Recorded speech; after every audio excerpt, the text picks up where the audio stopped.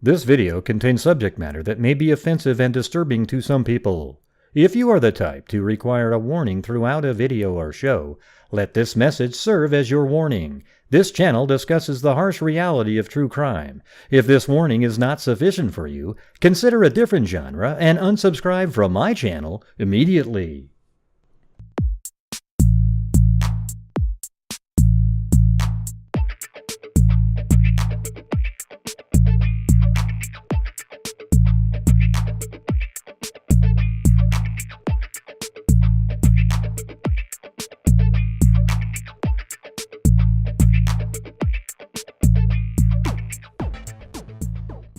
Five brain cells, 4 aren't working.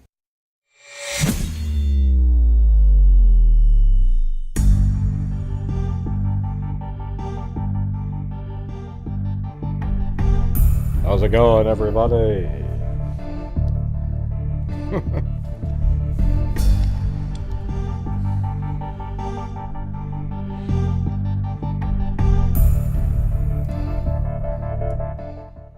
All right.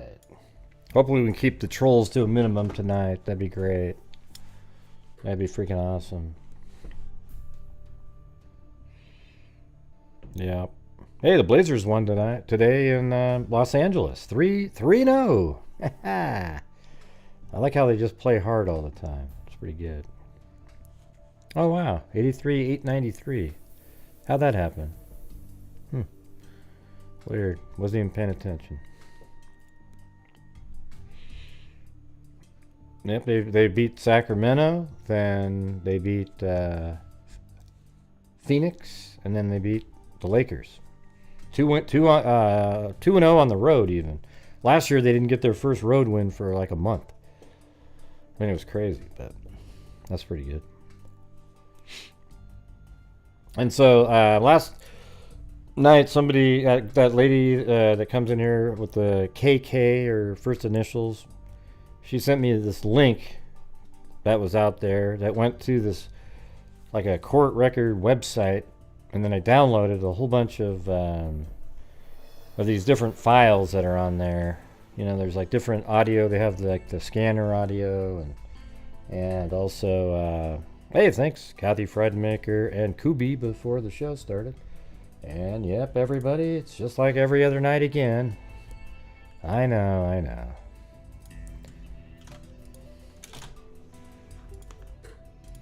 Same old. Yeah, so there's audio files out there that are from the incident where, I mean, it just kind of seems interesting to look at and see if there's any kind of connection in terms of, like, can you picture somebody getting to the point where, you know, something could happen to her. I don't really know. You know, I'm not sure there's a connection to past incidents with Debbie and Andrew and herself. But hey, thank you, circa then. You know, around that time.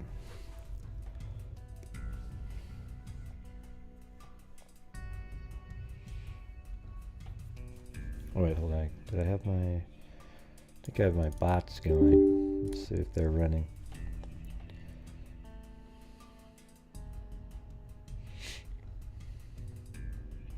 Yeah.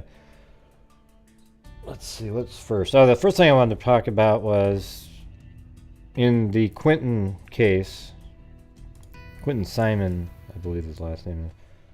They've arrested 4 of these protesters out there. And the problem is the reason they exist are because of people on YouTube, you know, Bullhorn Betty and the rest of them, who think it's really cool and neato to get out bullhorns and sit on lawn chairs and scream and huff and puff all day long.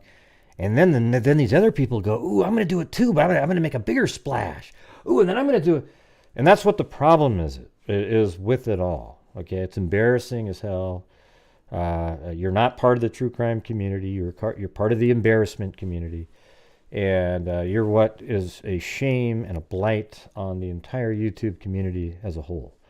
If you're somebody that actually likes watching that crap, you're not welcome on this channel, okay?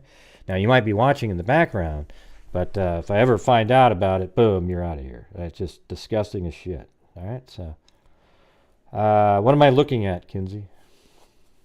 What am I looking at? You said look at. Yeah, I mean, if you're watching it in terms of just to see how disgusting it is, great. But if you're there supporting that type of behavior, you're just not welcome here. And so I don't mind like losing subs that are like that. Doesn't bother me one bit. You know, I tell people exactly what, you know, if you believe Sandy Hook is fake, you're not welcome here. If you believe the earth is flat, you're not welcome here. If you believe but we didn't land on the moon, you're not welcome here. All those things, okay? That means you're cuckoo, lunatic, all right? And that's just the reality of it. I wish there was something else I could say that was nicer. I just don't have anything to say. All right, so let me move to I'll play the video. Let's see, where is it? All new at 6, a total of 4 people are facing. So this is on WJCL 22 ABC. Charges tonight. They're accused of disorderly protesting outside the home of Quentin Simon. We've reported the 20-month-old disappeared back on the 5th. That's 2.5 weeks ago. Chatham County Police have named his mother, Leilani Simon, the prime suspect in his death, although she has not been arrested. Investigators will continue searching a Chatham County landfill for the boy's body tomorrow morning at sunrise. Now, an update from our Andy Cole, who's learned the police chief is moving these protester arrest cases to the next level. CCPD says on Friday night, they responded to the home where Quentin Simon was last seen alive for a group of disorderly protesters. After speaking to the group and informing them of their rights, officers left the scene without making any arrests. Police tell us a short time later, officers responded again to Quentin's home, this time because 3 protesters were blocking the driveway, preventing someone from leaving. Police say after the protesters refused to leave, officers arrested them. John Boatwright, Wanda Boatwright, and William Garrett are facing charges of disorderly conduct. Saturday, Look at another... Yeah, and you see why that lady's doing that? It's because of people like Bullhorn Betty. They saw how popular it was when... Like they do that in front of Brian Laundrie's house and scream and create havoc and stuff. So now there's other people going, ooh, ooh, ooh, ooh, ooh, let me do it too, ooh, ooh, ooh. You know, it's just, man. You know what I wish that you guys would actually say something. But I always notice that I'm one of the only people that says a damn thing on those shows. You know, and so that's why I always get blocked. And people go, good, look at Gray, he's always trolling. But you know what? It's not really trolling when you say, this isn't helping anybody. It's disgusting. It's an absolute reality. It's not like somebody's over there just creating havoc for no reason at all. But then people go, well, who are you, Gray, to complain about how they're doing their own show? Let them do their show the way they want to do their show. Now, well, unfortunately, people like that create a bad name for the entire true crime community, all right? And that's why I do it. And so if you're not able to do that yourself, you're too scared that you're going to get blocked, then, you know, grow up, okay? Say something. It's ridiculous, you guys. Man. You know, you guys just accept it like it's okay. You know, don't worry about being blocked from a garbage channel like that. Well, who are you to say it's garbage, Greg? Oh, you know, I really... well, I can just tell you it is. You don't have to believe me. Yeah.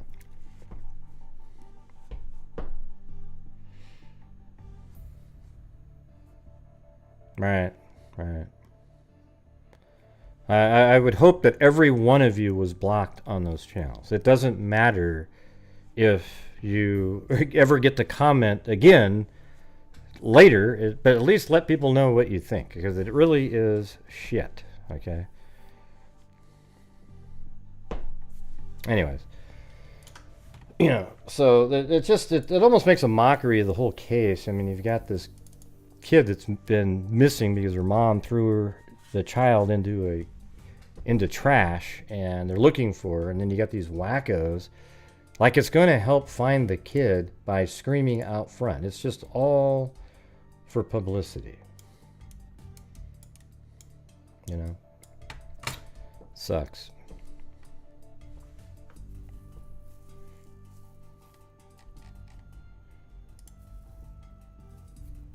This video contains subject. Hold on, I'm trying to. Where's the main? Oh, this one. Okay.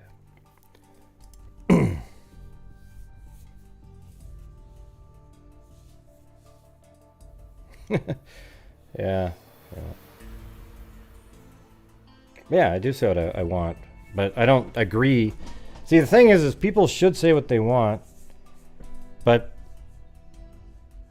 I don't know. It's like, isn't there sort of a standard of it? Because what I'm saying here is the truth, not like I'm just saying something. And that's the thing is like, I don't believe that there should be channels like Bullhorn Betty and those types of people allowed to do what they're doing, or maybe not rewarded for doing what they're doing.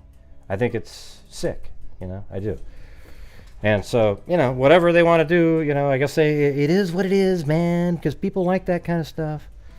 But you should be ashamed of yourself for liking it. That's what I'm trying to tell you. It's you all out there, not maybe the ones watching right here, right now, but I guarantee it, there are a number of people watching this right now that are part of the people that watch that stuff. You are the people that perpetuate it. If nobody watched it and they all shunned it, they would change and do something different. Or maybe they wouldn't, but nobody would watch it and nobody would care. Because I'm not going to change the way I am if somebody said something. I can tell you that.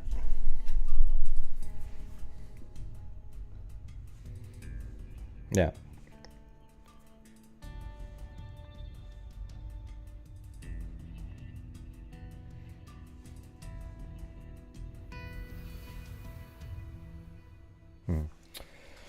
All right, anyways, let me, I'm going to get moving on here. So I want to bring that up first. Then also the Cirigliano case.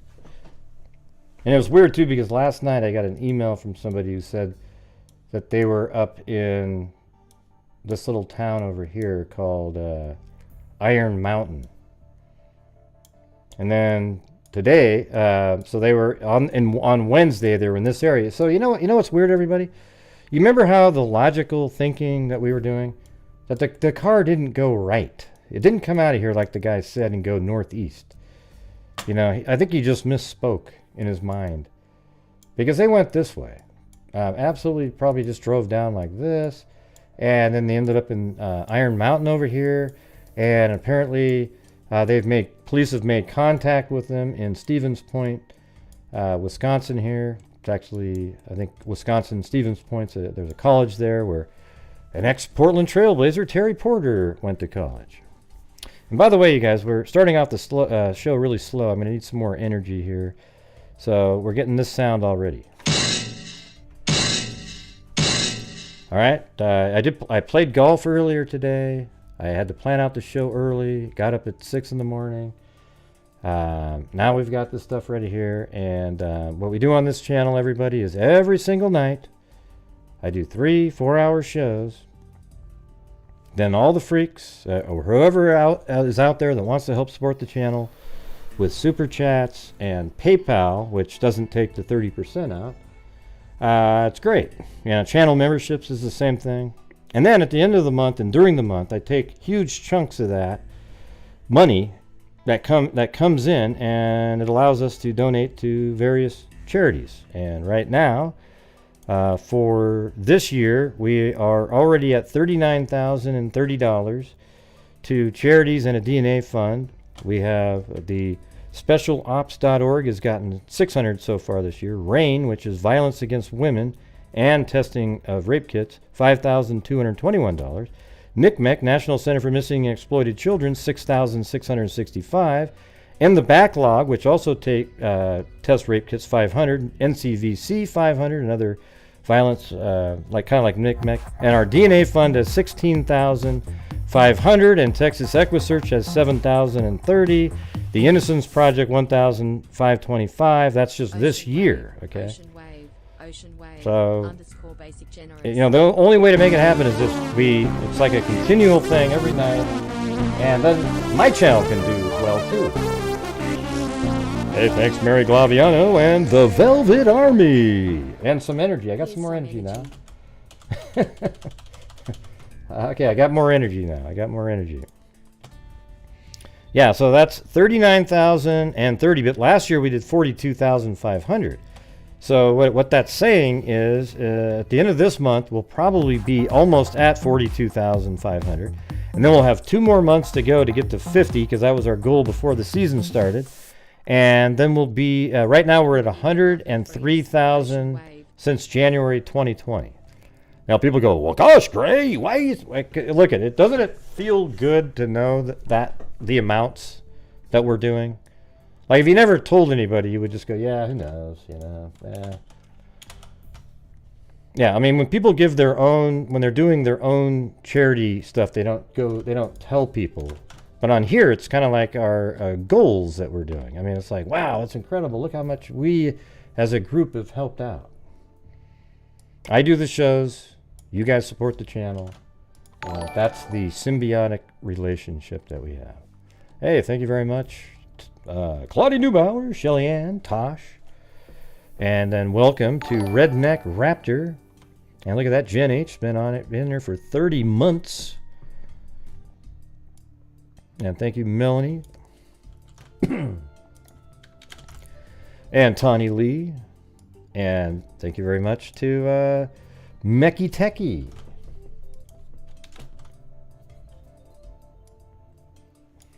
So happy to be a member. Not sure if I missed anybody. Ocean Wave. Tawny Lee, Melanie, Shelly Ann, Claudia Neubauer, Tosh, the Velvet Army, and Mary Glaviano.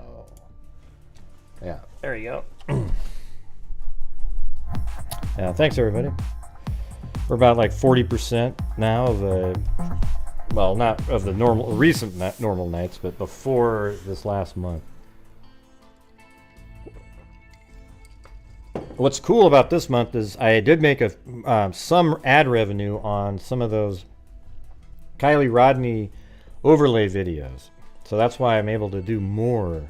But there's almost never ad revenue, like 400 a month maybe on here. So yeah, maybe the taco's hungry. Yeah, everybody likes the dancing taco. Thanks, Eugenie, who is just just absolutely flying through the notebook she wins.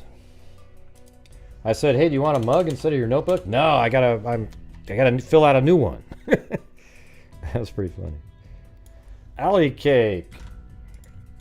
Awesome. And Jillian's Book Chatter. Very cool. Do you like read books and go over them?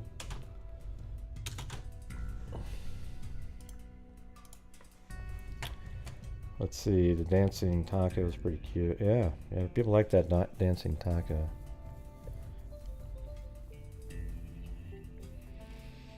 Yeah, so let me get to the story here then. All right, here we go.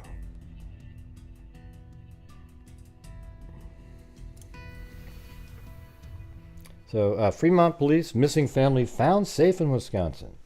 Fremont police said they found all the members of the Cirigliano family safe in Stevens Point, Wisconsin. So we were right on the direction. Okay, they didn't go back to the right again. They kept going west, and I think that was either an error or I don't even know what they were thinking when they were talking in that press conference. It just didn't make any sense at all. I mean, why would you drive, especially when we were looking at that route over here? Look at this crazy, they're going to come all the way over here like this and then go back that way again? No. I actually thought they were going to be found up around, remember I was saying these national forests over here? Look how close that spotting was. I was thinking Hiawatha, remember I kind of went through these national forests, but they were actually in Iron Mountain right there at one point, and then they were found in Stevens Point. I wonder if they were going to make like a loop around again or something. Welcome to Megazoid Circa Then. Don't you guys like that name? It's pretty cool. I don't know what's I like the ones like that are really creative, different. You know, kind of short but cool. You know, like Quietly Frozen, Circa Then. You know, there's about 4 or 5 of those maybe out there that are like that.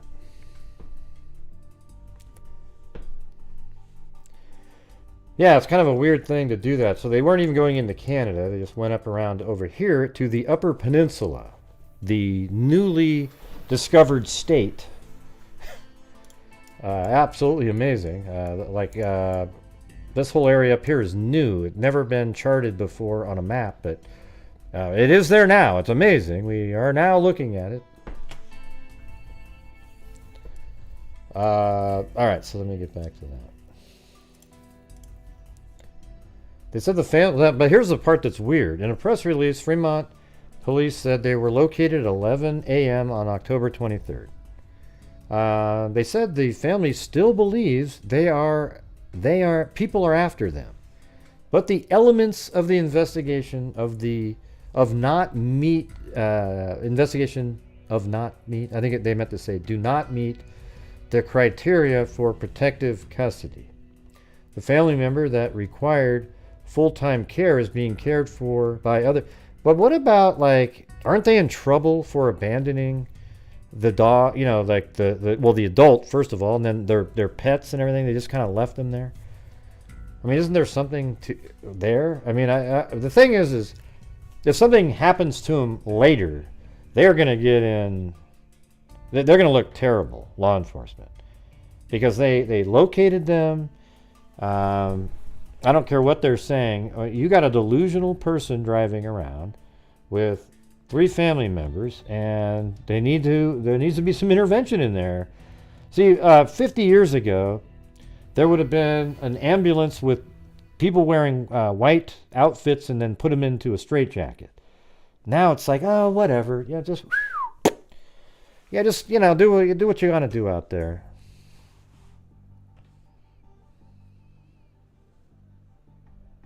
I don't even know what that means, Meki Teki. Those disabled boys need protection. Yeah, this is ludicrous right here, right? So, I mean, just think about it. They're going to look, if something does happen to them, their decisions that they're making right now are really poor.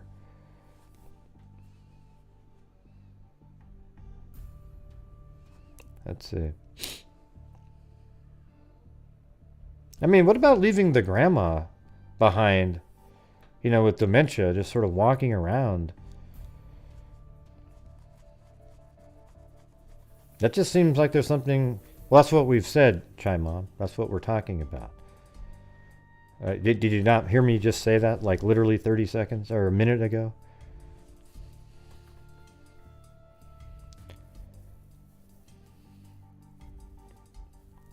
Yeah, Chai Mom's on a short leash now from the pre-show passive-aggressive comment. So you better watch out. Let's see. Right. Well, quit grabbing the coffee and pay attention. Yeah, and Kinsey, I was thinking the same thing. Abandonment of the grandmother. I mean, if they had custody, basically, of the grandmother, maybe they didn't. But don't you just feel like this is... I mean, I don't know, man. Put him in a straitjacket. And bring him in and get some counseling for everybody and talk to them and try to see if you can get them sort of off the train that they're on. I mean, don't you guys agree with that? Do you think they should just be walking around, paranoid, going all over the place? I mean, who knows what might happen? I don't know. Especially when you have... 2 children with, some needs, right? They're both autistic. You have, I don't know, just something seems really off with this whole thing. You know what I'm saying? I don't even know what you're talking about, Meki Teki. You're very, you got to type in full sentences so I can understand what you're saying. I mean, just typing in no, I don't know what you're referring to or any other comments that you make. You got to type full sentences in every single time that you comment. Because I'm not looking for you. I'm not going, I don't make a comment and then go, hey, what is Mecky Techie about to say? Okay, there, he said no, okay. You know, I'm going on, and then 3 or 4 minutes later, I look down and I see the word no. I don't even know what you're talking about. I don't have time to do that. Let's see. Love my freak fam, and of course, oh, well, thank you. Carissy, 33 months.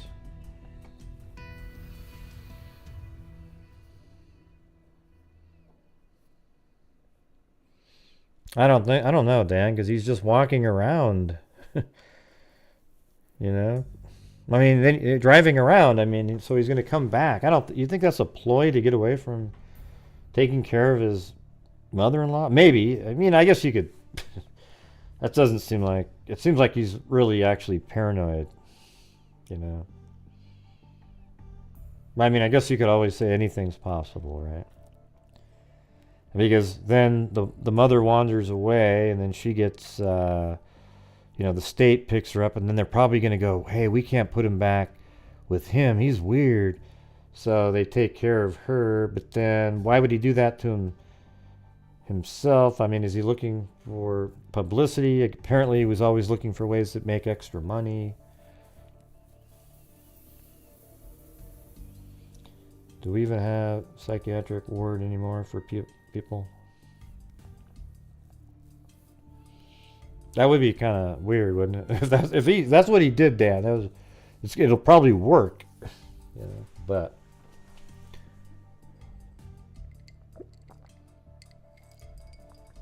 yeah, but maybe not families like that though, Susanna. There are crazy people walking the streets. You see them every day. But this is somebody that clearly had a mental break, not somebody that does drugs every day and starts talking to themselves. I talk to myself, but I don't do drugs. Like sometimes, I'm working through in my head stuff I might be talking about, and I'll be going like this.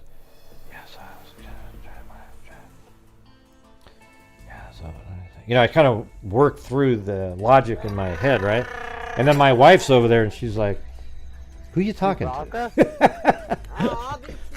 I'm saying, nobody really.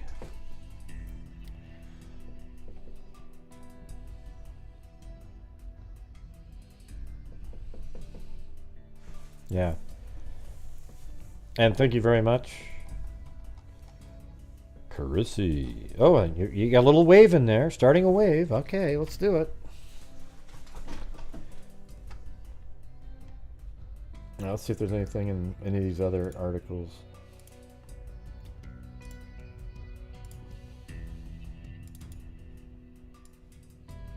I mean, no, they always use the same pictures for everybody. The family had not been heard from since October 16th, and the people and their sons were last seen, and the couple and their sons were last seen on Monday at a gas station nearly 5 hours north of their home. Surveillance footage showed the family purchasing fuel and food. Fremont Police Chief Tim Rodwell said Friday that the family left Suzette's mother in the home alone. She was later found by a neighbor and is now being looked after. Wouldn't that be weird if now I'm thinking about what Dan was saying. What if it's a ploy for the entire, like, they'll take the kids too, right? And the state will take them because, they have needs, and the people would decide that they're not worthy or competent to be parents. And then miraculously, once they turn 18 years old, that'd be absolutely nuts. If that was a ploy.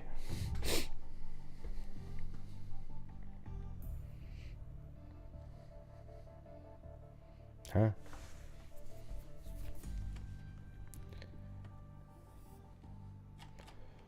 Yeah, it's not really funny, but it's like, man, could you imagine if that's really what they were doing? It would be funny, though, if you were right. That's all I'm saying. Since you laughed about it. Why aren't they in trouble for letting the grandmother... Well, we just asked that question. 2 minutes ago.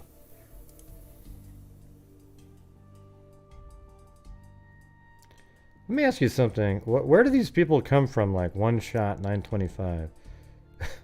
Does your brain work correctly?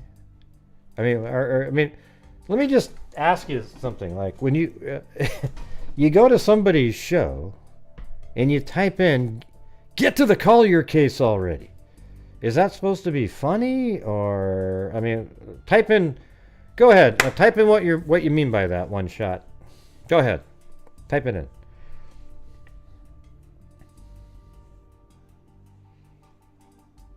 Now, so she's being looked at by another family member.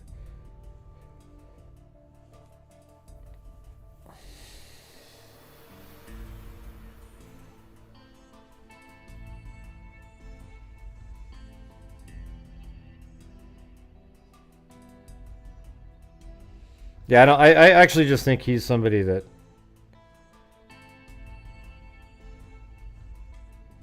No, but what does that even mean? One shot, 925. Are you mentally okay? I mean, it's just sort of you go get to the Collier case. What does that have to do with saying hello to LM? You're not connecting things, very well. I don't know what's going on with you there. That's very odd. Very odd indeed. Yeah, I think it's somebody that had a mental break. I wouldn't say he's controlling. To me, it looks like he's somebody that's had a mental break and he really believes what he believes, and apparently he's convinced everybody else that it's real, and they're out on the run. Nobody's in danger or being held against their will, apparently. That's probably what was asked, and they said, no, we totally believe it, man. We're just... But I think there's something wrong with that, too. Although, where do you draw the line? I guess that's where the ethical question comes. If you have a group of people out there that, like Scientology, for example, that's what they believe. It's really whacked out stuff. I mean, it's absolutely ridiculously crazy. But they're allowed to believe what they believe, right? So how do you stop somebody that thinks, oh, they're after me from the 9/11 attack? And they all believe it, and they're all safe, and nobody's being held against their will. It's like a mini cult.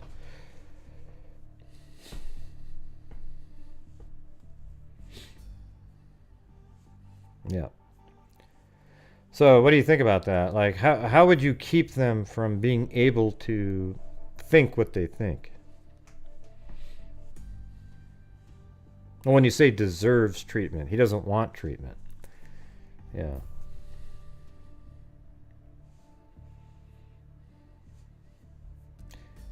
Well, the wife just might believe what he's saying.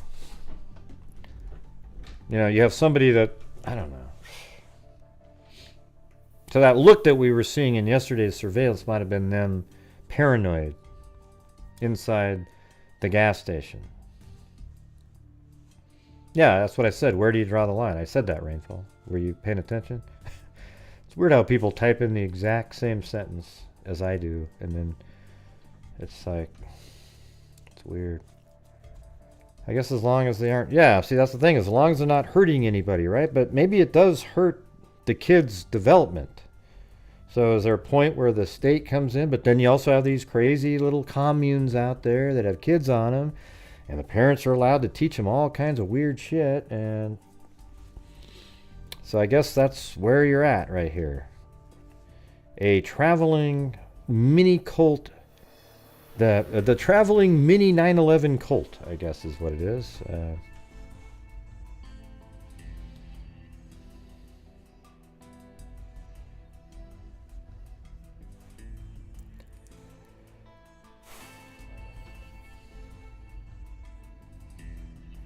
Yeah. Yeah, see, that's what if he's not paranoid and it's real? Because it's not. No, there isn't always a chance. Okay. Yeah. We don't do the, so you're saying there's a chance, the 1 in a million part.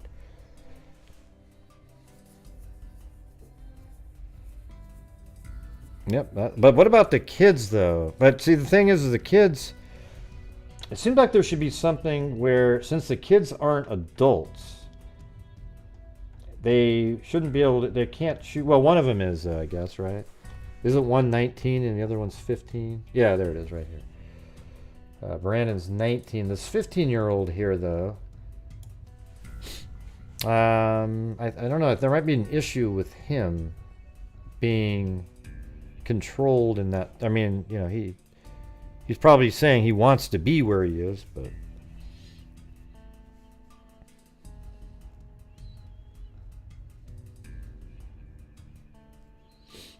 yeah.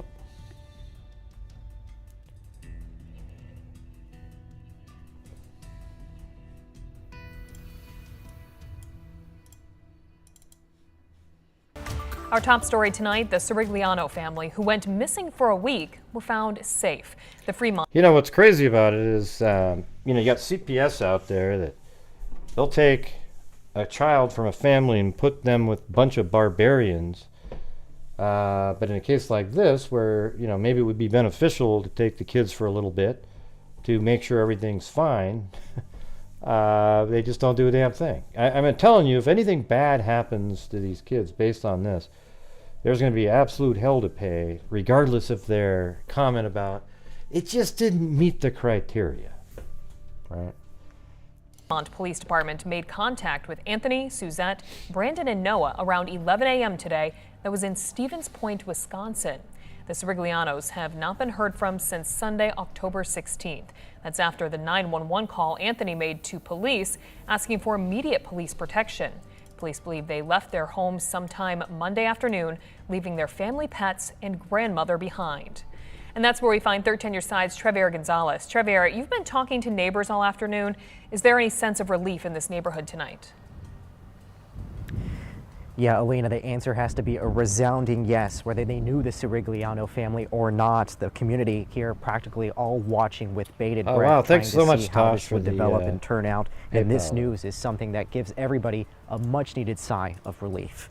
Now, it has been 4 days since the Fremont Police Department announced that the family had been missing. What made things more unusual, like you had mentioned, was the fact that Anthony Cirigliano had called 911 last Sunday asking for that police protection and even mentioning the September 11 attacks. Yeah. On Monday, the family's grandmother, who has dementia, also left the residence unattended to the point where a neighbor had to call police because she was wandering alone in the neighborhood. Now, the last thing we had previously known about the family is that they had been spotted at a gas station in the UP over on Monday. Now, there are still many questions surrounding why this trip was so sudden and why the mother or father didn't put This whole someone scene to here care was for their weird, grandmother man. or their pets. But Really neighbors here weird. are just glad to know that the family is safe. It is kind of interesting to find out. I don't know if we need to know all of the answers. It's better to know that they're safe and that...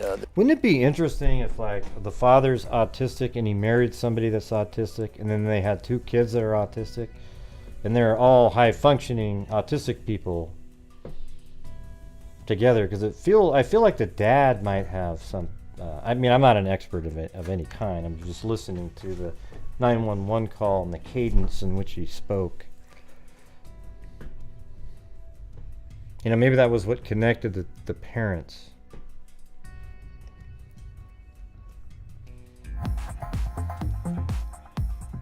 They're moving forward with their lives. And thank you, Allison. Now, we attempted for to the contact PayPal the too. Fremont Police Department to get a little bit more update as to what might... I don't know if you heard me, but thank you, Tosh, for the PayPal, and Allison, and Lillian. Thank you. Where they would be, where they will be going, but they were just not available to comment. We're here in front of that home, and there is some activity. I will presume that it is family, but they are not wanting to comment, and understandably fishing in the so. dark. Now, in the final release, the police department over in Fremont thanked the public for their efforts. For now, here in Fremont, Trevier Gonzalez, 13 on your side. Trevier. They still believe people are after them, but their situation does not meet the criteria for protective custody. Well, what about the child, the 15-year-old? Shouldn't he be in school? Isn't there an issue with that you just sort of take them out of school, or are they homeschooled, or I mean, what's going on with that?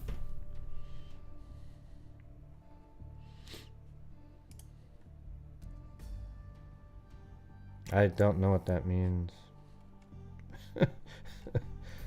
Yeah. Do we got trolls in here tonight again? God, it's unbelievable. Well, anyways, I think that's about it. You know, I don't know. I don't think there's any extra information.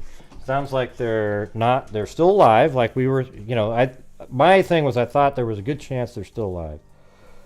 It seemed like he wasn't interested in harming anybody. Didn't seem like he had a gun or a weapon. And it turns out they are alive. We also I thought that they were up in these national forests over here because they went this direction.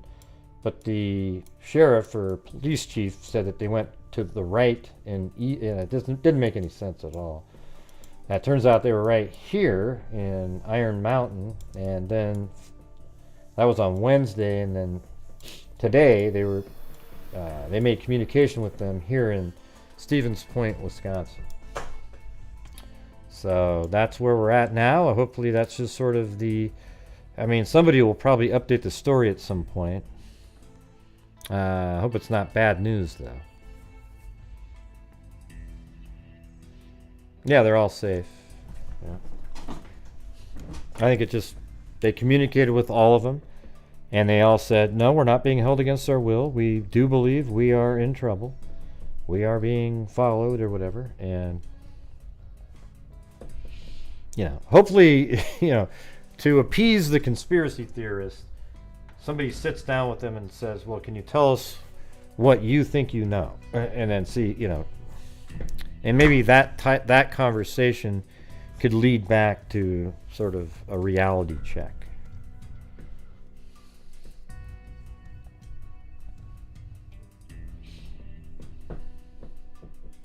I don't know, Terry. I don't know what happens. Did they just keep driving around? And I thought they weren't using his credit cards. But then you see him using a card, but maybe they have, like somebody said, prepaid gas cards. And the cops were what? He was right, the cops were. What does that mean, Janine? You guys got to type in full sentences, okay? I'm telling you, it just doesn't work. On the off chance that I see your comment and it's a fragmented sentence, it's just not going to work.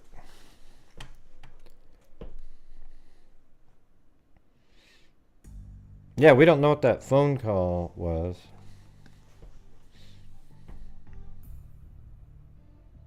Who? How do you know, Janine, that the cops were following anybody?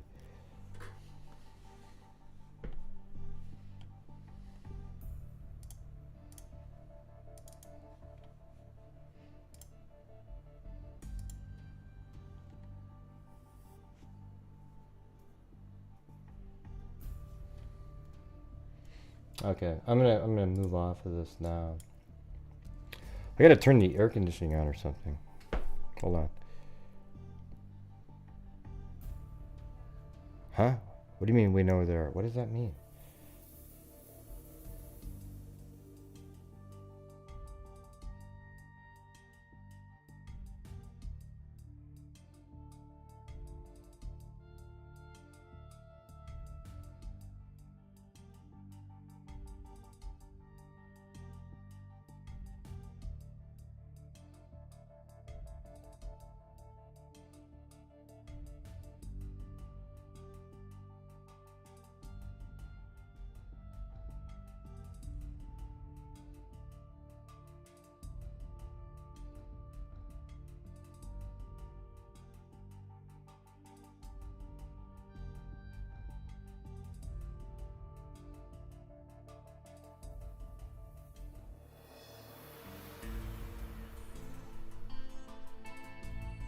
Yeah, they know where they are now. Yeah. They made contact with them. They know where they are now. Yep.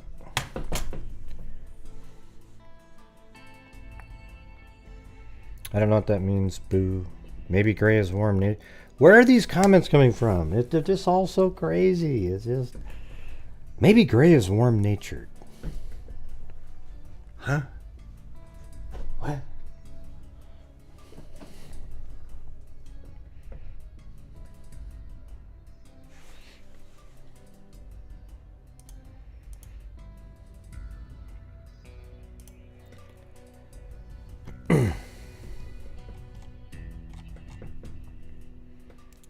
This is serious. He obviously is having some kind of psychotic episode. He could end up wiping his family. Yeah, well, that's what I'm saying. If something bad happens, they're going to be in trouble.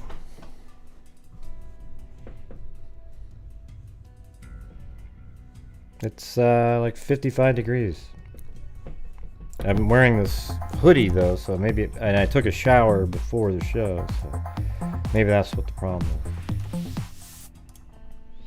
Thank you, Bridget Bauman. Sorry I'm late.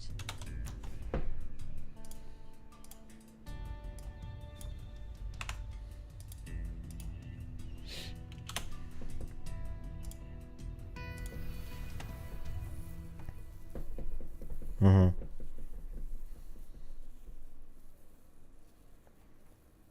No, but you said warm nature. I don't really get how that...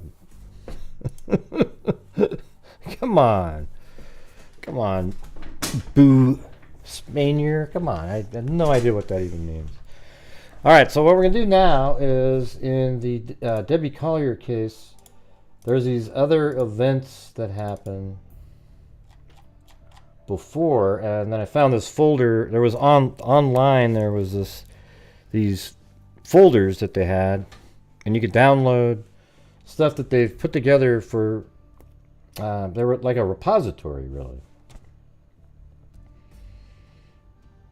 on the case with various scanner audio, stuff like that. So let me get to these here. Yeah, so I'm just going to do, let's just go through this entire folder. Let me show you this thing. I downloaded the whole thing. Like this whole folder here, right? Like we can just go through this whole thing. And I think some of these are other events. But these are, actually, these three right here show basically the police encounters with each of these people over time. It doesn't have Andrew on there though. But maybe we can just go through all these and see what we hear from them.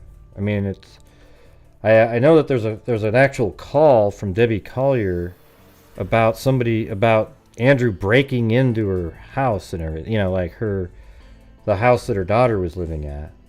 And so when you listen to that, you sort of, does make you think a little different. You guys ready? I don't know if you guys have heard any of these out there, but let's play this. This call is from Amanda right here. It doesn't give you the date, but I think it's back in 2021 maybe. That's the problem. There's no dates on any of them.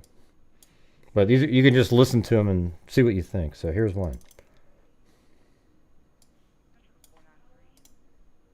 355. Let me start it over. Mr. 493 and 355. 493. 355. We've got a suspicious vehicle at 1332 Tallahassee Road. Yeah, that's their house, right? 13. What's it? 1332. Well, let me go back into Georgia again.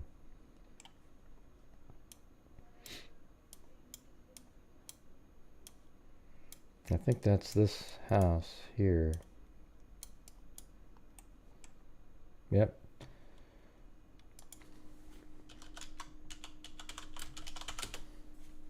See, there he goes. Lands right on there. That's what this call is about. We'll be meeting with Amanda Bearden. She said people were following her. She pulled into the Golden Pantry and then ended up pulling into Pilgrim's Pride parking lot. Did you see that? She said that there were people following her, and she pulled into the Golden Pantry and then ended up pulling into Pilgrim's Pride parking lot. Turned around. She's just been circling around. She said she is in a red Ford Escape. She's actually en route to 1332 Tallahassee Road. So the suspects were driving a dark sedan, referencing two black females in the car. I wonder if that's just Caller made is up. pulling into her house now.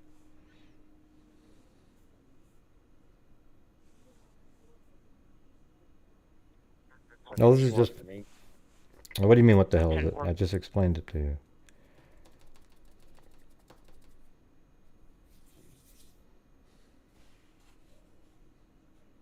Alright, so there's one sort of scanner, audio, and then we go to the next one. And then this is a... I'm just going to go in the order of these. So this is way back in 2013, whatever this thing is.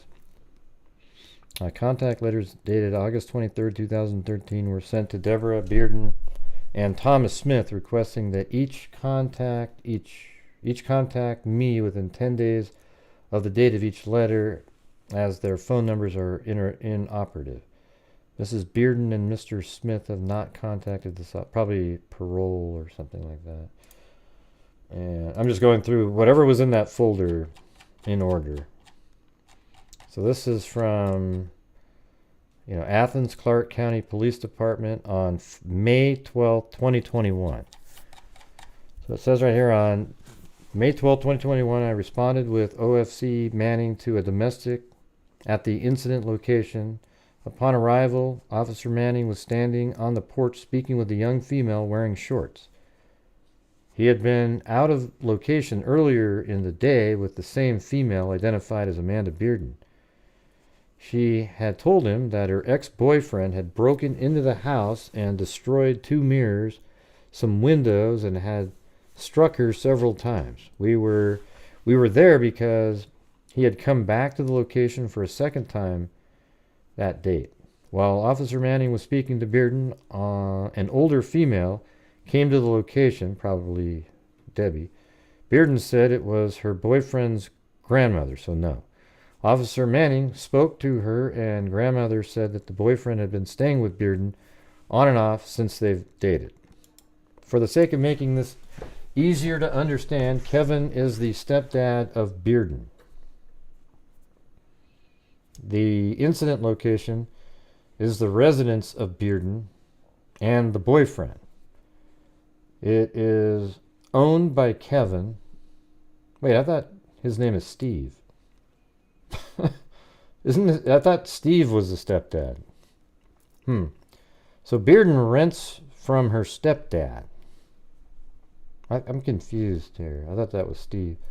The boyfriend's grandmother lives in Stonehenge, and the boyfriend stays with her sometimes when Bearden kicks him out of the Tallahassee residence.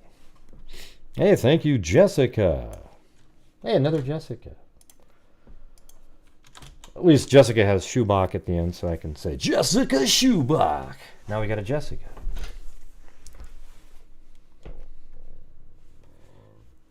Got the name wrong? Okay, right. Shortly thereafter, a male subject pulled up in a red Ford pickup. He said that he was Bearden's stepfather, so that would be Steve. I asked him to stay with me while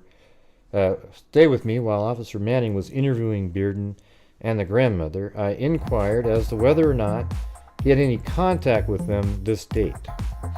He said that they both had been at the house earlier this morning. Bearden had come to the house, and he had followed her in his vehicle. I got his first name, which was Kevin, but didn't know his last name. God, he didn't say his name was Kevin. Just, how do you get Kevin from Steve? That doesn't make any sense. Is there another husband of Debbie? No, because she's been married to Steve for a long time. Doesn't make any sense. Bearden had distinctly said that she hadn't spoken to the boyfriend in 2 weeks and hadn't seen him in a month. Kevin said that Bearden had said when at his house that the boyfriend had been with her at Bearden's residence. This information from Kevin, a.k.a. Steve, I think, indicated that Bearden wasn't truthful about the incident this morning. I informed Officer Manning of what I had learned. He told me that grandmother had also confirmed that the boyfriend had been living at the Tallahassee address. The grandmother left, and we asked Kevin to sit in his vehicle while we spoke with Bearden again. Do you guys, is there an actual Kevin out here, or is this? I mean, I think it is Steve, right? I just don't know how you mistake the name. It doesn't even rhyme with it. Yeah. You know, we got Zozo up there saying the name is Skevin, and then Dan, Skeeve. Okay, the grandmother left, and we asked Kevin to sit in his vehicle while we spoke with Bearden again. When confronted with the difference in her statement and what Kevin and the grandmother were saying, she became defensive and started crying. There were visible marks on the side of her right forearm and were red and puffy. The centers were purple. He had told Officer Manning earlier in the morning at it had been 2 weeks since she had seen her boyfriend and 2 weeks since she had heard from him. When confronted with the fact that Kevin and the grandmother, oh, maybe it's, well, right here it says friend mother, so maybe we can put a G here, Gevin. I'm just kidding. Said that she was with the boyfriend last night and that he never moved out. She said she had gotten confused earlier in the morning and was confused. So she tried to make up stuff about, oh, I haven't seen him, he's trying to break in, but they live together. So I asked her what confused her about whether or not her boyfriend lived there, and she got more upset. See, that's probably her mechanism to start crying and just, you know, poor me kind of thing. Officer Manning and I spoke in private about the situation and felt like there was probable cause to arrest the boyfriend for battery on Bearden and for criminal trespass for breaking windows and the mirrors, but that Bearden also met the level of probable cause for false report of a crime. The information that she'd given in the morning led to probable cause for a burglary warrant. So this is a story here that makes you realize that Amanda is very capable of just weaving a tale at the moment, right, to satisfy whatever she's trying to get out of. The information that she'd given in the morning led to probable cause for a burglary warrant, and the truth that she and the other had given us in the afternoon revealed that there was no basis for a warrant for burglary, as it is the residence as well as hers. So, you know, Andrew lived there. We went back in the residence, and she was placed under arrest for false report of a crime. She was handcuffed by this officer and placed in my patrol car. As soon as the handcuffs were placed on her, she immediately started crying and screaming obscenities at us. She yelled at me and off all the way to the jail, effing cop, and how she was the one reporting the crime, so we had to be nice to her. When I tried to explain that she had lied and that it was her responsibility to be honest when she called police, she just talked over me. She was released to CC jail without incident. Man, that really kind of gives you a picture of what she's like, right? I mean, that's why I was thinking this is probably pretty valuable to go over to see if it affects what we think here, you know? I mean, nobody likes her, but it's like, in terms of this crime, is there any way, you know, what's happened to Debbie, you know? All right, so anyways, let's go to the next article here. Is this the one we just did? Let me make sure. Yeah, that was the one. Okay, so now we're on to an MP3 file. This is 2374 and 2473. 374.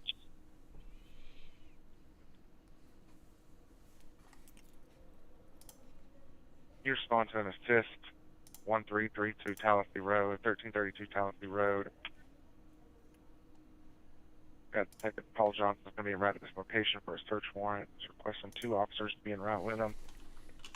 For Amanda Bearden, subject is at this location. Amanda Bearden.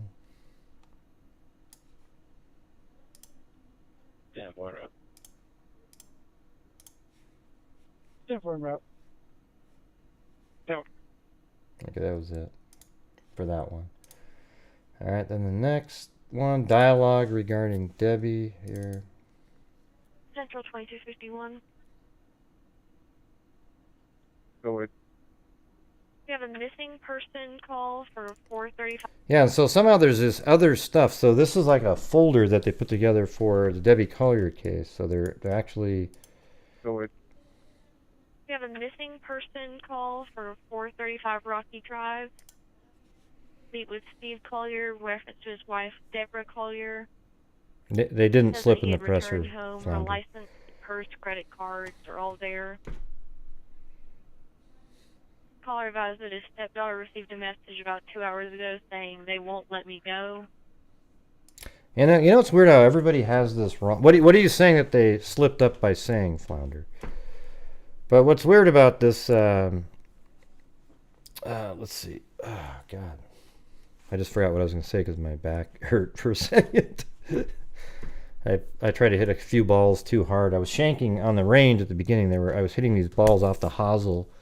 I was just going, oh my God, because I don't know if everybody's played golf out there, but there's this. It's called getting the shanks. Now here comes all the jokes by Zozo. You know, the take the word and spin it into something else.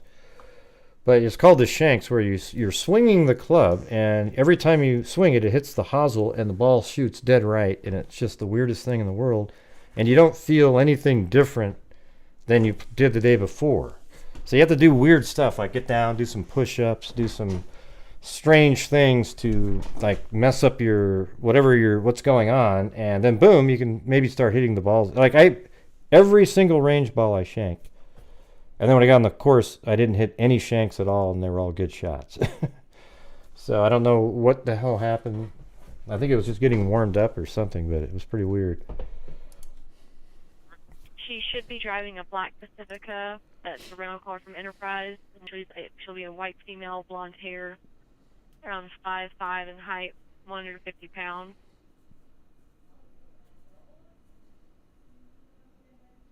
Yeah, no, the whole thing about, no, that's not a mess up, Flounder.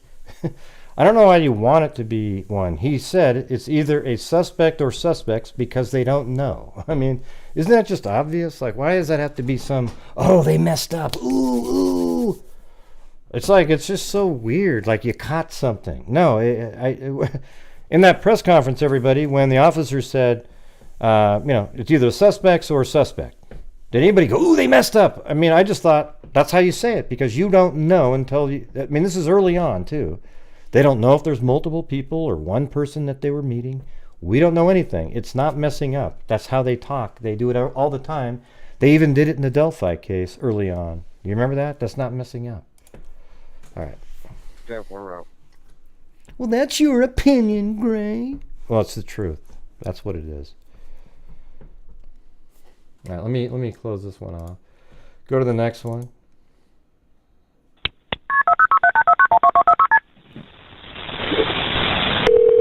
I think this is actually Debbie on a 911 call about her daughter.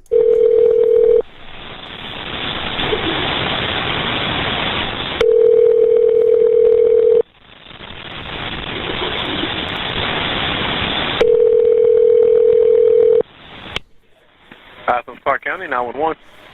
Hi, my name is Debbie Collier. I own the property at 1332 Tallahassee Road. Uh-huh. Andrew Geigerich is there breaking out the windows in my property, trying to break in on my daughter. I am so sick of him destroying my property. Please arrest him, and if I need to meet you out there, I will.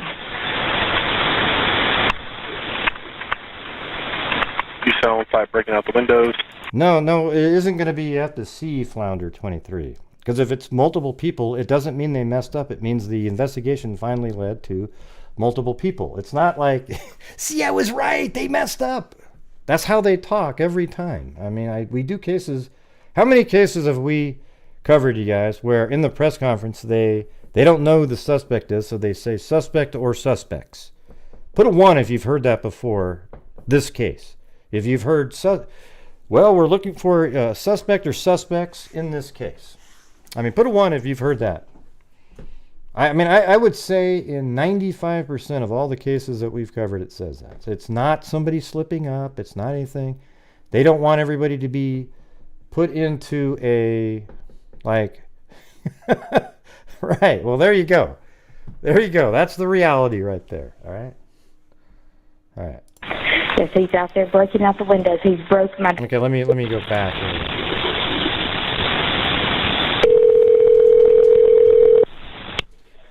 Athens Park County, 911. Hi, my name is Debbie Collier. I own the property at 1332 Tallahassee Road. Uh-huh.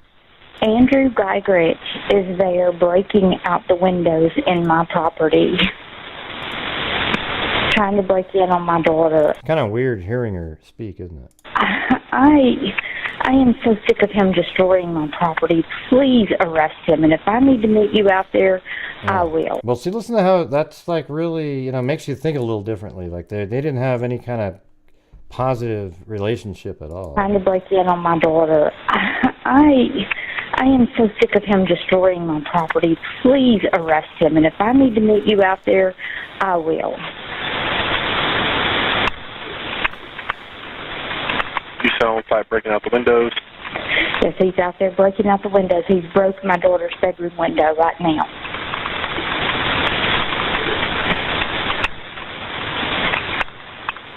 All right, looks like your daughter's also calling in about it.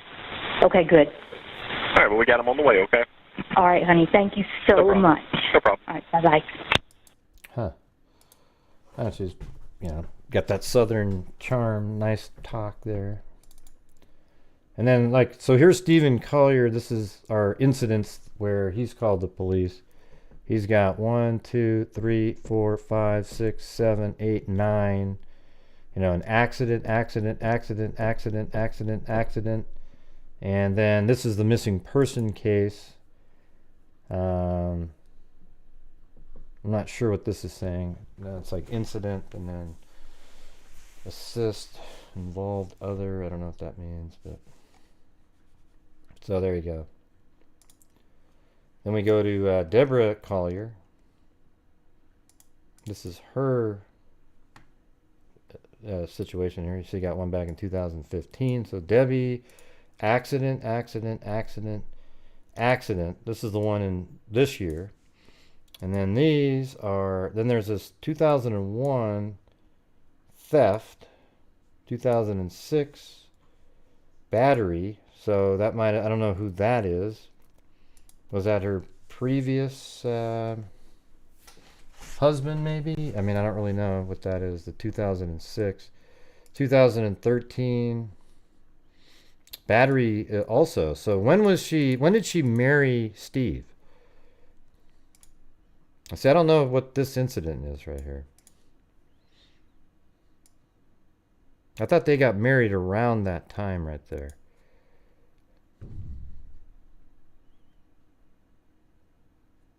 I don't know. Anyways, I don't know the exact dates of when she got married. So 12 years ago would be, well, that'd be 2010. And then we've got battery in 2013 again.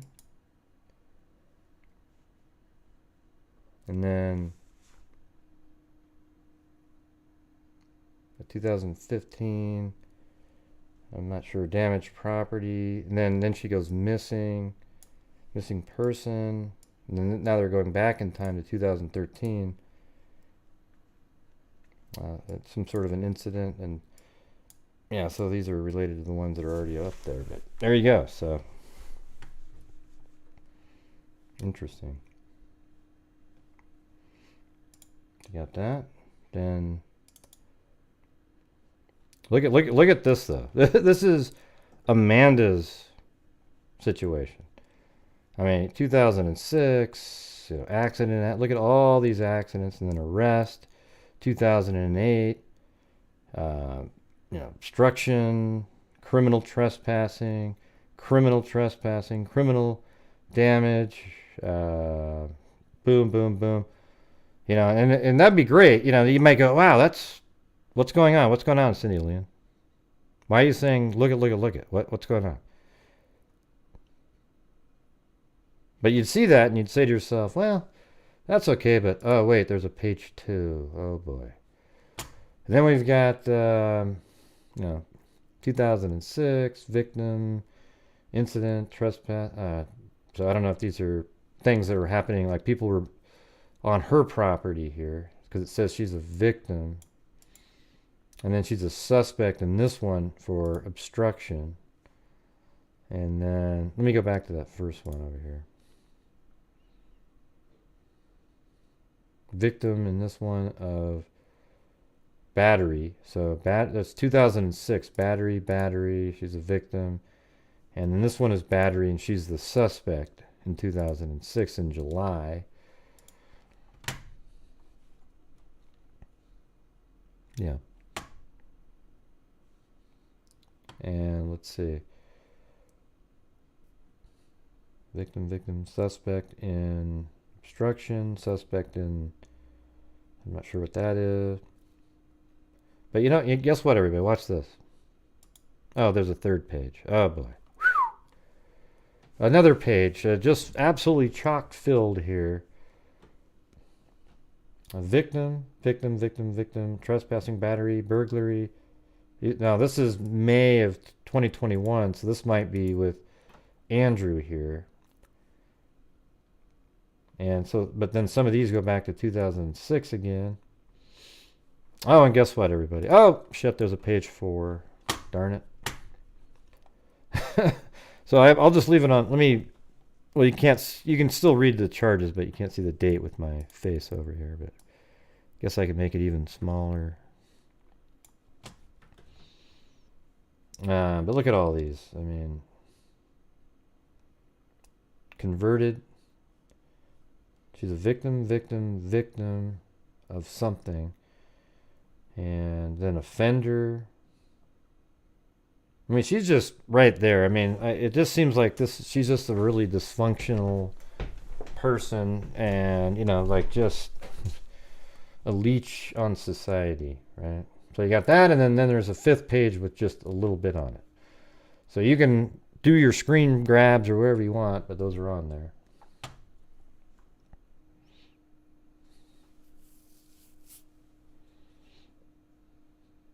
Mm-hmm.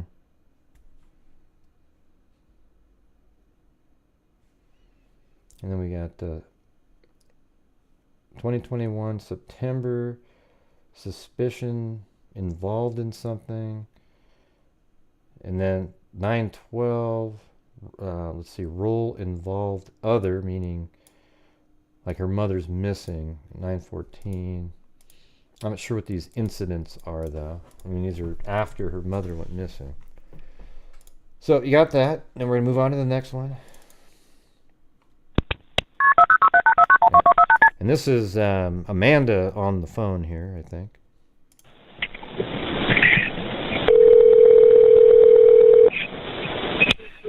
I don't believe that there was that whole dental thing. Don't buy into any of that shit.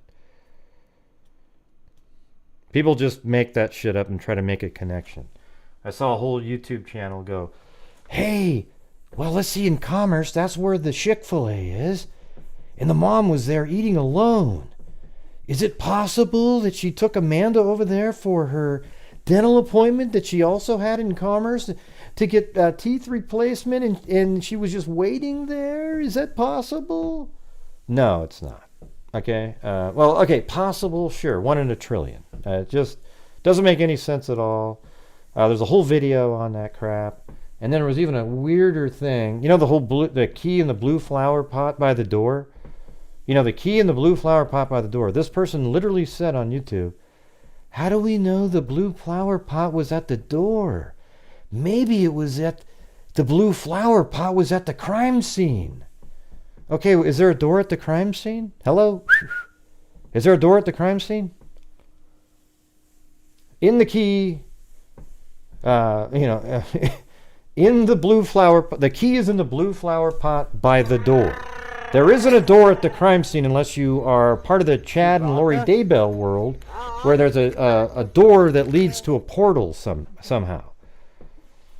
Okay, so this stuff is just wacky, crazy shit. Yeah. She all of her reviews. I saw what you posted in Discord. She just goes out there and trashes everybody, and she's just, she's ludicrous. And so she went to a dental office 10 months prior in Commerce. So what? It's like, how does that have to do with her? I mean, if it's related, it's just 1 in a million, just a pure luck. Okay. But can you believe it? People in the comments are like, wow, that's really, ooh. It's just so disturbing. Doesn't anybody question anybody anymore? It's there. It's scary, actually. All right, here. Thank you, Kevin Kershaw. We're sort of on a slow mode again, everybody.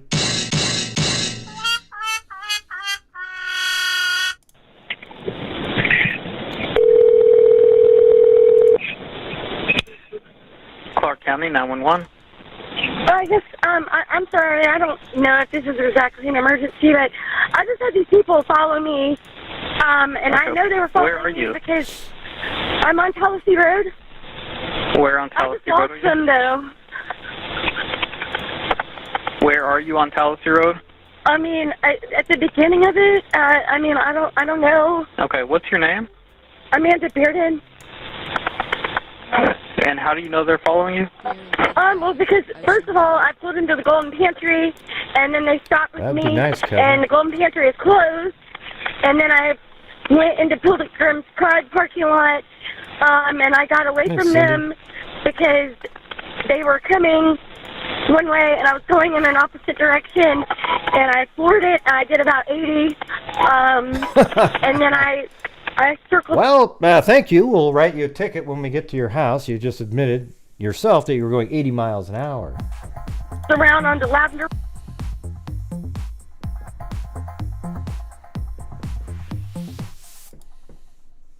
Road. I drove past my house, and then I got through Lavender, and then I went back through, and I circled back around again. Okay, so where are you right now? It really freaked me out. Where are you right now? I'm passing.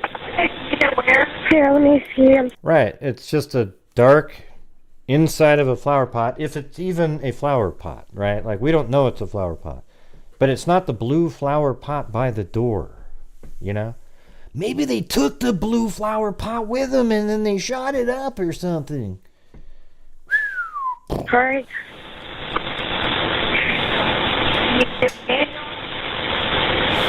Okay. When I was at the Golden Pantry, Turkey Creek, I'm passing Turkey Creek.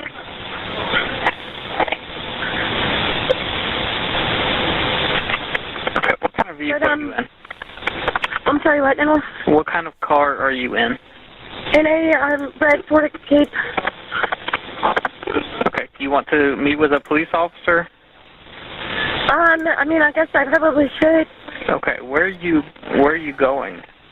My house. What's your address? 1332 Tallahassee Road. Do you know how long till you get there? I'm pulling up right now.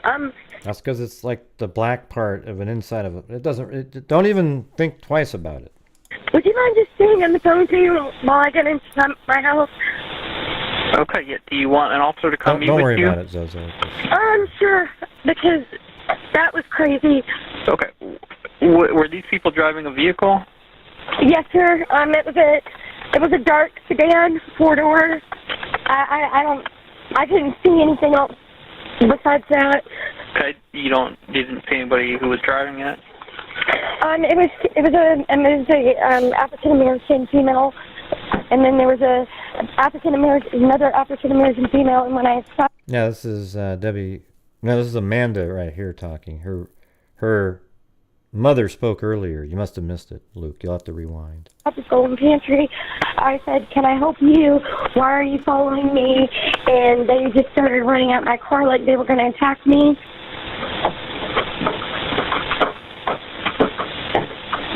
I mean, I don't know if this is true, what she's saying here. I don't know any other reason why she'd want to get police around her. If it's not a true story, it's not like, it doesn't seem self-serving.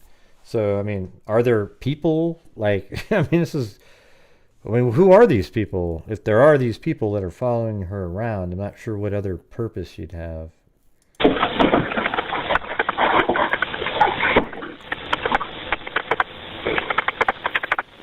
Okay. Are you walking into your house now? Yes, sir, I'm in my house. I mean, it might have just been some freak accident, incident, I don't know. Okay. But What's your date of birth? Okay. And what's your phone number? I just had to change it earlier because my ex-boyfriend's sister was harassing me.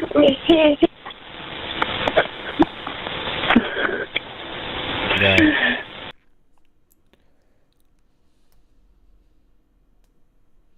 Okay. And did they say anything to you at Golden Pantry? No, sir. Okay. And See, that's what's kind of weird too, because like she's always calling the police and always on the phone with the police and calling and talking. So it actually takes a little weight away from the importance in her mother's case.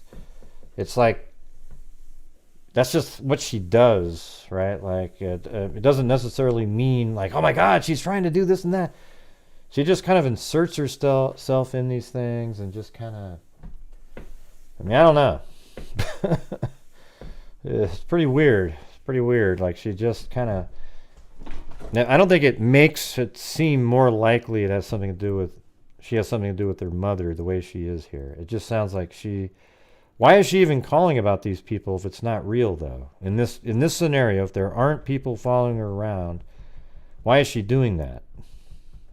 Yeah, you know what the most word in the entire world is, Nadia? The word narcissist. Not everybody, I don't think she's a narcissist at all. Okay? I think she's an idiot. Okay? So, I mean, people just use that because they heard somebody else say it. So everybody's a freaking narcissist. Hey, everybody's a narcissist today. We're going to have Narcissist Week. If anybody in the chat is confident that they know something, they are therefore a narcissist. All right, we're going to have just quit diagnosing people with coming up with things like, oh, they're a narcissist. You don't have a clue what they are. Okay. you said that you asked them if they needed something. I do too, Gray. I worked in the records department in a psychologist's office. And then I was a paralegal for a while, Gray. Good. I know everything about it. Really? Well, you worked in the medical records department. You didn't, there's no studying going on there. Yeah. Thing. Yes, sir. I said, why are you following me? And as the girl started running at my car, I floored it. And then that's when they Okay, what do you mean they started running at your car? Can you explain that? The passenger got out and started running towards me in my vehicle. And that was a black female? Yes, sir. Yeah, that's okay. I'm just saying, like, there's a lot of us that notice it because, you know, everybody calls everybody a narcissist if they don't believe what you're saying. You know, like, they come in here and go, Gray, what do you think about this? What do you think about that? And I go, nah, I think that's ludicrous. You're a narcissist! Yeah.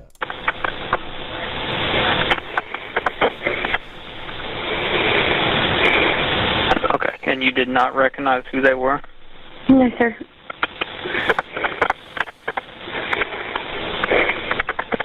And do you know how long they were following you before that? I went to get gas up on Atlanta Highway, at racetrack. Hey, Danette, you've been here that long where you have do you comment very often? Because I don't see you very much. But it looks like you've been a member for at least 2 years anyway. So that's pretty cool. And then I got off onto the loop to come home, and I felt like they were following me at that point. And that's when I got off on Policy exit, I pulled into Golden Pantry, and that's when it all started.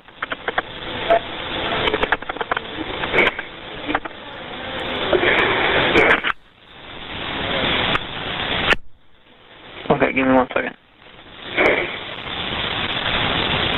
Yeah, I mean, so you have this, Yeah, I mean, let's see who said that. Yeah, what BB said. See, I have those thoughts too. You know, here you got this daughter, and she has this boyfriend that she just wants arrested. He's a pile of crap. And then all of a sudden Amanda comes back and she's still with this person. And it's just an absolute nightmare for her. And you just sort of wonder, you know, it's just probably put her down spiraled into a hole. And yet she sends her, that same daughter, $2,385.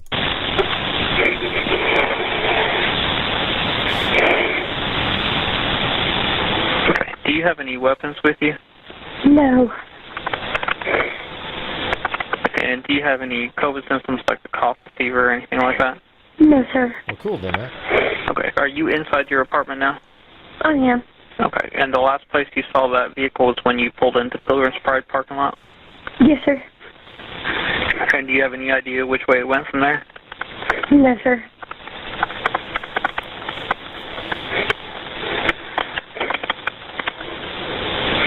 I guess they were trying to jump me. I don't know.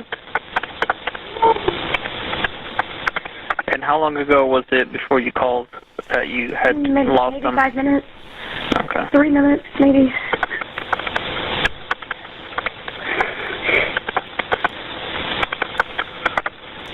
Okay. Hey, I don't know, Brihanna. Only a narcissist would say that they're not a narcissist. I'm not a narcissist. You narcissist.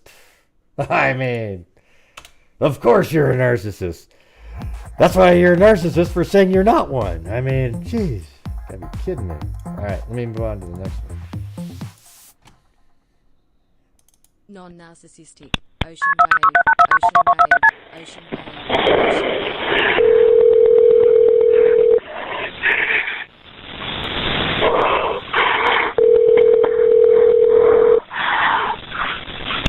Clark County 911. Yes, ma'am. I need an officer at my house. Okay, where do you live at, ma'am? 1332 Tallahassee Road. This is Amanda. 1332 Tallahassee Road? Yes, ma'am. He came back and broke my bedroom window. Okay, I'm not familiar with what you're talking about. Who came and knocked your window out? Andrew. Like, so this is the time when Andrew broke into the home, and I think that's the same incident where we get the Debbie's call. This is the call. Okay, so let me. I guess I can do this in order. Hold on a second. Let me do this. Hold on. No, this is her calling back again. So that's Amanda. Okay, so let's do this one. This is Debbie.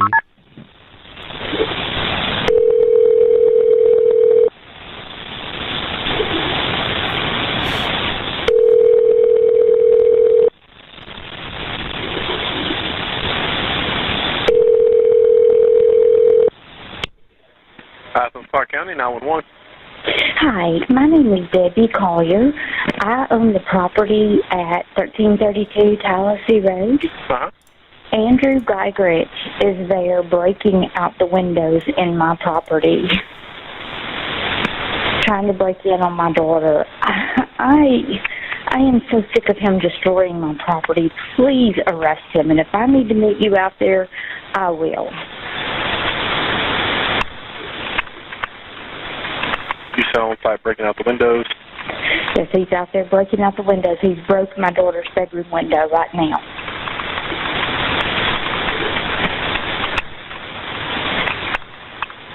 All right, looks like your daughter's also calling in about it. Okay, good. All right, well, we got him on the way, okay? All right, honey. Thank you so much. No problem. All right, bye-bye. Yeah, so you got that. Hey, thanks, Danette. A lurker, she said. Alright. Alright, got you in there. Yeah, so that was that one, then we got... Oh wait, maybe this might be the first call here, let's see.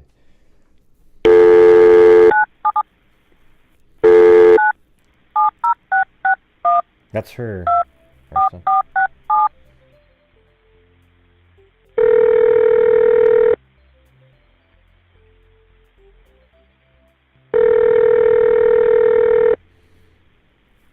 coffee for the cause. Freaks unite. Hello. Hey, is this Amanda? Yes, ma'am. Hey, this is Clark County Police Department. I just spoke with your mom. We've got 2 officers en route to you. Are you okay? That's after the mom. Yes, ma'am. I just, I really, I thought I was scared to go out there, but I could have sworn somebody was beating on my car. Okay, is he out there? Not that I can tell. What? Okay, so you don't know if he's there? Now she's like backtracking. I could have sworn he was beating on my car. So that means he's probably sitting next to her in her room right now. He got in and said, "Hey, let's do it, man." Now. No, ma'am. I saw 2 cars like going by real slowly though. Okay. When I heard the noise, Okay. it would be a white Hyundai. Okay, so he would be in a white Hyundai? White Toyota. It's a small. A Toyota Corolla? No, this is that same piece of No, property. it's like a Yaris or something. Okay, so that's what he drives, a white Toyota Yaris? Maybe. It really. Okay. I don't really know. I've got 2 officers en route. I'm still going to have somebody come meet with you, okay? Right. You're welcome. Have you had a fever or any COVID symptoms? No, ma'am. Okay. Allergies. Okay. Well, I'll have them en route to you, okay? You know, she seems like somebody that would get COVID every other weekend, to be honest with you. But All right, thank you. All right. Bye-bye. Bye. let's see. Let me. Just a second. Okay, so we got that one, and then the other call was this one right here. Wait, no, that's not it. This one.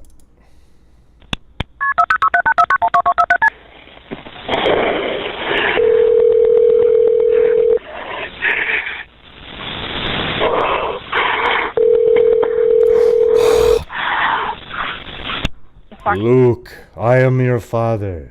County 911. Yes, ma'am. I need an officer at my house. Okay, where do you live at, ma'am? 1332 Tennessee Road. 1332 Tennessee Road? Yes, ma'am.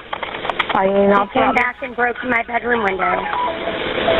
Okay, I'm not familiar with what you're talking about. Who came and knocked your window out? Andrew Geiger. Can I get your name, ma'am? Deb Bearden. Say that again. Amanda Bearden. And you said Joshua's last name is what? Andrew Geiger.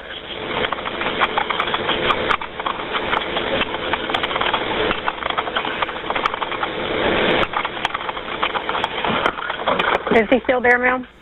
No, ma'am. You saying no? No.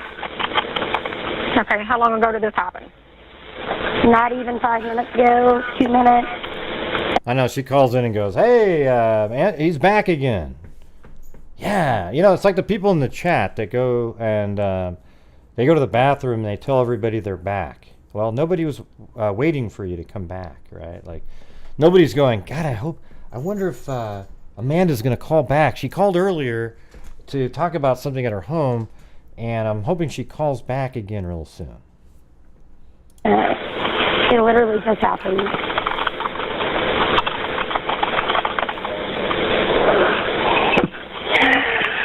Okay. Was he in a vehicle or on foot? Yeah, the same vehicle I gave y'all earlier.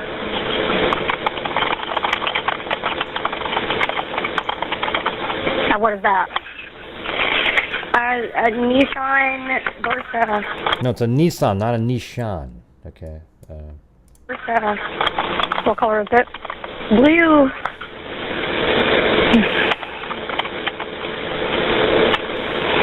All right, we'll get someone out there in a few minutes. Thanks. Okay. Hey, what are you doing later? You want to get a beer?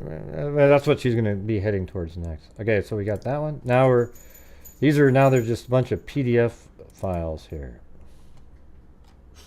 This is February 12th, 2021, false report of a crime.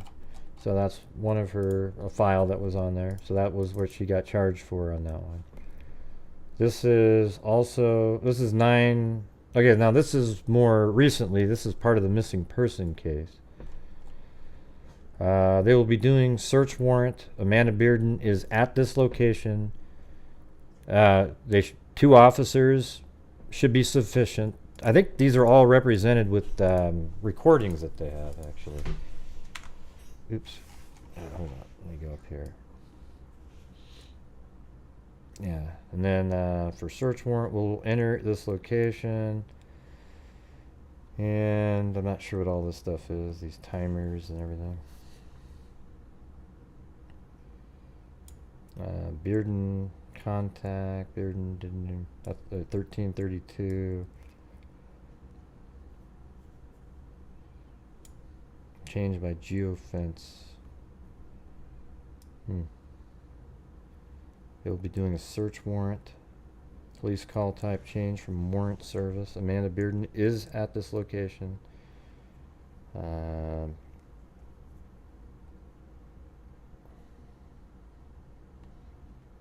Yeah, I'll just scroll like this if you want to read it later. Let me get rid of myself off the screen.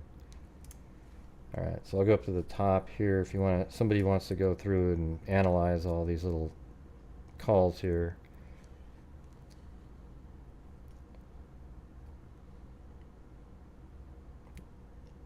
It's going back in time here.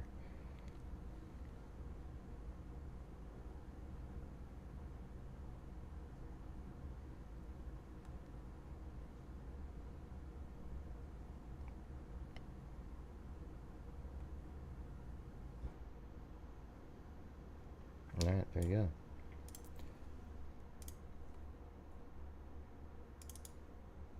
That's the same one.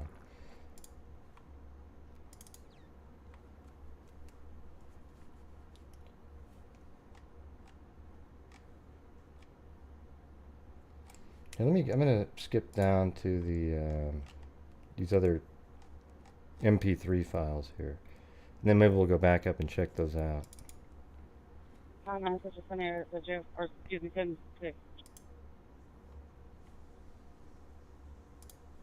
See, apparently these are all related somehow. 96 Central, Homestead as well.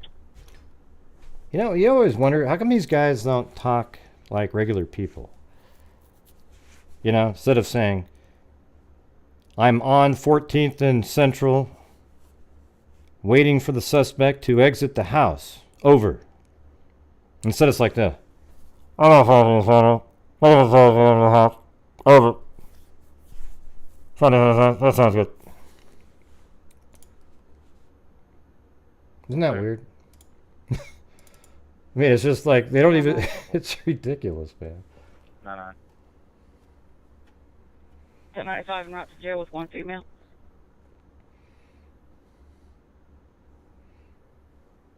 Sorry, it could be 396 is 1095. Sorry about that. Alright, here we go. 96 Central, 1095 with Amanda.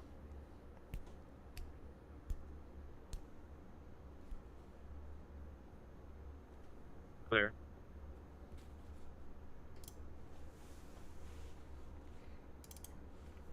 C75. 275. Show me status 9. Wow, you guys. 75, question 15 to 2391. How? Is the car for the suspect out there? Oh, there he goes. Has a car for the suspect out I there. rode by the house, nothing. I've moved up to the entrance here. Yeah. No, if we can change it to trespass property in the last 4. 9-1. If he's made it all the way past us, he should be either around the mall or already past it. So if you're up there, you're probably going to be in. Oh, we're talking about Andrew. I haven't seen it unless it passed me before y'all got here. Looking for his car. 5-1, since you showing 10A, I'll be satisfied. You know, it sounds like he's got like a bunch of rocks in their mouths. It's almost like they go like this. Like they'll be sitting there and talking, and the operator says, "Hey, where's your location?" They go, "Oh, 15 Oh, yeah, an hour, okay?" I mean, why don't they? You gotta admit, right? Like, can you understand half of the things that they say? Any of you guys? It's ridiculous. 5-1-10-G, 10 a.m. See what I'm saying? Listen to that right there. You can hear it, right? 10-4. Yeah. All right, let's see. What's the next one? 7-5-5-4. Y'all trying to keep an eye out that way.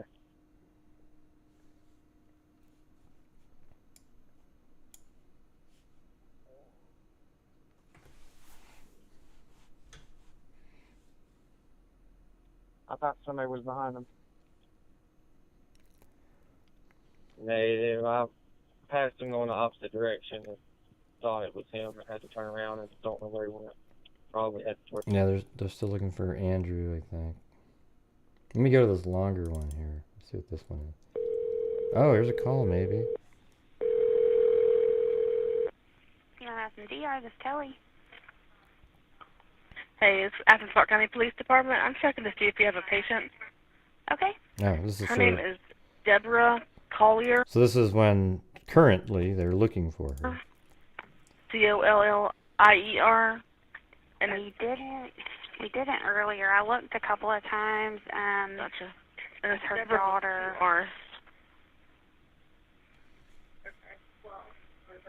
Okay, let me see. Yeah, we're still showing the last time she was seen here was on January 13th. Okay, and this is for the entire hospital? Mhm. Okay. Yeah, I looked. Well, that's going to make you wonder about why the mother would give her daughter $2,385 with all this crap going on. Upstairs as well. She's the last. I actually checked even Piedmont Walton just to make sure that like she didn't make it towards the Walton County line, and they didn't have her either. Okay, thank you. So you're welcome. Bye.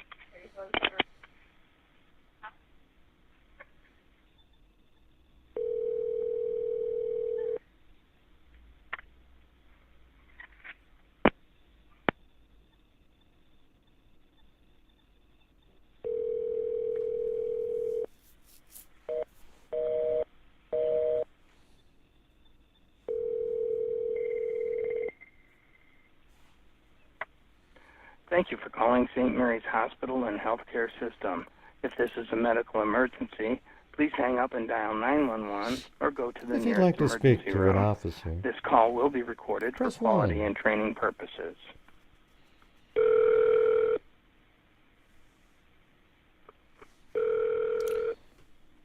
Oh, by the way, everybody. Okay. Everybody hit the like button right now. Okay, here we go. Hit that like button, hit that like button, hit that like button, hit that like button, hit that like button, hit that like button, 10, 20, 25, 30, 35, 40, 45, 50, hit that like button, 10, 20, 30, 40, 50, 50. Hit that like button, hit that like button, hit that like button, hit. Because we have 971 people watching and there was 300 likes. The least you could do is to hit that button. Here we go. Hit that like button, hit that like button, hit that like button, hit that like button, 10, 20, 25, 30, 35, 40, 45, 50, hit that like button, like button, like button, like button, like button, 20, 20, 30, 40, 30, 50. 25 of them, you're out. I'm at a 25, 30, 30, now 5, I'm 30. All right, now everybody send in super chats. And 5, I'm at a 15, I'm at a 15, I'm at a 15, 20, I'm at a 15, at a 20, now 5 at a 30, and 30, and 30, 25 at a 30. You want to put 30, sir, 25 of them, you're out. I'm at a 25, all right, here we go. 30, 30, now 5. I noticed it wasn't quite the enthusiasm on that part. St. Mary's, this is Shay. How may I help you? Hey, this is Athens Park County Police Department. I'm checking to see if you have a patient. Name? Deborah Collier, Collier. And it's Deborah with 2 R's. Yeah, well, they didn't find anybody because she was dead somewhere. Central to 251, Delta 4. 10-4, can you add Miss Amanda to a call? 10-4, she's in there. Thanks, Cindy Lynn. Yeah, we Also have another name. having another one of those slow nights, getting near the end of the month again. So you gotta Go ahead. keep on trucking. First name Andrew, last name Golf India Echo Golf Echo Romeo India Echo Mike. Sorry, the last two is Charlie Hotel. Hey, thanks, Brian Harmon.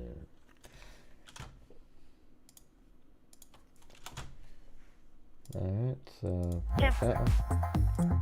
Next one down here. There's a whole bunch of MP3s here. Tons of them, really. Now those numbers aren't good, so I'll get off of that.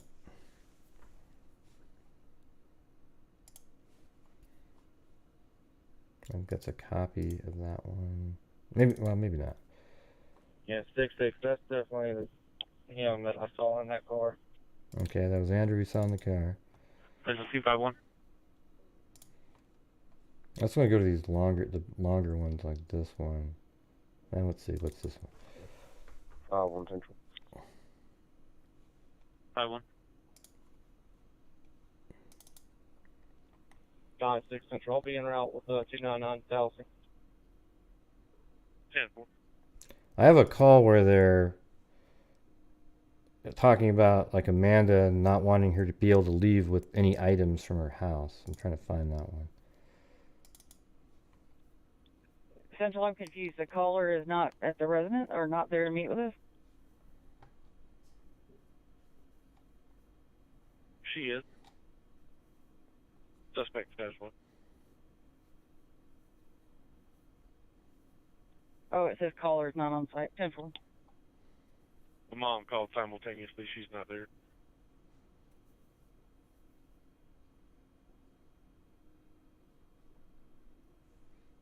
What happened earlier?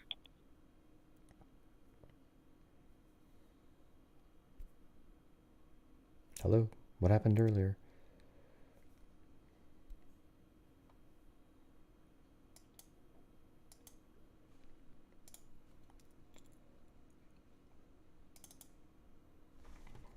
Thanks, Chrissy.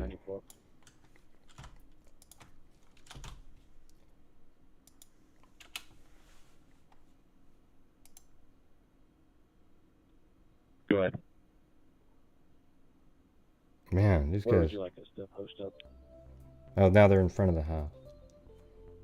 Well, these are the two officers they called. If you want to just secure the house, we're on our way now. There we go. We're going to be doing a search warrant with. Mm-hmm. Ocean Wave. Central 2251 2385. 5-1. That's the symbol for wave, everybody. 85. Possible domestic 1332 Tallahassee Road. Car is not on scene.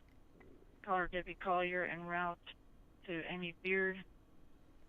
She believes her boyfriend Andrew Gabrich is there tearing up her car. White male. Mm-hmm. Short. There you go.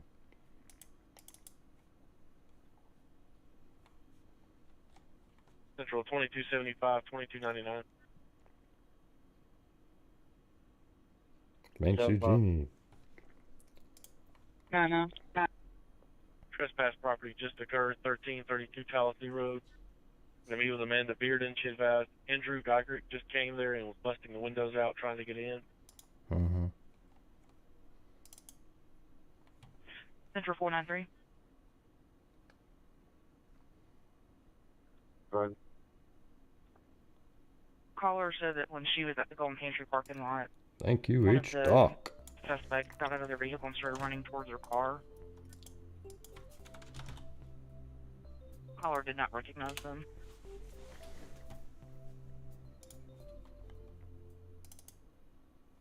Clark County Police Department. Hey, it's 394. Yes, sir. Hey, can you set an office? Yeah, see, this is the call. Watch how they talk here. This is crazy. Clark County Police Department. Hey, it's 394. Yes, sir. Hey, can you send an officer to 1332 Tallahassee Road? Okay, what's it going to be in reference to? It'll be reference to a search warrant that we'll be doing. Okay, and do you know now? Yeah, if you want to just send them on their way, because I think maybe us in Habersham County will be heading that way. Okay, And I know what this is in reference to. okay. Yeah. I know what this one's in reference to. This is the Debbie Collier case with Amanda. I know. Yeah. Oh, hang on, real quick. Okay. Is there somebody there? Or? Okay. Yeah, Thanks, Amanda Paula Bearden is there, and so we'll be searching it and at least secure it so that she doesn't remove anything from the house. I gotcha. All right. Doesn't remove anything from the Your house. badge number, I'm sorry. 3394. 3394. Yeah. All right. And how many Yeah. officers? One should. Well, I mean, you could always send two, and then we can cut one loose once we get there. But Thank you so much. because I guess you never know. No, you She don't may ever end up know. being. Just the way they're talking, it's pretty weird.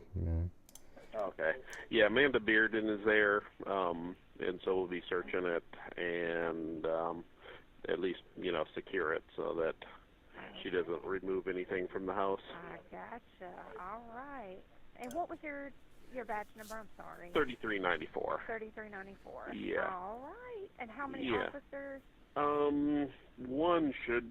Well, I And mean, what are you you could always doing send two, later? and then There's a good we movie can cut out. one loose once we get there. But All right. Thank you so much. because I guess you never know. No, you she don't may ever end up know. being kind of dopey. Yep. I gotcha. We've got them en route. Okay, sounds good. Thanks. All right. Bye. Thank you, sir.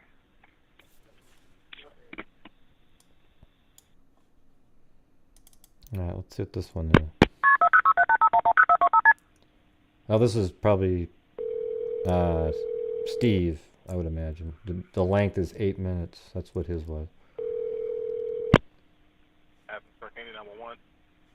Yes. Came home. My wife wasn't home. Her driver's license still in there. The rental car's gone. And Thanks, Jathan. her daughter's here, and we were kind of worried about. Yeah, so the daughter's there, so she must have got the key that was in the blue flower pot by the door. The license, apparently, though, was Chewbacca? with Debbie. The Shows grey. I'm home from hospital after fusion of my spine on Monday, October 17th. But watch nightly or replay. Amazing content, Grey and Freak family. 2 hearts, 2 hearts, 2 hearts, 2 hearts. Thumbs up. Well, thumbs thank you. up, Those are, thumbs up, you must have had thumbs the, up. like an ACDF, right? Where they actually fuse 2 of the vertebrae together, so you have a little less mobility, but it frees up the spine's nerve system. I should have done that on my neck, but I didn't. I chose something else, sort of a new technique, and didn't really work out very well for me. I don't have the pain I did, but for a while there, I couldn't even use my. I couldn't it was really weird. I don't know if you can see. Let me show you how weird this was. At my wrist right here, if you just press down, I couldn't go like that. Like you just barely press, you couldn't move it up like this. So I lost that motion. Then there was something here, but it does seem to have fixed some of the, other than the fact that everything got really weak. I couldn't even do one tricep thing above the head because it messed that one up. What they described to me was, so I went and did that electrical thing where they shock you to see how your nerves are firing and stuff like that. So I did that one. What is that, like in something gram, or I can't remember what it's called, but it was really crazy. So the results were good. He said, well, they're still firing. He says, what happened to me was in the surgery, it got squished like spaghetti. Yeah, EMG, that was it. Like when you have like a piece of spaghetti after you've cooked it, And so imagine taking that and then squishing it on the table, and yet they're still connected, but it's like it got squished. So I guess there's still stuff in there that works. So, eventually over time, I'm able to do stuff. Like I literally can do the tricep curls and stuff like that, but it was really weird. It didn't hurt or anything. I just literally couldn't lift Like, you know when you put a frying pan on a counter and you try to just lift the frying pan up? I couldn't do that with the left hand. It would just kind of collapse on itself. It would go like that. But now I can, it's probably about 80% of what it was. Pretty crazy though, huh? I mean, and I still did my shows, everybody. I came on and did the shows even when I was doing the surgeries. I think I missed one show during went all the way up to Seattle, got the surgery, came home. They actually rushed me back in there because of the weakness. They thought maybe they'd done something weird in terms of there might have been a fluid built up in there, but it just turns out that that's just kind of what happened to me. What's happening and where's she at? I was wondering if you could send somebody over here. And what the surgery was Do you have any medical issue? the surgery was they actually drill through the back of your I don't really know what you call it. It's like it was called a foraminotomy or something like foraminotomy or something like that, where they go through your vertebrae with a little hole, and then they make the nerve openings bigger so that your nerves aren't pinched anymore. And that's how I got squished. Yeah, foraminotomy, right? Ectomy would be if you cut out your vertebrae. Like Alzheimer's or something like that? No, she's 59 years old. I don't think people do that too often. Medical issues like that. And according to her daughter, who went up and No, I just had something pinched over there. Driver's license.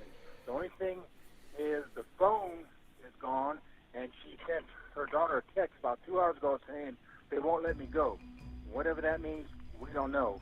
And I've been gone all day parking cars for the football game, and that's where we at. What's your address, sir? 435 Rocky Drive, Athens, Georgia. Yeah, so he has a lot of errors. I think it's weird how they always keep saying they won't let me go. It said it. She said it said they won't let me go, but it doesn't say that. And there's a big difference between they won't let me go and they are not going to let me go. That one seems like it means something else. There's much more chance of that meaning something else. 435 Rocky Drive? Yes, right next to Sandy Creek. I mean, it means pretty much the same thing, but it's weird how they're not accurate on that.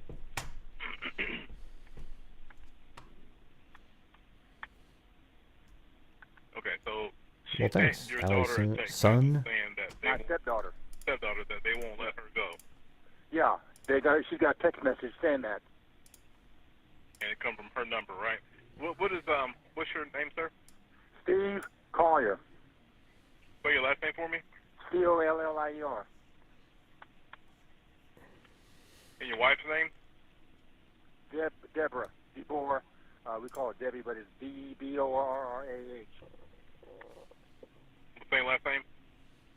Collier, yes. How old is she? 59? 59. She just turned 59. You just returned home, right? Pardon me? You just returned home, right? Yes, I just returned home. I was parking cars until about 4:30, and when I came back, the van that she had rented because her car was in the shop was gone. I figured she was shopping for food. Okay. So and her car is there? Pardon me? Her van's not here.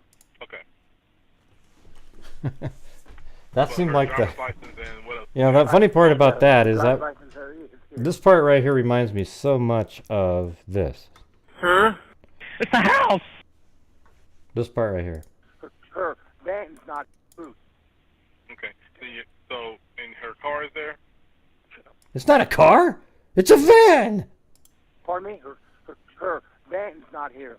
Okay. Who the hell calls it a? Look, it's a freaking car, okay? It's an automobile. Car is a generic term to me. And everyone gets caught up with, you got to say truck. You got to say Jeep. Car is just something that has a motor and moves you around, right? I don't know where, why we can't say that. But it's very similar to that, isn't it? Like it's the house. And then he gets upset about, how dare you call it a car, Okay. So and her car is there? What? Pardon me? Her van's not here. Okay. I know he probably wants it to be specific. But her driver's license and what else is there? Right. I'm just joking driver's around. license, Okay, guys, don't take it. What else did she leave? With a purse or anything else? Yeah, she left her purse, and her credit cards are here.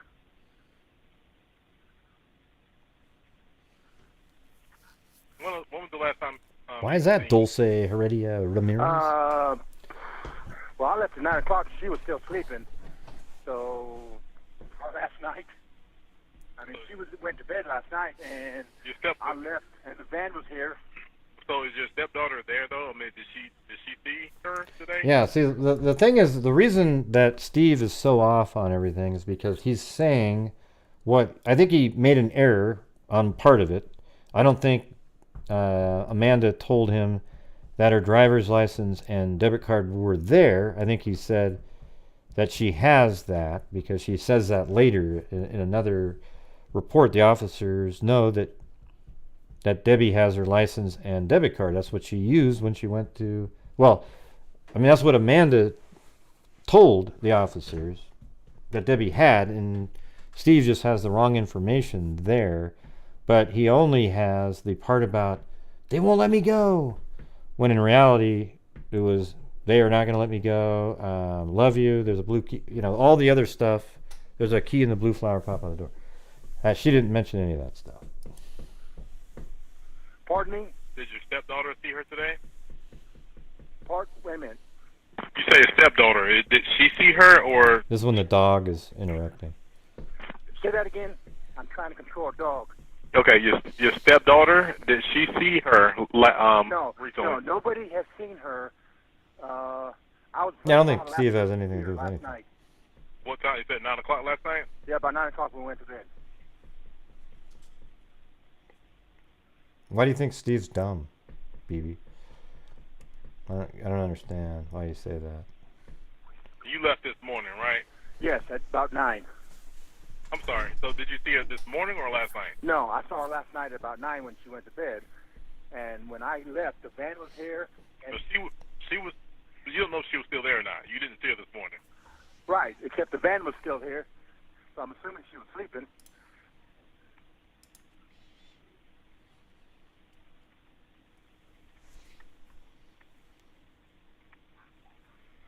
No, I couldn't have, Terry. Yeah.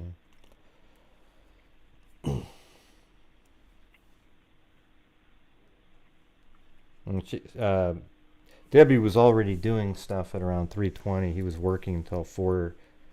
What time was the message? 4:10ish. What time? About 2 hours. And then it takes an hour to get up there. So no, you're not right.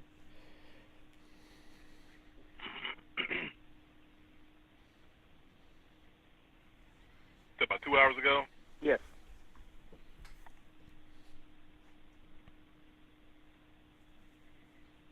And it specifically said they won't let me go.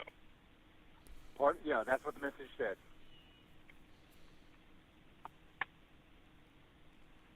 And is that's all it said, right? That's all it said. And she was last seen driving, or she was driving her. What kind of car is that? It's I don't know because her car's in the shop, so It's a van. The rental place on. Yeah, see that? The van that You know, that was pretty funny. That's pretty funny. He goes, "What kind of car is that?" And then he says, "Well, I don't know because her car's in the shop," implying, "Hey, idiot, it's a van again." And then the operator actually picked up on that and went, "Yeah, so the van is that." That's pretty funny. What? And is that's all it said, right? That's all it said. Here, watch this. Or listen. And she was last seen driving, or she was driving her. What kind of car is that? It's I don't know because her car's in the shop, so You keep calling. Place on. The van that she was driving, is that was she be in, or you don't know? No, I don't know. It's Enterprise. She went a call from Enterprise. It's a Pacifica or something. That's the car you saw this morning, though, right? One Yeah, night the we black should van, do a yeah. drinking game, take a shot when Grey whistles, kissing face, The black Drink. Pacifica? Yes, I'm pretty sure it's Pacifica. Thank you. And that's the rental car. Yes, from Enterprise. Thanks, Michelle.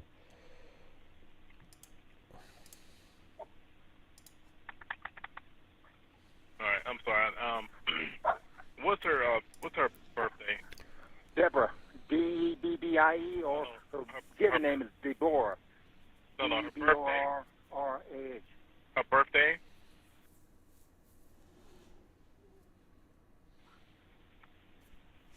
Is she white female, black female? Pardon me? Is she white or black? White. How tall is she? He heard her the first time. About 5'5". It just didn't register with him. About 150. 145, somewhere around there. What color hair? Blondish. Yeah, I don't think he got a message about it. Would she be going to... See, at this time, Steve doesn't, like, he doesn't know about the 2003-85. He doesn't know about he just got home. So I don't even think that when people go, oh, the message goes to everybody. I don't know. People just say stuff and people believe it. And we don't know.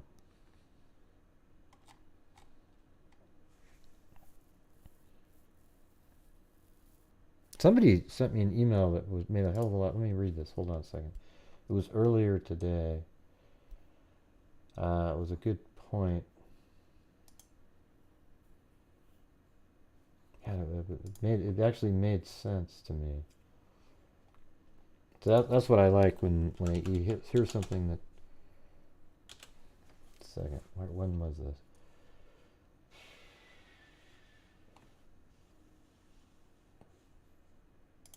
I think it was today.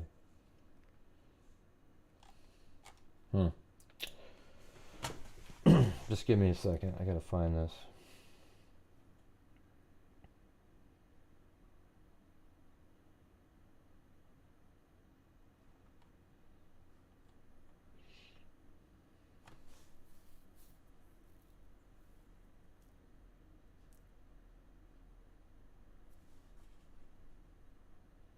Yeah, it's weird how things just disappear. Yeah, it wasn't about Venmo, it was about... Yeah. Something about... It just made a lot of sense about the call or something. I gotta go. I'll try to look for it. I'll just play this. Somebody's house or... That's a good question. I thought she was out shopping for food. Her daughter came over with that strange message and then went upstairs to her bedroom and found out that her driver's license and credit card's still here. So that doesn't sound like her leaving the house to go shopping like I thought she was. She usually shops for food on Saturday. So she don't have any money at all with her or any other car? Not to our knowledge. Or was she really shopping for food? Is her purse there? Yes. She left the purse as well? Yes.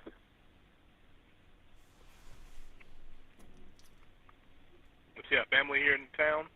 No, just her daughter.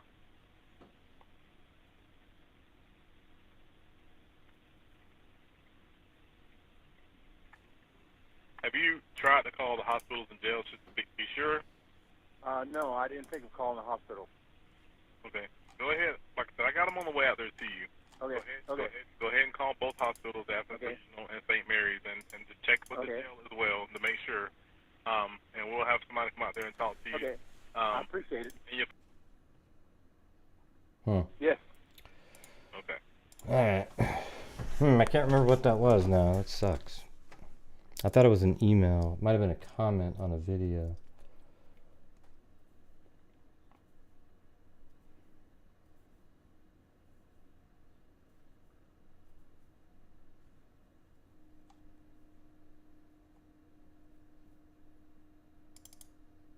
Oh, no, that's not it. God. Ah, it's frustrating. Frustrating.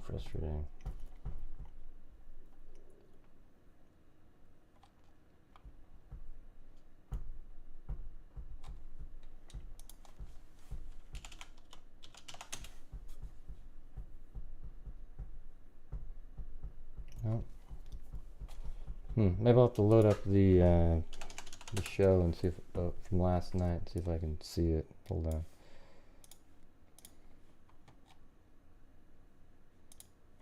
You may be welcome. Oh wait, wrong. Hey, you got two of me on here.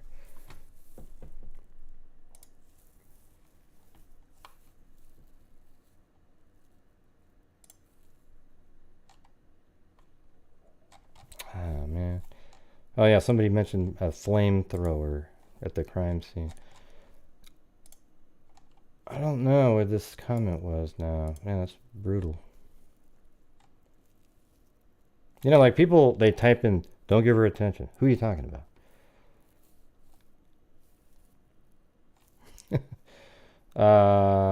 I don't know where it is, sorry. It was a really good point though about something else. If I find it, I'll let you guys know. But let me get to... Let me play her 911 call again.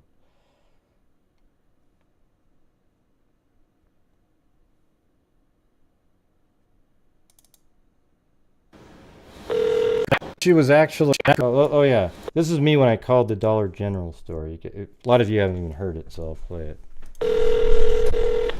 Hello? Hey, my name is Grant Hughes, and we've been covering the Debbie Collier case. And I was wondering... Oh, sorry about that. What was that? I'm sorry. I was expecting you. Oh, you were expecting somebody to call? Oh, not for you to call. You're the one covering the murder case, right? Yeah, but I'm just wondering, do you know when she was actually... when they got the surveillance camera footage from you guys? Was that recently, or...? Yeah. Okay, so, this morning, the other assistant manager was working, and, she said that one of you guys came down and talked to her, and seen the footage already on the camera. I'm the one that checked the lady out, but I don't remember her. Oh, you were the one that's in the video, checking her out, huh? Yeah. Yeah. But like, I was looking, I Googled her, actually, and she doesn't look familiar to me. Yeah, you know, you probably do so many people during a day, it's just like sometimes you get on autopilot, right? And you're just... Yeah, kind of.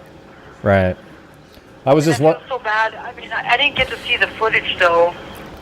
Okay, well, they actually have it now on, it's on YouTube, you can see it, so you're sitting there, I think you're, like, even eating something or something.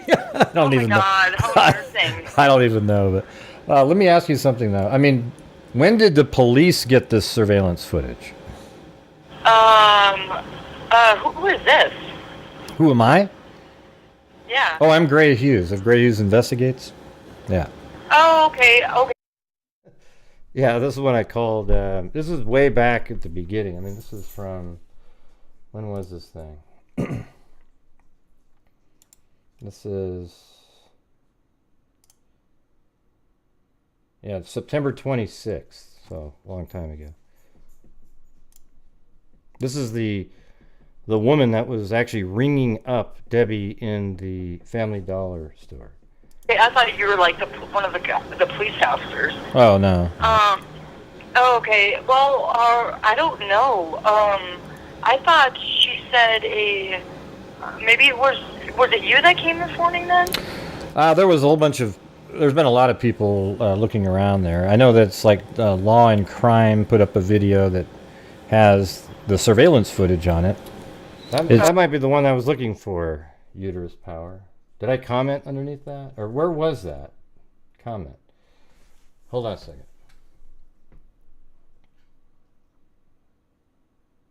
Oh yeah, it was something about they're not going to let me go to the football game. But it was, let's see. I think that's the exact one that I was talking about. Oh yeah, Discord. Is that I put it on Discord, right? Is that where I put that? Okay, I was wondering what... I knew I had put it somewhere. Or at least somebody else put it there, but I got this somewhere else.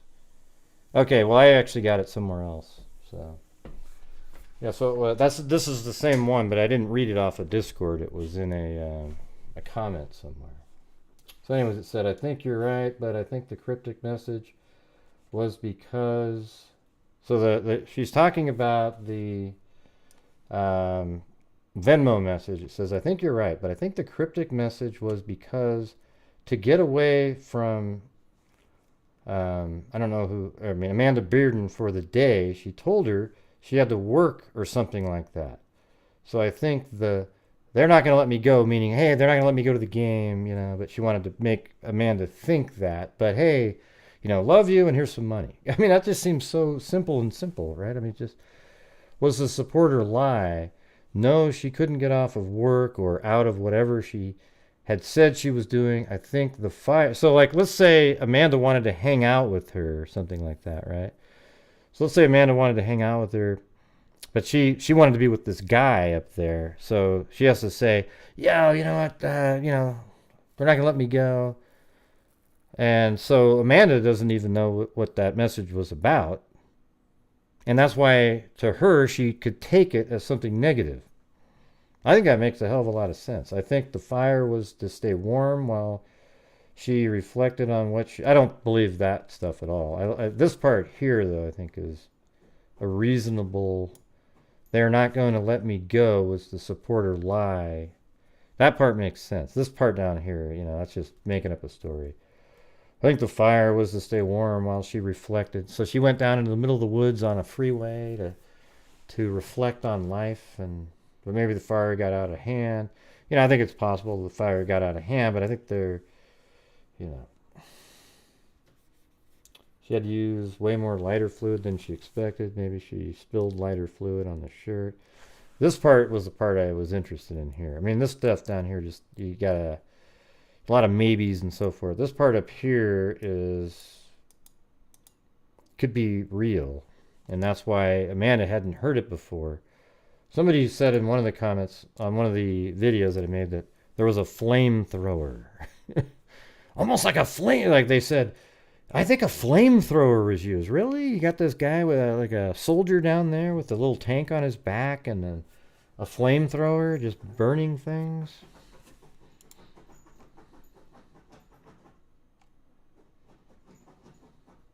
Yeah. No, I don't think so. It says that she was there at like 3:00. Let's see. She got there at 2:50 something, I think, and then left at 3:09. But she bought like a blue tarp, a red tote bag. Guys, we're still not at the normal night tonight. And look at that, we have 943 people watching. What if we were at 250 people again? Yeah, so she bought all of the stuff that they found at the... That's weird. Yeah, and what's even weirder is it's a 17...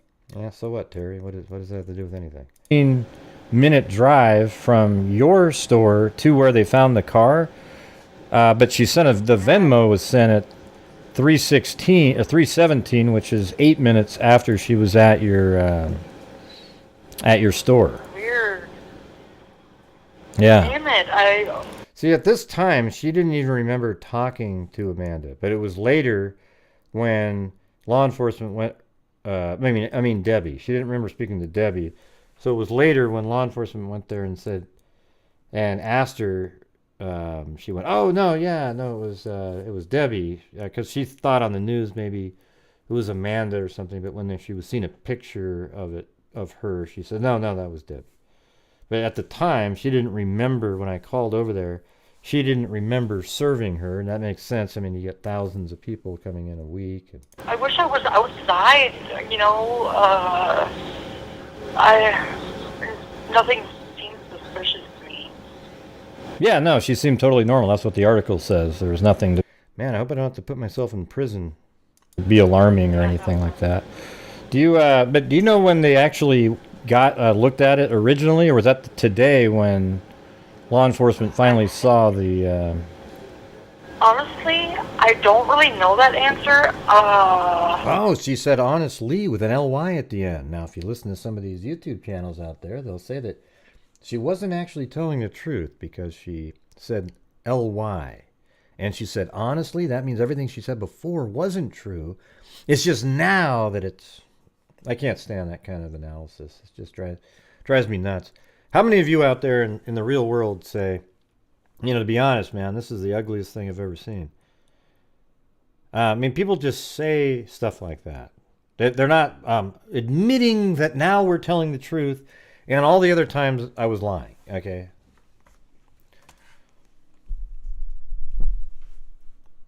Well, look at that. Mary Lou's going to come in and say that I'm so mean. Here she comes.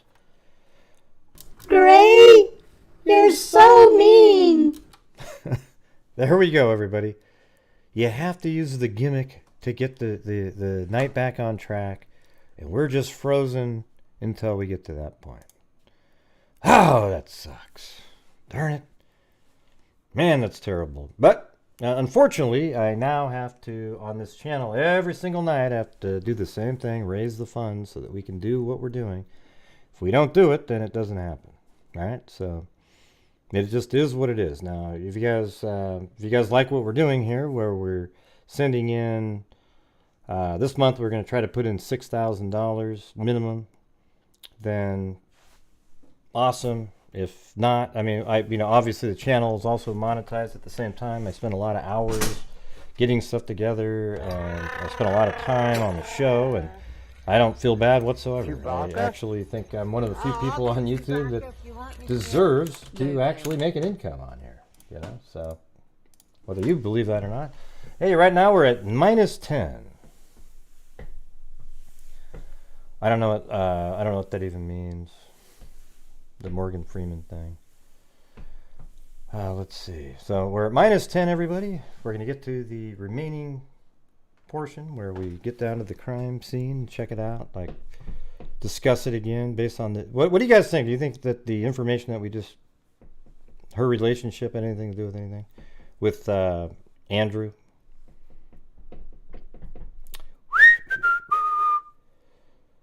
I mean, it seems like Debbie hated Andrew. And then here's her daughter hanging out with Andrew again. I'm going to wait about 2 more minutes. If I don't get bailed out, the show's over. Let's do the clock. Where is it? You guys already got to hear the main part, the audio of Debbie on a phone call. All right, now we're at -8. No, but I don't even know if that's... No, that's -12. No, well, it's for a Snickers bar, so we're still -10.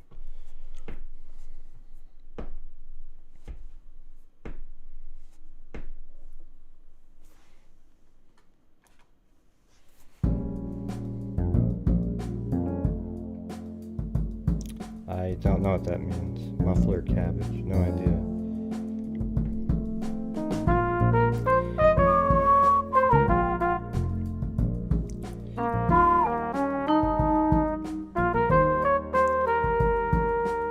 Yes, honestly. Is that a song? Honestly? Honestly! I'll tell you what's even weirder. Hey, look at that. I think that for the books. There you go. There you go. Yep, it is honestly. Here's the thing. When I do a show, and I spend 3 or 4 hours doing a show, and there's people in the chat that smoke cigarettes and go to Starbucks and all that shit, and they can't even figure out a way during the show to help support the channel. It's kind of weird to me, right? I mean, I provide 3 or 4 hours of, you know, entertainment and information every single night, you know, and it just seems odd to me. You know, and I see other YouTubers that they do shows and nobody's supporting them, and it makes me frustrated for them. You know, not the ones that put out the garbage, but people like other ones that are more like me, who try to put out rational information and go over stuff and try to figure stuff out. That's how you do it. I mean, yeah. Why is that, Miss Pudding? Why is that? Thanks, Nurse's Mama. Hey, I'm gonna get the hell out of here, out of the jail now. Bail for Gray. Yeah. And the thing is I hate even having to mention anything on here. But if I don't, I've seen what happens. The numbers on the show are dramatically less, and we don't get to do what we're doing. All right? So that's what we're doing on the show. And if you don't like it, I'm sorry. You can go watch somebody else. But on this channel, one of the huge things that we do is to raise funds to help support my channel, to allow me to keep doing the shows every single night and justify it. You know, my wife sacrifices quite a bit because I do these shows, all right? So I'm doing the shows for, you know, to get the information out on the true crime for my family, and then also the charities too, because I give away over 50% of the net revenue of the income every month from YouTube. Okay, now if you think that that's greedy, then go screw yourself. Okay, there's a lot of people that go, hey, how come you don't give all of it, man? Why don't you give all your money to charity? Well, how about you give a nickel of the super chats you get?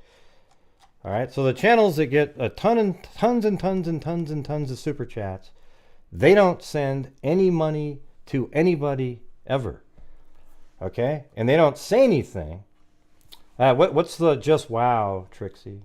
Wow, just wow. What is it, Trixie? Go ahead. Let Trixie explain what she's talking about. Go ahead.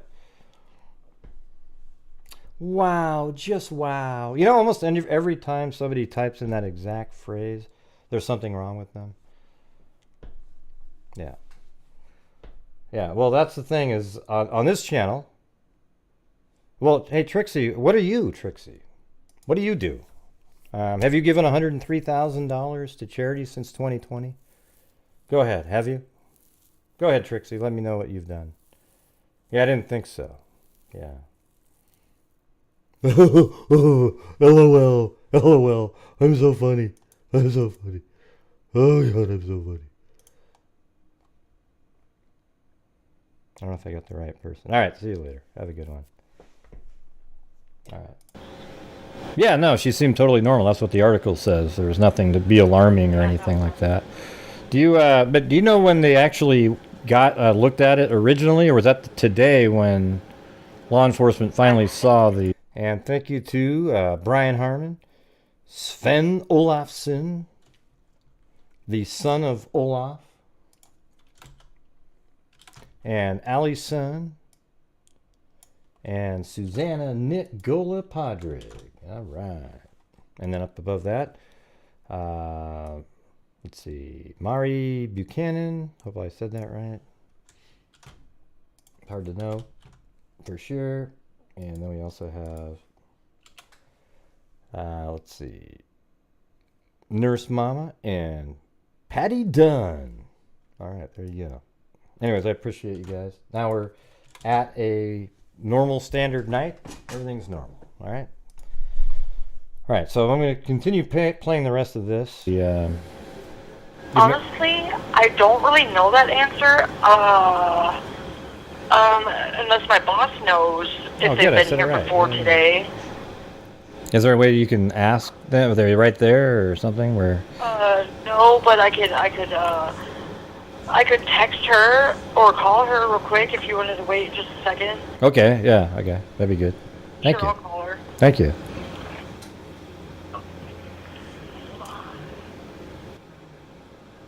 Okay, so... Yeah, but I'm not talking to you, Buckle Bunny. I'm talking to the people who, complain. She said somebody... But they're not even channel members, and they're bitching about, oh, you're too much. Came Friday and then today. Oh, so Friday and today. So they weren't even aware of the footage till Friday. So I wonder if that changes. Remember how they were saying they think it's a homicide? But it seems like after that they would have changed how they thought about it a little bit. Because it sounds like it might be just something she did to herself. But you think so? Yeah, because it's like she bought all of the items and she wasn't even under duress, and she's already... Why did she go to that? And the thing is that people support the channel anyways. Like, you come in here, you hit the like button, you share the video, that kind of thing. That's supporting. But what I mean in terms of the fundraising we do every single night, when you have 900 and something people watching, it's odd when you can't even make the normal night quota, right? Do you understand what I'm saying there? So it's sort of strange. You kind of look around and go, what's up with that? Interesting. We have almost no problem when there's 350 people watching. And now there's 900 and it's worse than those nights. So how does it get that way? You ask yourself, yeah. So I'm not talking about, Buckle Bunny when you bring that up. I don't know why you brought that up in there. Particular store when it's 60 miles away from her, you know, actually about 70 miles from her house. Yeah. I just have to figure it out, Zack and Fox Nanny. And then she buys it there, and then she drives back towards her house and goes to this little pull-off place. I mean, it's still, we don't know for sure, but it definitely narrows the window down, you know, for sure. And they leaves her bottom half naked? I think she was completely naked. Like she was just nude. That's what I thought at first. But after I talked to the detective, it was, she was wearing, it's also mentioned in articles that she had her shoes and her shorts on. She was just missing her top. Yeah. Huh. And but here's the thing, they couldn't find any of the clothing. I mean, they didn't mention in the documents that they found her clothing there. And they also didn't say they found the clothing in the car. They said the car was completely empty. So then she bought a poncho from you too. Thanks, just a friend. Appreciate that. So it sounds like maybe she maybe discarded her clothing somewhere in the town. I mean, it's pretty weird, really. I mean, and wore the poncho. Maybe because you know how they're long. Was it somebody's birthday in here earlier? I saw somebody saying happy birthday, but I couldn't read who you were talking to. Ponchos and so forth, so you could just disguise that you were nude, and then maybe she walked down into the woods. I mean, it's a pretty creepy story no matter how you look at it. But We'll see, or you guys, or whoever figures it out. yeah. Hopefully someday they'll figure it out. Soon, actually. So yeah, I said that over a month ago. That's crazy. Wild, wild, wild.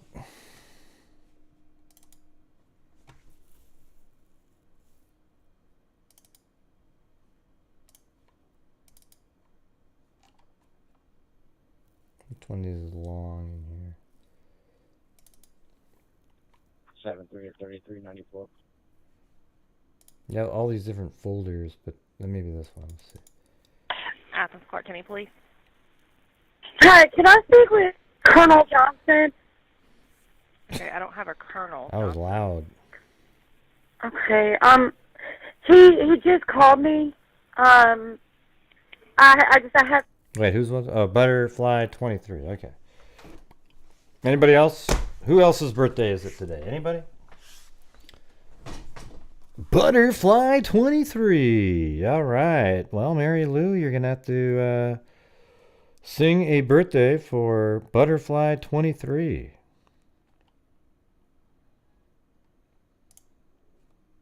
Where is that one? I gotta get the. I don't remember if it. No, I think it's on the other one. On here. Where is Mary Lou? Oh, there she is.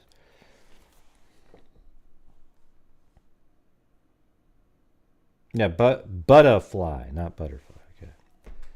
All right. So Mary Lou, you guys sing for Butterfly 23's birthday. Okay, great.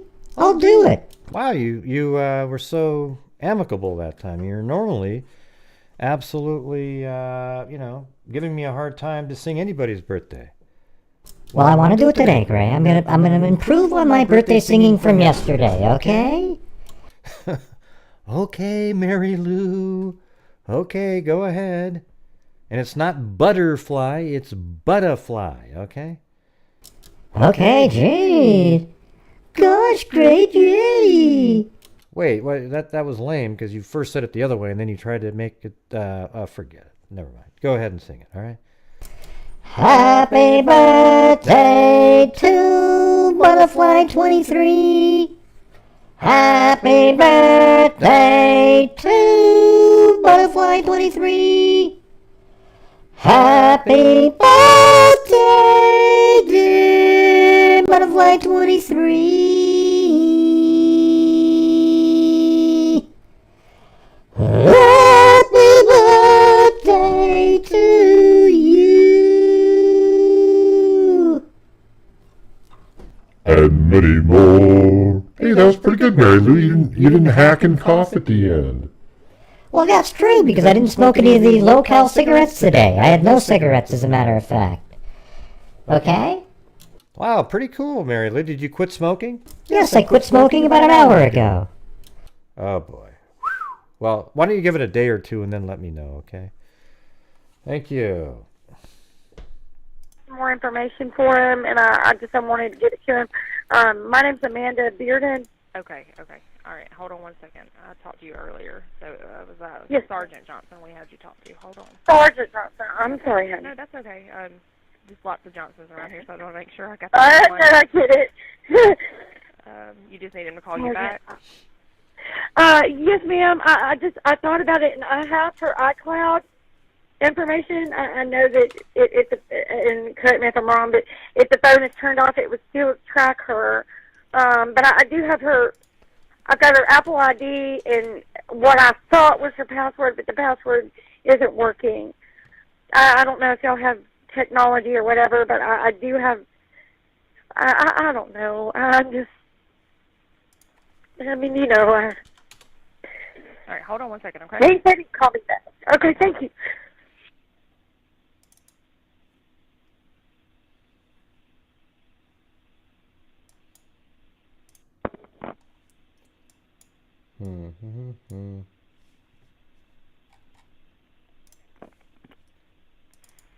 What's going All right, on? ma'am, he said he'd be calling you back shortly, okay? Thank you so much. All right, no problem. Thank you. Bye-bye. Bye. And then she didn't really have anything to tell him, which is kind of weird.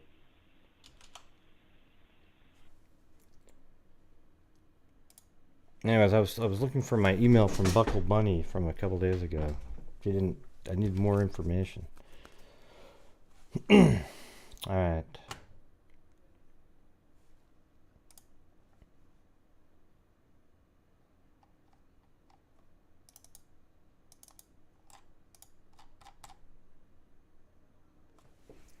Let's see. Per caller, she left her purse as well, but she didn't. She would be driving a black Pacifica, and that's a rental car. That's all it said. Caller advised that his stepdaughter received a message about 2 hours saying they won't let me go. But it's really they are not going to let me go. He did not see when he did not see when he left. I don't know what that means. Caller went to work this morning and her van was still on the scene because she was there. Yeah. She was last seen at 22,000 hours, but that should be 8 o'clock. But I thought it was 9 o'clock at night when he last saw her. And then he also left, she said, also left her purse and credit cards. And her license is there. But is it really there? I mean, did they see the license? Maybe she just brought her credit card. See, that's interesting, right? I don't know when they say and her license is there. So I think that's from a call, not from being there to see it. Caller just returned home. So he just got home. And then she probably ran up to him going, oh my God, look at this, look at this. But she was already there. So what was, that's one thing that makes her seem a little bit more suspicious is what was she doing at the house, so quickly, and how convenient was that the key was in the blue flower pot by the door, right?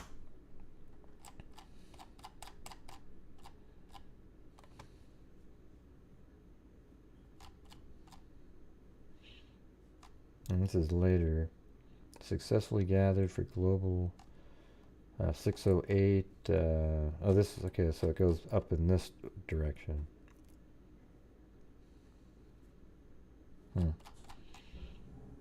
Caller left her purse. She'd be driving a black Pacifica. Yeah, so this is all when the call came in. So she called in.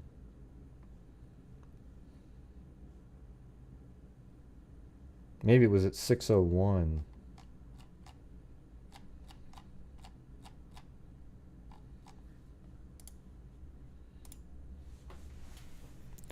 Did Amanda ever try to frantically call Steve before he got home at 4:30? I don't know, but here's what I think about I think at first she didn't think much of it. They're not going to let me go. Like, I don't think it immediately freaked her out. I think it was after she called, to see, what do you mean they won't let you go, Mom? and she didn't answer. And then maybe she drove around for a while, and she still couldn't find her, didn't get any more answers. She was never answering her calls. And then that made her panic, and then she tells police. See, that's what's so weird, because we were just talking about this the other night. See, that's the part that's weird, is that means the Venmo is completely unnefarious, yet Amanda's mistakenly fearful reaction to it was accidentally justified. I mean, it's just, what are the odds of that? Like, she freaks out, and it literally led to, but maybe we could just say that it was her not answering the phone that really made her feel that way, not the message.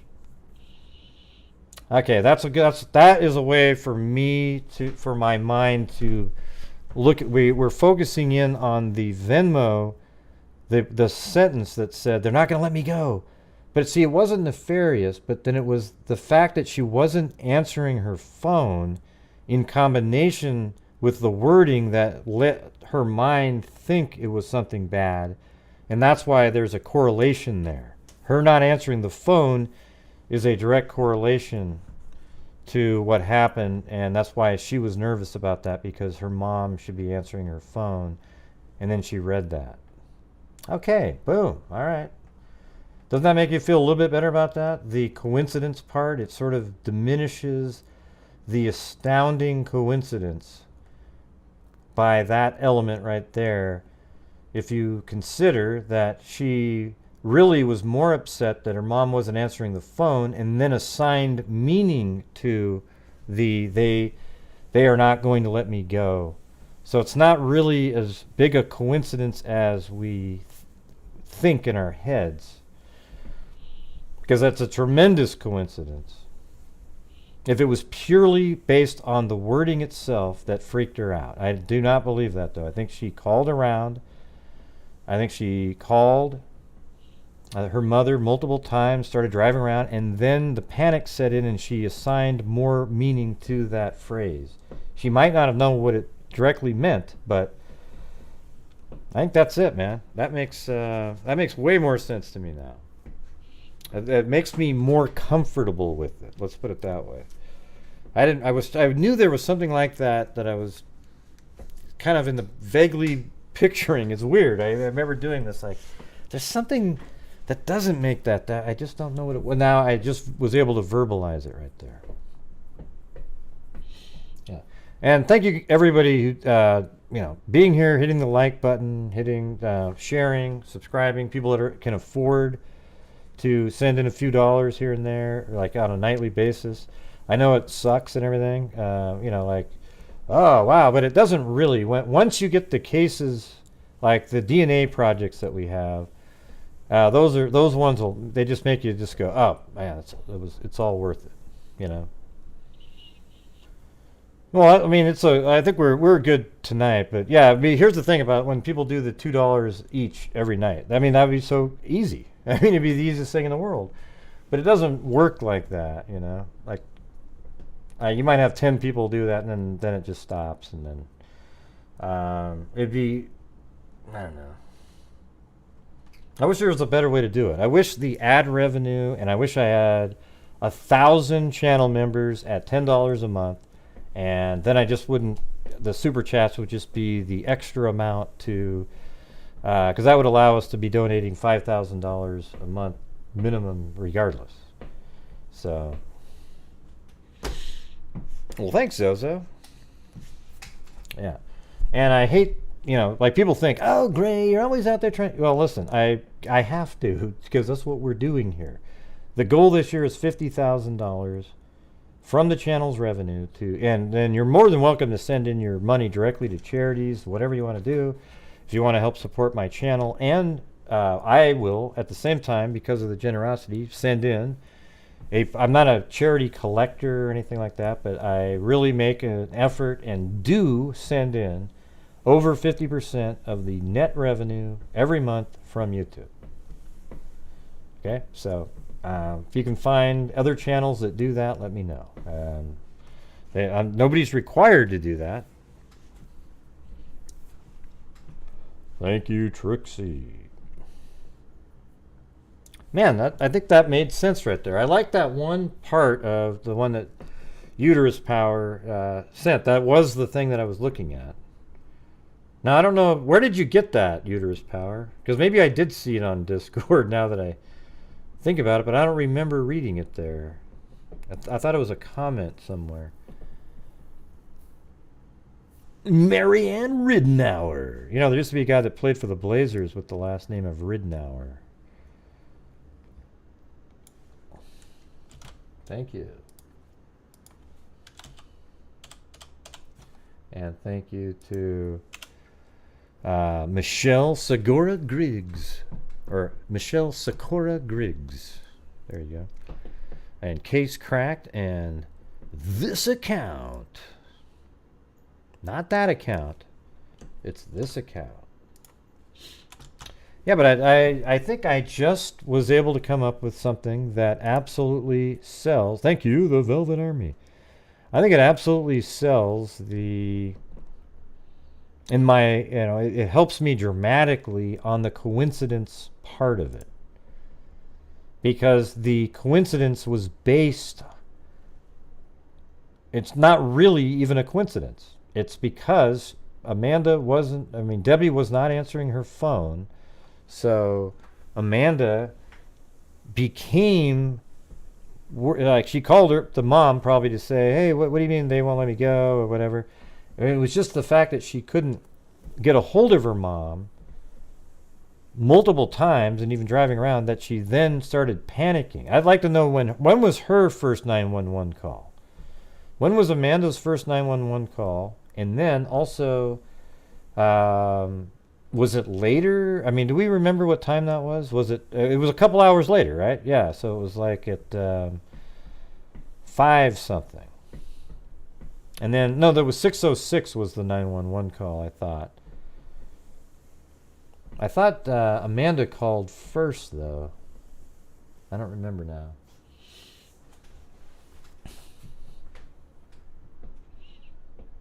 Okay, so Amanda's just there when Steve makes the call, right? Okay, so 6:06. The Venmo is at 3:17. So almost 3 hours later is the 911 call.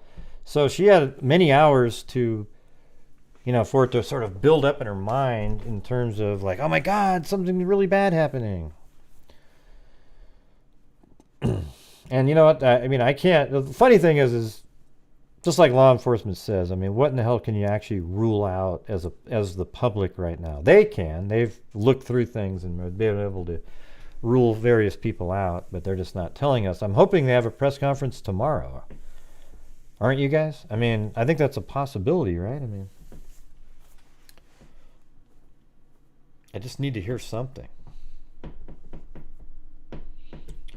And this case is, you know, this isn't like the Kylie Rodney case where there is nothing. I mean, there is no information. There was never information in the Kylie Rodney case. There was a car that a girl that was missing, and at that point, yes, people are looking around to see what may have happened.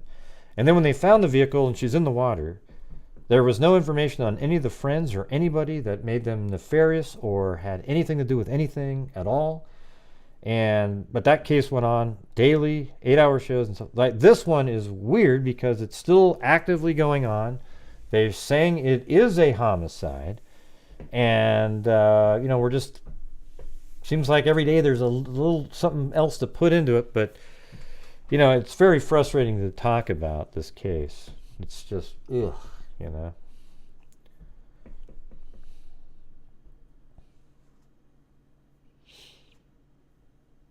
But I want you guys, what do you guys think about what I was just saying a minute ago? So Amanda gets the text message, and she just merely wanted to ask her mom, like, hey, where is this coming from? And then she assigns a higher meaning to the they won't let me go after her mom's not answering the phone, except that's pretty natural because she's been, she's like likely not alive right now or just not even answering her phone. Like she wasn't answering her phone. And then there was a certain point that something happened to her. So it's just, it makes the coincidence easier to digest. So hopefully you guys can see how that makes it easier to digest. Before it's like, wow, so she freaks out, and it's not nefarious at all. And then all of a sudden, it turns out that her mom really did die. I mean, what are the odds of that? Well, okay. Well, the thing is she's not going to answer her phone. And that's part of when somebody gets killed, they don't answer their phone anymore. Yes, a press conference would be nice. Yeah, it really is, Plato. That's really what's weird, because when you listen to the detective, even before the detective, they gave that press conference, all of us were saying this case is bizarre because you come up with a theory and then it's immediately debunked. And I think that's probably why, like, Dan Carr's logical, like me, and that's why he gets really frustrated by it.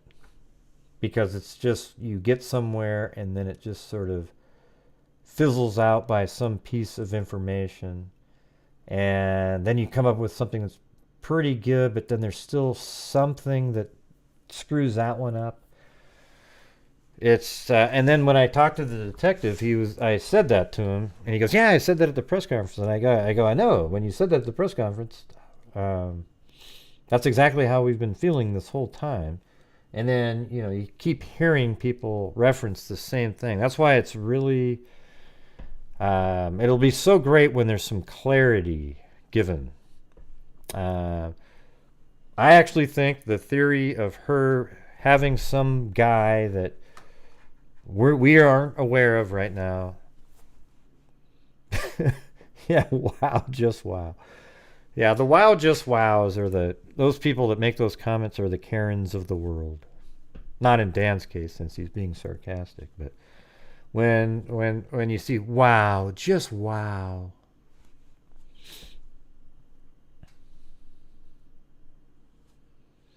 And the thing is, the freaks all know what we're doing over here. Wow, just wow.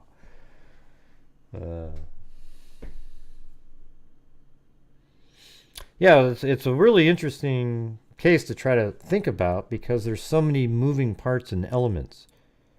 Do any of the past events with Debbie and Andrew have anything to do with anything? I mean, let's go back and play that audio again. For those who didn't hear it, is there anybody here that didn't get to hear Debbie's 911 call regarding Andrew earlier? Put a 1 if you didn't get to hear it. Because it's, I think it's in here. There, I think it's, where is it? Right there. All right, here we go.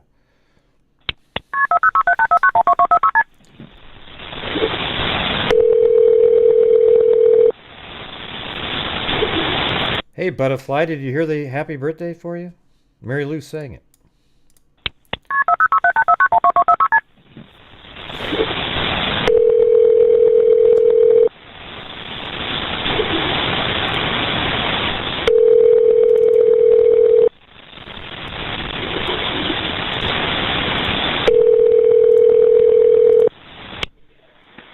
Clark County 911.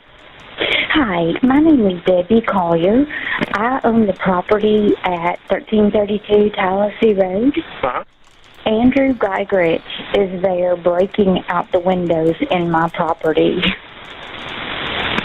trying to break in on my daughter. I am so sick of him destroying my property. Please arrest him, and if I need to meet you out there, I will. You sound like breaking out the windows. Yes, he's out there breaking out the windows. He's broke my daughter's bedroom window right now.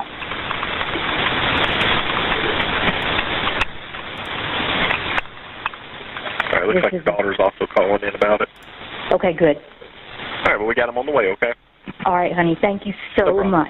No problem. All right, bye-bye.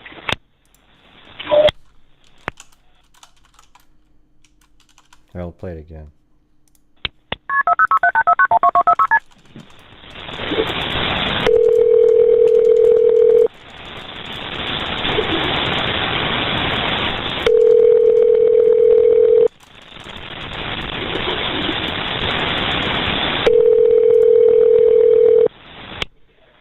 Athens, Clark County, 911. Hi, my name is Debbie Collier. I own the property at 1332 Tallahassee Road. Uh-huh. Andrew Geigrich is there breaking out the windows in my property. I've seen it. It's Trying to not that break big in a on deal. my daughter. I am so sick of him destroying my property. Please arrest him, and if I need to meet you out there, I will. You sound like breaking out the windows. Yes, he's out there breaking out the windows. He's broke my daughter's bedroom window right now.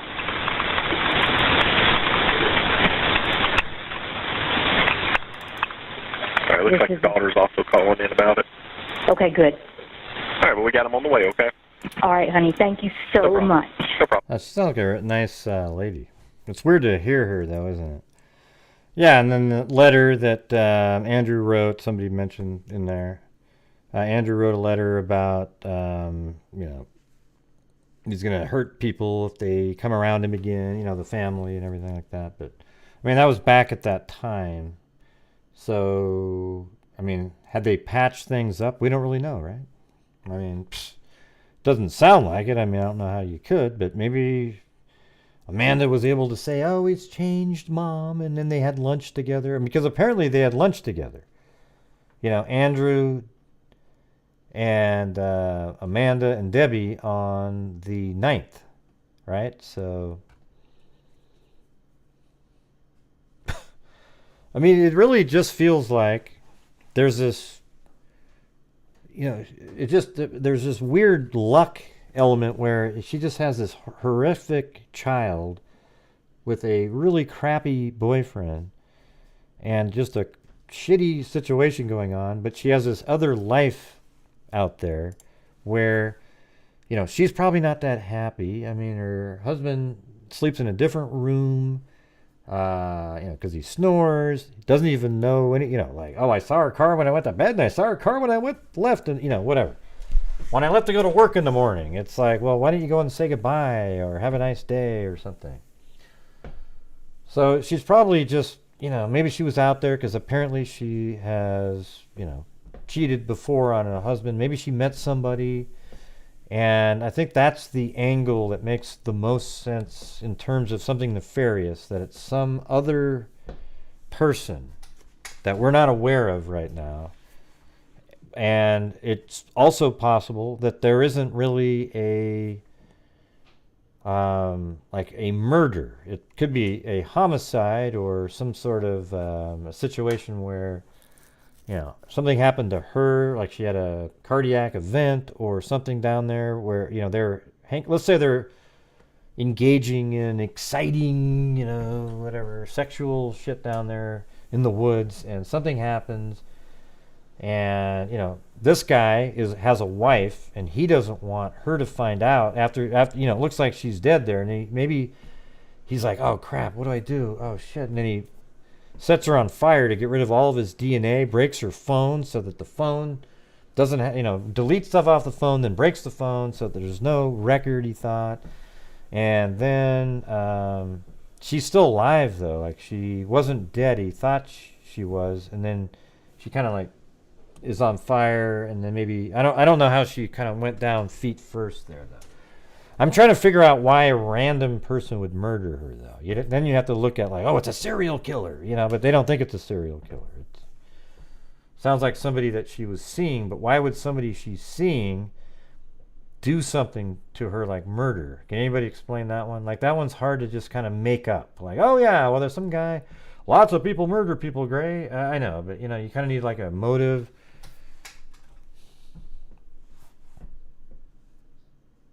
Nah, that's Cindy. You're just you have no idea, man. There's people out there. I mean, I know you probably didn't do it, but yeah.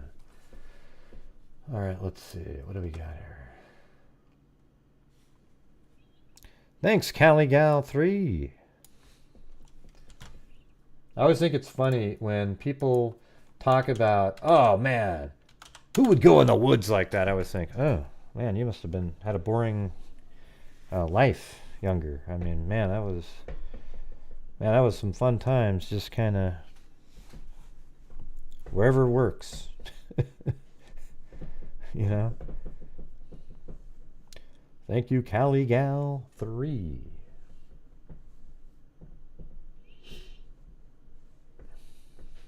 Yeah. I'll play it one more time. All right, bye-bye. One. Hi, my name is Debbie Collier. I own the property at 1332 Tallahassee Road. Uh-huh. Andrew Geigerich is there breaking out the windows in my property, trying to break in on my daughter. Yeah, somebody mentioned the cleaning supplies. That was a different time at a different Family Dollar, and that was for her, the apartment. There was no cleaning supplies bought by Debbie up in Clayton when she went to that Family Dollar. She bought a blue tarp, a poncho, a refillable lighter, a red tote bag, and 2 rolls of paper towels. Okay, and she put all those items in the red tote bag, and she carried that out the door. She didn't want to just have 4 different bags carrying all the different items. She wanted to put them all in the red tote bag. Okay, so what was she doing with a tarp? Well, guess what? It was starting to drizzle that day. So somebody goes, "Hey, we're going to need this." I mean, what if they went to? Let me just show you what sort of makes sense to me. Like, what if they went? Okay, so first of all, the car drives by here at 217.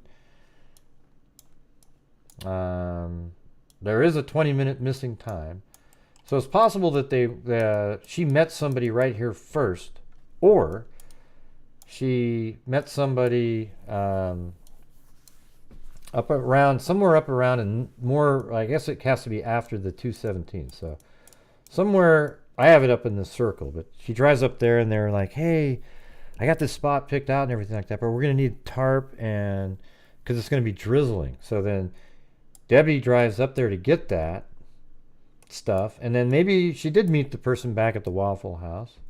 Then from there, they go down to this area. Now, how they got there, I don't know. I don't know how they avoided the cameras. Maybe the vehicle was...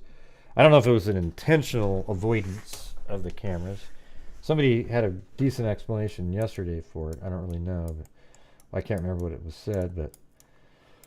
then they get to the parking area here. Now let me check something out here. It's just right off to the side here.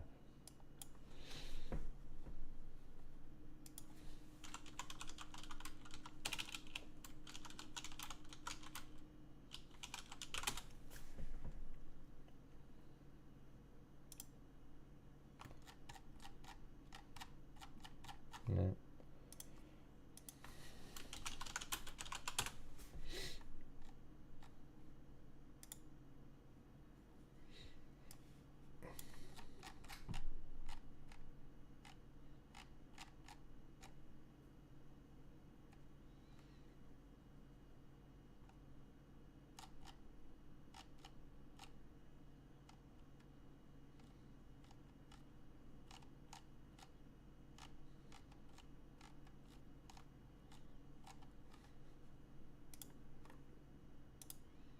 I'm just trying to find something here.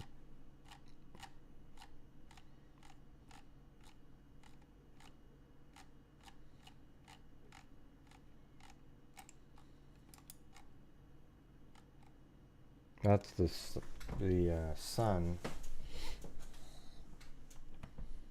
At this time, I'm writing to request respect and privacy during the darkest and most harrowing time of for my family. I have been incredibly hurt and disturbed by some of the reporting and information shared regarding the investigation into my mother's death. I ask that all attention on the tragic story of my mother's death remain focused on aiding the police investigation. It is not appropriate to approach myself or my family at their homes. Yeah, did you hear that, bullhorn? Or our personal social media account. It's not appropriate to publish speculation about my family. Well, it's hard not to when you see your sister's one of the, just an absolute criminal. So there's no place for the court of public opinion in the pursuit of justice for my mother And the speculation continues to be traumatic and hurtful for my family. Well, I try to at least speculate rationally based on the information. That's why I don't go down the weird, crazy routes, you know. I will never be able to fully articulate the loss of my mother and what she meant to me. She was my longest source of love, support, and encouragement. My mother was a very vibrant and strong soul. She was a person who valued kindness, empathy, and understanding throughout her entire life. She went through life recognizing the beauty and grace of everything she saw and experienced around her. She enjoyed many aspects of life and knew that daily life was filled with joy and beauty. She spent her time enjoying and making art. She valued listening to dancing and singing along with her favorite music. My mother consumed herself with holidays as her focus remained on family and the value of being together over a home-cooked meal. Each year, she would shower her family with thoughtful gifts as gestures to remind you of her constant presence and awareness of family. My mother was persistent in her love throughout my entire life, and I will persist until she is given the justice she deserves. Our lives have been irrevocably changed. Our grief is here and our pain is deep. Again, that is why I'm asking you to please respect our privacy while we learn to cope and adjust with our loss. Now, this thing here always seemed a little bit more suspicious, but I don't know. What do you guys think about that? Yeah, I mean, I think that's, you know, it feels like that's something, yeah, I would write, like if something was, like if my mom was in a similar situation, you know. At the same time, there's, you know, he's got to recognize that, you know, his sister is just a real piece of work. I don't want to read the letter again, Tracy. I just went and verbally said what it said on it, just kind of in general. It's not really that interesting, you know. It doesn't affect anything. We've gone over it before. You've said it twice now, and then I already told everybody, yeah, his letter said something. He was a sort of a physical, threatening letter if the family came by him again. But the thing is then Amanda started seeing him again, and then, you know, this is a year and a half later, and things are different, obviously. But, it, you know, it shows that he has the ability to say that, and I, you know,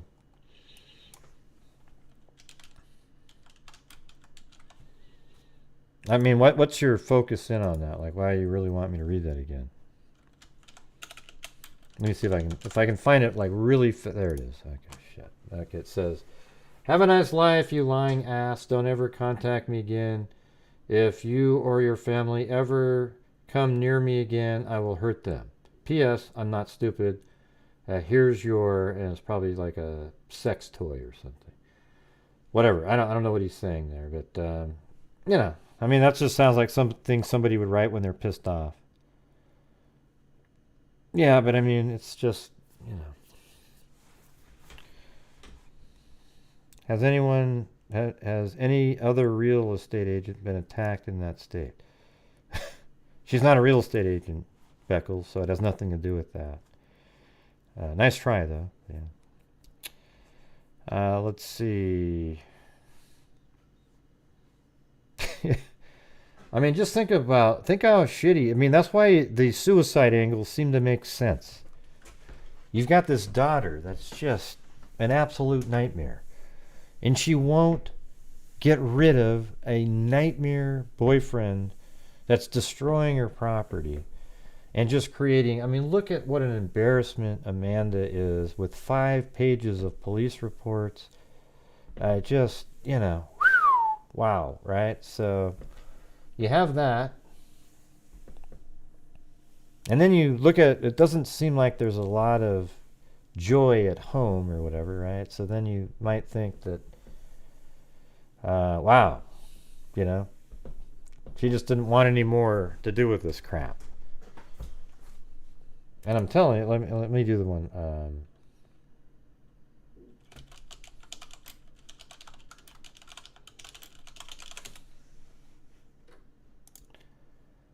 Is it this one? Yeah. So this is the one that I always show people because I didn't do a show on it, but I was talking about it quite a bit on my social media, like Facebook groups that I was in way back in the day. But like, look how weird this story is. All right. So this is back in 2014. An Oregon mom whose body was found in a remote area after she was missing for nearly 2 weeks committed suicide, authorities said tonight. Jennifer Houston killed herself by asphyxiation, the state medical examiner's office and police said Wednesday, according to the Associated Press. Houston's SUV was found Tuesday in a rural and remote area of Yamhill County, the Newburgh-Dundee Police Department said. Detectives and the medical examiners think the married mother of 2 young boys died fairly close to the same time she was reported missing on July 25th. Police Captain Jeff Kosmicki said in a statement. Detectives also found a note addressed to the woman's family, the APA reported. In a statement released through police, Houston's family said, "Our hearts ache today. We have lost our firstborn child. We have lost a wife and a mother. We don't know what led Jennifer to this dark place and to this end, and perhaps never will understand it. We are incredibly thankful to the families, friends, community, and media for their searching." And so another part that's weird about it is, like when you look at this story, let's see, where's an image? Maybe I'll go to like this one. Maybe that'll have it. Yeah, well, there's actually pictures of her inside of a store buying items. You know, that's the thing.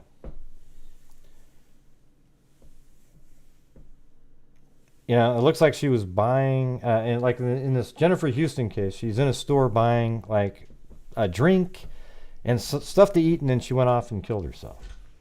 You know, it feels identical in that aspect, except in this case, the police believe that it was a homicide in the Debbie Collier one. There is every indication that we have recovered the body of Jennifer Houston.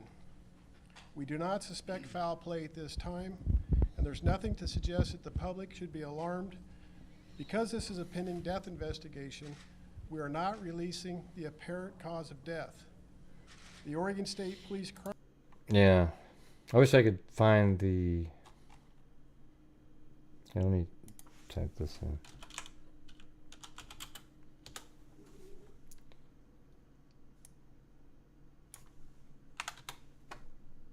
Yeah, it's not going to be in there. Well, I found it the other day. But anyways, you know, that's why I was thinking maybe that's what's going on here. But, you know, the burning makes it less likely, right? Because that's not really that common. It does happen, though. And then you've got all these other elements that create confusion and sort of like, man, something else might be going on. And something's missing, apparently, from the crime scene. So in that case right there was a woman with a husband and 2 children, small children even. And then one day, just out of nowhere, you see her. She goes to a store on surveillance, buys some drinks, looks totally normal, absolutely calm as you can be. And then later drove herself somewhere and killed herself. I mean, unbelievable. So it's crazy sometimes, but it does happen. And I'm not saying that's what's happening here. I did think that was most likely, but I've changed my mind. I think it's more that she met somebody that's not Andrew or Amanda. I think it was like a date that went wrong or something, you know. So we'll see, though, I guess, right? I mean, whatever the answer is, I'll be happy to get the answer. Won't you guys? This is one of those ones I just wanted to... Yes, really, Cindy. That's why I said what I said. Yeah. I just want to get the answer.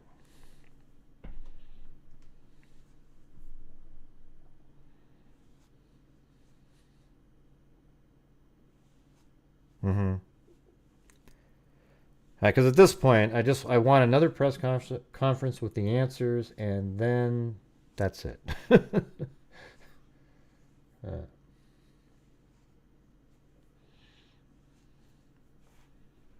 Yeah, she needs to have this solved. I mean, I'm just trying to come up with things, as it's going along. I'm just kind of, I flow around, and that's kind of, I think that's how everyone's minds work. I think the people that go, here's my thought, and I'm right, and they just stick with that. They're the ones that are very rarely right, ever, because they're not willing to change their mind when new information comes in.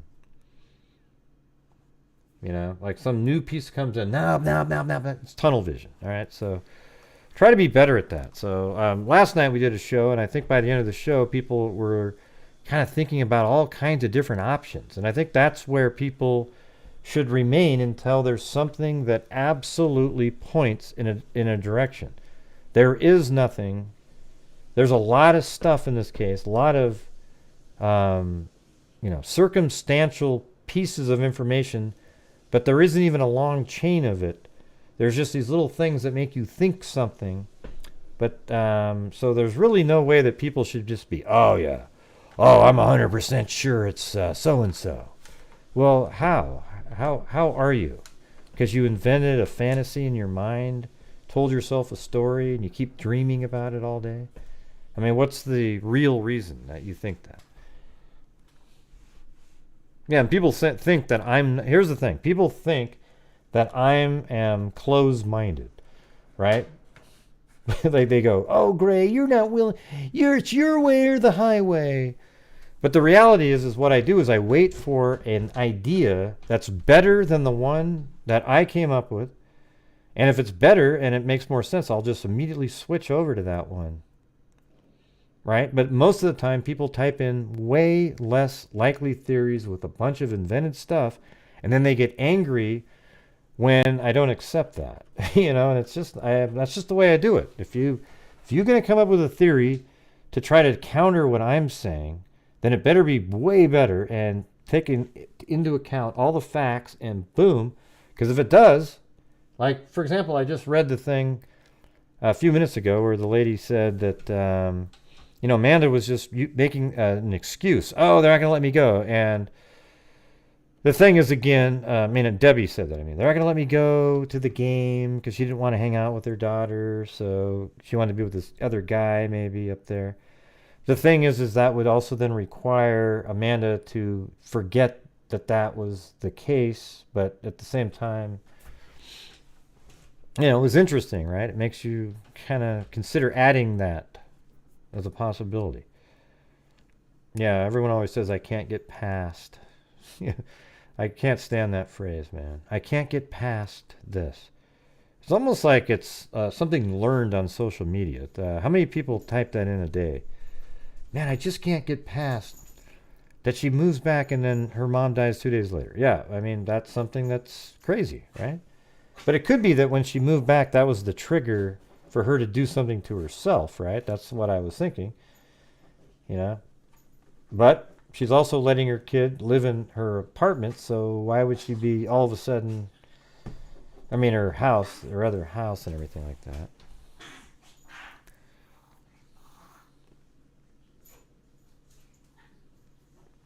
It is weird how people type that phrase in all the time. I can't get past. And sometimes it's something so trivial. That's a pretty big one there. She comes back on the 8th, her mom dies on the 10th.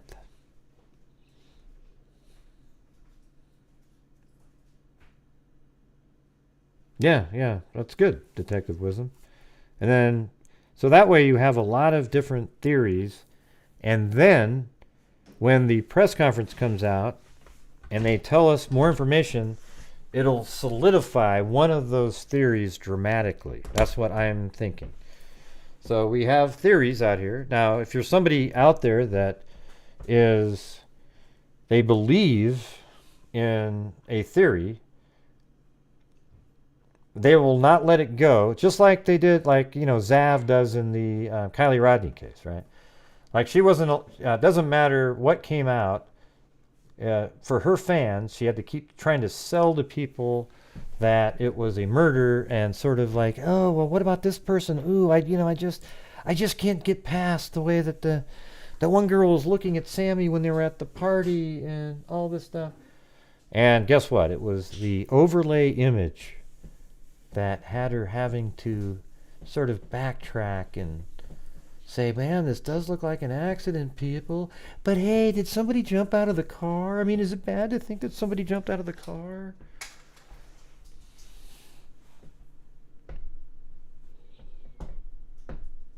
Now, well, here's what's going to be important is that Debbie had meals that day, right?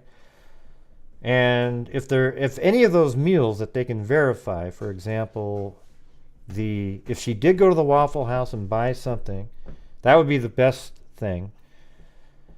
But she could have also bought something at Chick-fil-A, which would have been earlier, and so I think she was killed before 5 o'clock. I would say my guess is around 5 o'clock or earlier, like even like 4:30 that same day, but you never really know, right? I mean, she could have been at somebody's house until 6 o'clock, and then they drove down there. We just don't know. But I have a feeling she drove up there to meet that person specifically at that spot. And I think there was a fire started down there to have a fire. And something very wrong happened down there. And I'm not even saying it's intentionally. It could be that she had her poncho on and her jersey, and she sat too close to the fire. Everything caught on fire, and it just, the paper towels might have been used to start the fire that they just had. And then maybe her poncho or something caught on fire, and they couldn't get it off, and it just overwhelmed the whole situation. It wasn't wet enough outside. They had no way to put the fire out. And, there's something like that.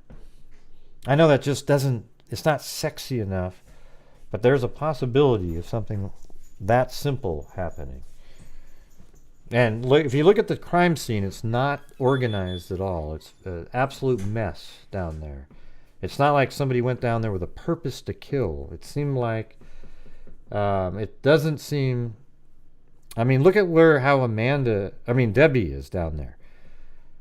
There's a fire, and then 10 feet away down a hill, her feet are first, and like almost as if she slipped down there. She's on her back, and yes, Geckles, you know what it means. You know how people, it's sexier and more intriguing to have it be murders and all these things. You know exactly what I'm saying. Don't try to sound naive, okay? So anyways, she slides down her feet first on her back, and she's grabbing onto a tree.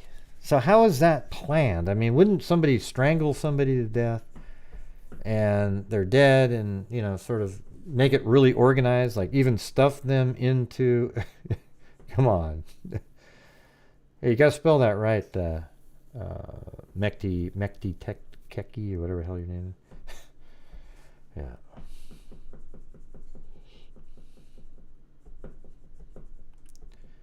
Sexy Gray, gee. I'm the moral superiority police, Gray. How dare you?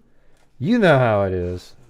Like in the true crime world, people try to sell a murder or anything nefarious and all these different elements to make it more sexy for the people. Ooh, everybody, yay! That's the term, okay? Now, if you don't like the term, go cry somewhere else, but I'm going to say it how I say it. Yeah.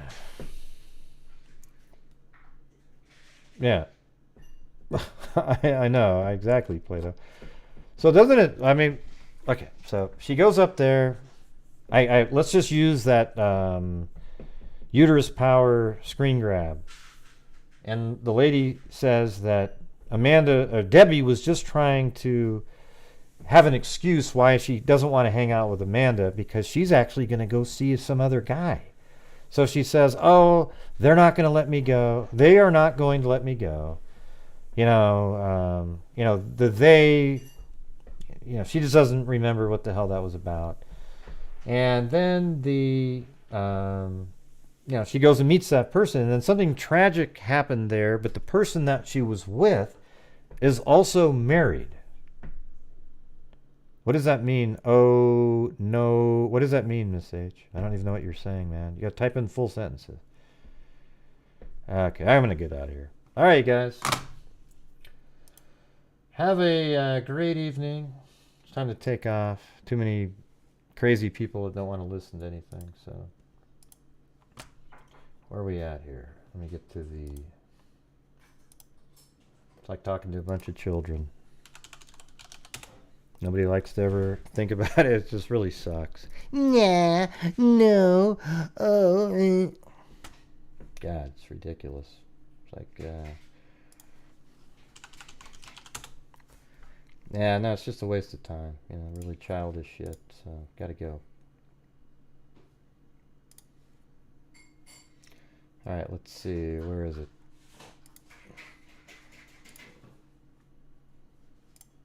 Like, you can't even just talk about something. It's just everybody.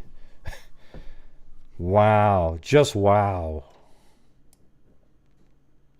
Hey, Lynette Joy. Thank you. Yep. Wow. Just wow. Yeah, no, well, the thing is, it is a good idea, but people don't want it. They have this imagination in their heads. So when you say something, they just can't deal with it. Okay?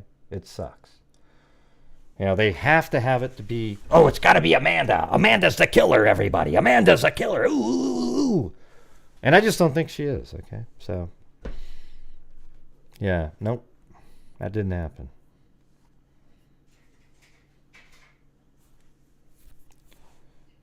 Yeah. Yeah, all I'm saying is, you know, I don't know if Amanda plays a role here. You know, she went down there and burned her mom to death. Does anybody see that? She goes down there and burns her mom to death. Is that what we're going to be saying tonight? God, just have open minds and try to listen for a minute. I know all the other theories, everybody. I get them all. I've heard them all. I've seen them all. Ooh, yeah. Ooh, somebody else sent the Venmo. Oh, really? So somebody else sent the Venmo, and the mom got it, but she turned off her phone anyways because she just didn't want to know where it came from? Yeah, no, that didn't happen. Okay, she likely sent the Venmo at 317 in the parking lot. So wouldn't it be more likely, since there was nobody in the car with her, that the Venmo wasn't nefarious? And if it's not nefarious, then isn't it just the red herring is Amanda's reaction to it? Isn't that the problem here? Okay, so why is she not answering her phone then after she sends the Venmo? Well, she probably had to send the Venmo because that was something she said she was going to do. So then she spends the rest of her time hanging out with somebody that she communicated with, right? So she was up there communicating with somebody, meeting them, and maybe she did go to the Waffle House. Who the hell knows, right? But they end up down at this area, and that's why she bought a blue tarp, a poncho, because they're going to be outside. So doesn't it make sense that they went to this location instead of another location? This is where they actually were going to use. And guess what? The blue tarp was down there. That means she bought the blue... Listen to me. She bought the blue tarp, the poncho, the lighter, the paper towels, and bought the red tote bag to carry those items, and they made it down to the crime scene. That means they were intentionally brought down there. Do you think the killer had her buy those things to use in the killing? I doubt it, right? She bought those items, and she brought them down to the crime scene, and she intentionally went to that spot. That's what makes the most sense. Except people don't want to hear that. They come up with some other thing because they keep trying to work in everybody else. So why did she bring those items? It just gets so frustrating when you're saying something that's reasonable. People go, nope, nope, nope, nope, nope, nope, nope, nope, nope, nope, nope. Okay, well, tell me why there's a nope. Okay, give me the reason there's a nope in there. What I just said to you, what makes there be a nope?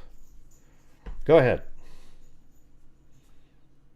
Because you just can't get over that Amanda comes back and 2 days later she dies. Yeah, well, I've been giving it for 3 days straight. 4, 5, 6 days now. Yeah, so the same thing. I've said the same thing over and over and over again. Yeah, so Amanda comes back on the 8th, and she dies on the 10th. But why do we have to connect those necessarily? I mean, it is weird, right? But just think about it for a moment. She buys items to be outside where it's raining. Then those same items make it down to a place outside in the woods where it's raining. Those same items make it there. Why would she take the red tote bag out of the car if she was being abducted? Why would the abductor take the red tote bag out and bring it with her? You ever thought of that? Yeah, it's just the way you do it, Zozo. It's like, nope, without really trying to give it a counter argument. That's the problem. It's embarrassing. You know, it's very, like demoralizing in the show, because I'm the one that has to do the show, and I try to give theories that are rational. And when people just go, nope, without really thinking about it because they just don't want it to be true, that's the part I don't like. Okay? Let's see. I would be curious. Give me a counter that makes sense to what I just said. Tell me why the red tote bag was taken out of the van and brought down to the crime scene if she didn't intend to take it down there.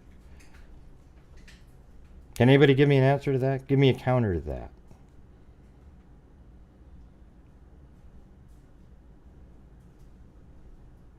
Yeah, we don't know if that's been proven, Plato.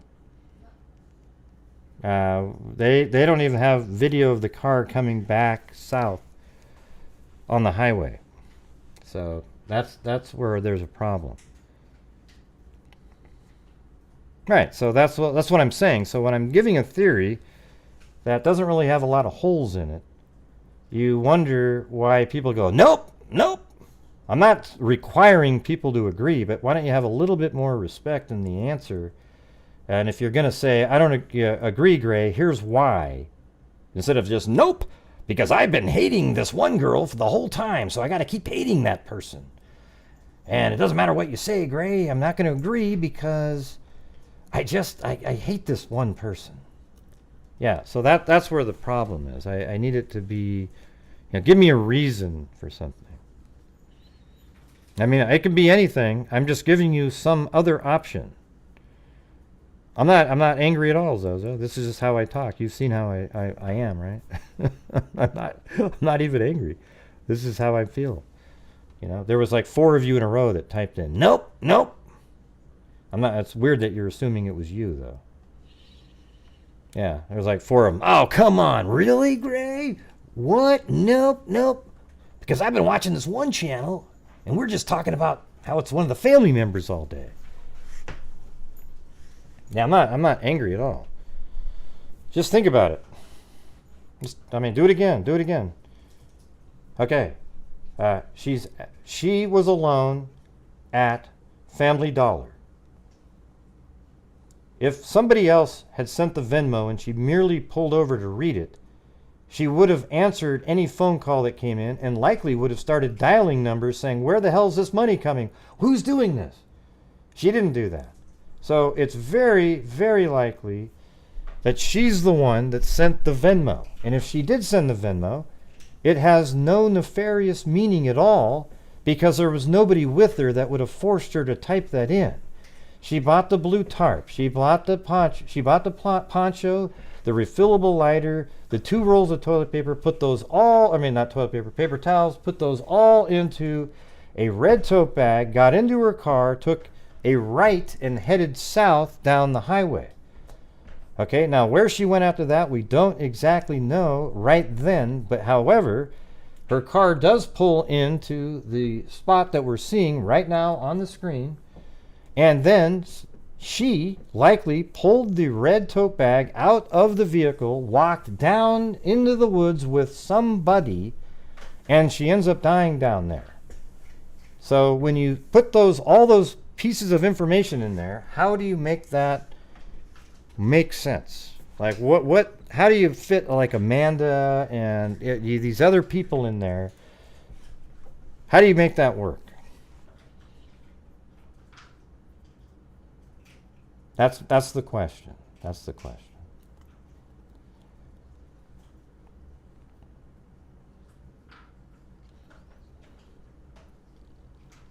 Yep, that's all I can say is back to you, Jim. That's it, you know.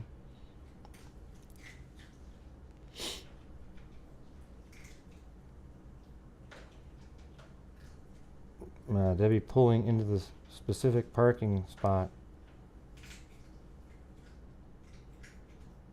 No, there isn't a video of her pulling in there, but she's alive when she went down there, right? Her vehicle was spotted there, apparently at 5, although we don't know if that's verified or not. They just can't see it driving down there. There is no video showing her, but you got to use common sense, right? She's grabbing a tree. That means she is alive when she went down there. Okay, so when she goes down there, she's alive. And the red tote, why would a killer have her bring the red tote bag filled with a blue tarp and things that are readily used for when it's raining outside? A poncho, for God's sakes. A blue tarp. And then a paper towels to light a fire. And a lighter to ignite the paper towels, maybe. I mean, they're not the greatest, fuel source in the world, but they're better than nothing, right? So, a newspaper would be better. But you light those things, and maybe that wasn't even the fuel source. It was used for something else. Maybe they were just paper towels, for, picnic or something. Maybe the other person brought some sandwiches or something. Who the hell knows, right? I just don't think it's unreasonable. I don't like the "oh hell no" type of stuff. It just doesn't make a lot of sense. Now, I say that sometimes when I can see it and it doesn't make sense given the information. Like the blowtorch,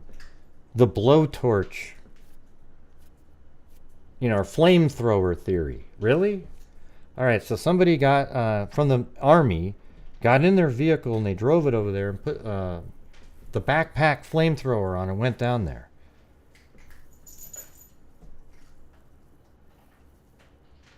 You shouldn't be embarrassed for that one. Jojo, I mean, that could be exactly what that's for, I mean, maybe she was told Amanda and Andrew were camping there and needed supplies. Yeah, you always got to work them back in, huh? Yeah, I guess it could be, Cindy. You never know.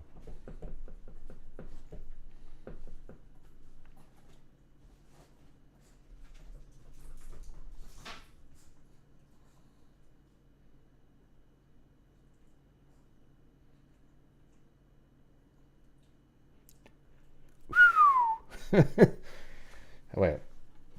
Flamethrower? There we go.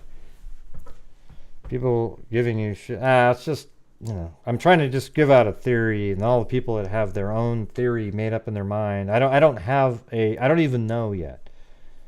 But it was like 5 or 6 people immediately typed in, no way, not a chance. And it really gets disheartening because it's just a theory that's using complete common sense and it's rational, and it gets shot down. And usually you should do that when it's just a garbage theory where there's nothing, all the elements don't work.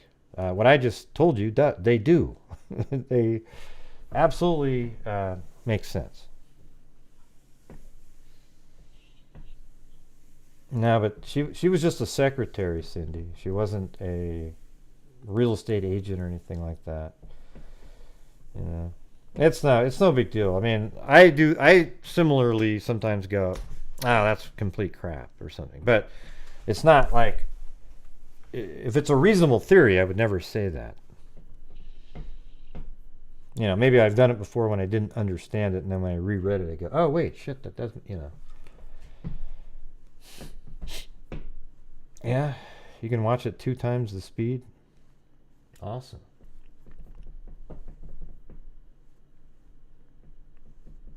Yeah, I mean, well, thanks, Julia. I think it does make sense. It's like, I mean, how do you make the Amanda Andrew theory work? The only way to make the Andrew theory work is to make up, and Amanda is to come up with a whole bunch of stuff and make it up in your mind, and just sort of throw it in there because there's nothing. You do have the phone call, right, at 11:50 in the morning. Yep, you've got that one. And then she goes to a Chick-fil-A, and then ends up driving at 2:17 past the Tallulah Falls School. And then there's a 20 minutes of missing time where she then drives through the McDonald's parking lot into the parking lot of the Family Dollar and pulls in. Walks into the store at 2:55. She gets at 2:52, pulls into the parking lot, and then goes into the store at 2:55, then exits the store at 3:09, sits in the car to about 3:17, pulls out, and in the same 3:17 moment, looks like she sends the Venmo from another parking position. Then she exits and leaves at 3:19. And then she ends up down at, we don't know, but there was a sighting apparently at 5 o'clock of her car down at that location. So was there some other person in that 20 minutes time that she met with that said, hey, it's going to rain. Can you pick this up? I'll meet you down at the... And they go down to the spot. I mean, it just feels right, but it could be all the stuff that you guys have thought this whole time. So here's what's going to happen. It'll be like, oh, yes, we've now arrested Amanda and the boyfriend, and everybody's going, see, Gray, you're wrong. And it's like, well, I didn't say that they couldn't have had something. I'm saying right now, but you know how people do it that way.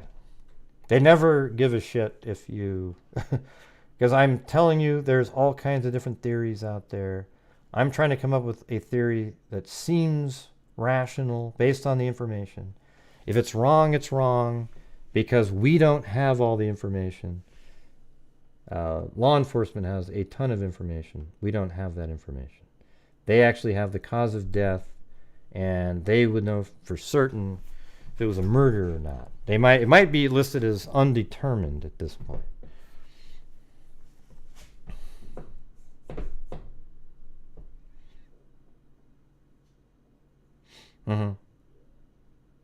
Not necessarily, Jeremiah, but yeah, I mean, you would think that, that's something I said early on was, the reason that she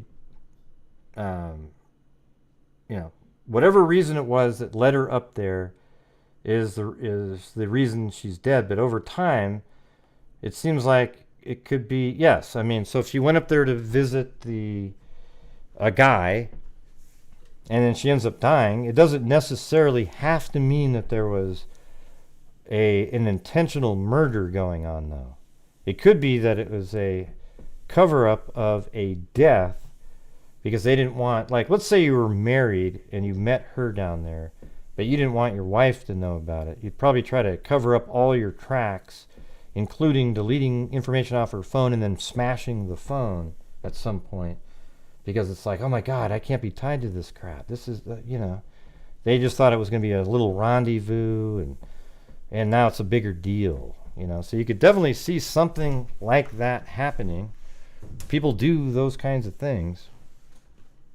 Except it doesn't, again, it doesn't have that element that everybody likes, so it's not as fun. We all have to hate Amanda a lot and add her into the story somehow. Even though I'm having a hard time, I get the parts, the weird, her calling 911 all the time, but as you can see, she's kind of like this drama. She just calls 911 over and over and over and over again, but she is skilled at manipulation, so you got to add that in there. That's in there. There seems to be, she probably knows exactly what the 2385 was for.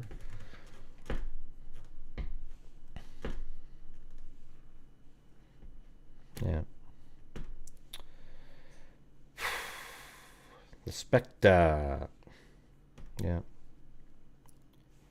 Anyways, yeah, I was going to get off here a few minutes ago, but I don't know. I don't know why people say, oh, we don't all have to agree. It's not that. It's it's like if you don't agree, you can easily just say. I mean, it's hard for me to do that because I'm doing a show. But like, if I have a theory that is really putting all the elements together, I mean, at least you could just go, yeah, I don't agree because, and here's why. Let me tell you. And if your answer is because I hate so and so, well, that's not a good answer, right? So we'll see what it is, everybody. Who the hell knows? I can see you, Molly. Block, can you see me? What's going on? Should I rewind? Do you think law enforcement has dash camera submissions? I don't know. No idea. So, anyways. Don't get offended. It did really bother me, though. Like, it's just like, if it was just one, it wouldn't have, but there was like 6 in a row. They were like, ding, ding, ding, ding, ding, ding, ding. Nah, no way, no way, no way, no way, no way, without really thinking about it, you know? All right, let me do a few polls here, I guess. Let's see, we'll try a few. Let's see.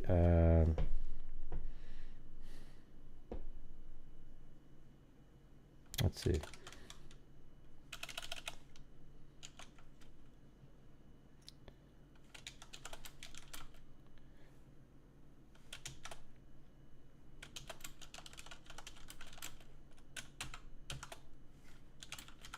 All right, there you go. That's the poll right there. Or I should have said R. I used the wrong, bad grammar there, everybody. I was just gonna put one of them, then I forgot to change it. Anyways, you can see it. Should have been R.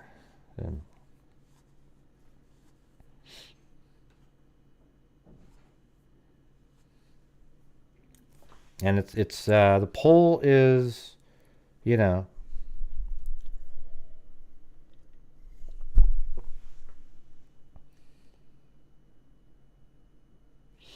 Yeah, I mean, she moves in town. She dies 2 days later, yep. And she does say she was looking around for a couple hours, yep.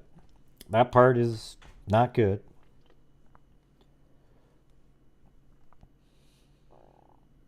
Well, I'm just asking, no, there shouldn't be an undecided option. This is a yes or no question.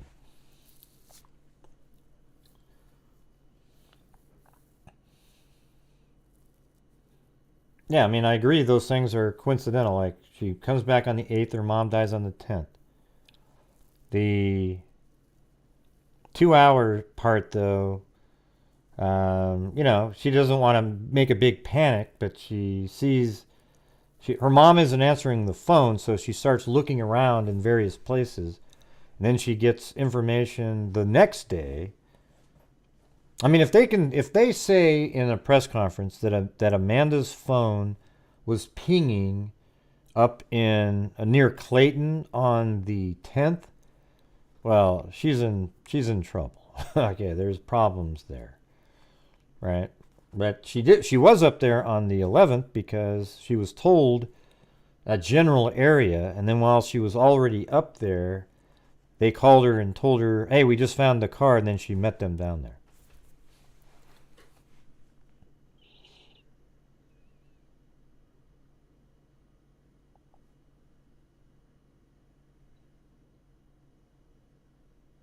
That doesn't make any sense, so let's see. Yeah, I mean, it could just be anybody. Like, see, there must have been a conversation. Like, hey, I'll ask, maybe they are people she was going to go meet up there. You ever thought of that? What about that? But Amanda doesn't remember because, you know, who the hell knows? Amanda is, you know, she's out there. So she might not have thought it meant anything at all. And when she tried calling her mom a bunch of times, and the mom didn't answer, then she looked at the message again and assigned a bit greater meaning and just didn't remember what that meant. I mean, people just want it. Look at, does it sound nefarious? Okay, you know that she didn't send that nefariously, right? Haven't we kind of all decided that the mom was alone and she's the likely person who sent that text message? Okay, let me do that one. So we've already got 50-50 up there. I'm ending that poll. Okay, let me type this one in.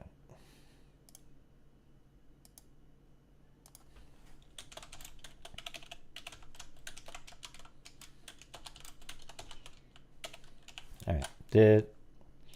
Did Amanda send the Venmo? That's the next question. All right, go ahead. Answer the poll. God,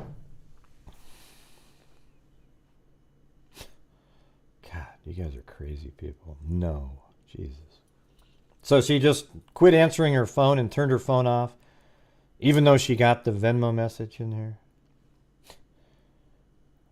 No, I didn't mean Amanda. Did I say Amanda? Let me stop it. Hold on a second. Jesus. I'm going to end that poll. I'm the one that screwed up on the poll. Hold on a second. Did Debbie send the Venmo?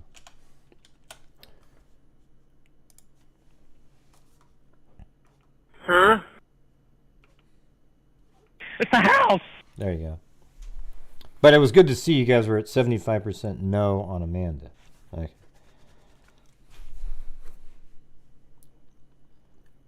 All right, so you guys got another 20 seconds. Just hurry up and click that thing.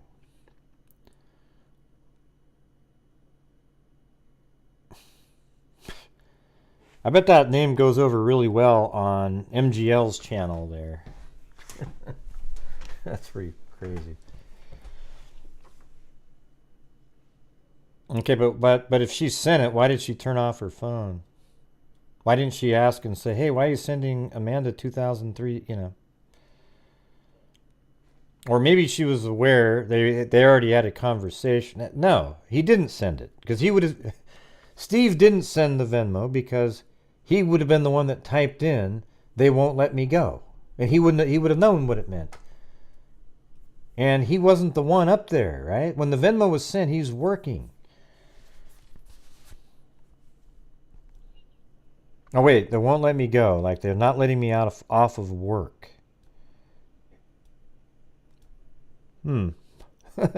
I guess you could say the Steve, like let's say Steve's at work and, but what's Debbie gonna have him? I mean, I don't know. That doesn't make any sense because why is Debbie 70 miles away buying a blue tarp? It only makes sense if she's meeting somebody up there. It's not for Steve. Okay. All right. So 81% think that Debbie sent that. I guess we could try one. Let me. Shit. Hold on. Yeah, I got it over here. I can do a poll over here. Hold on. Who sent the Venmo?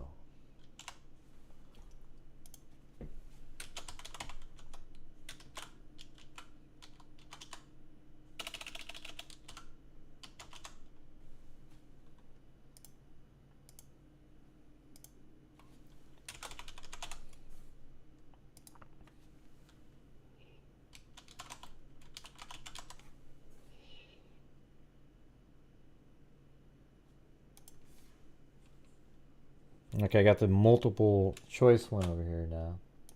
All right, do this one then. There we go.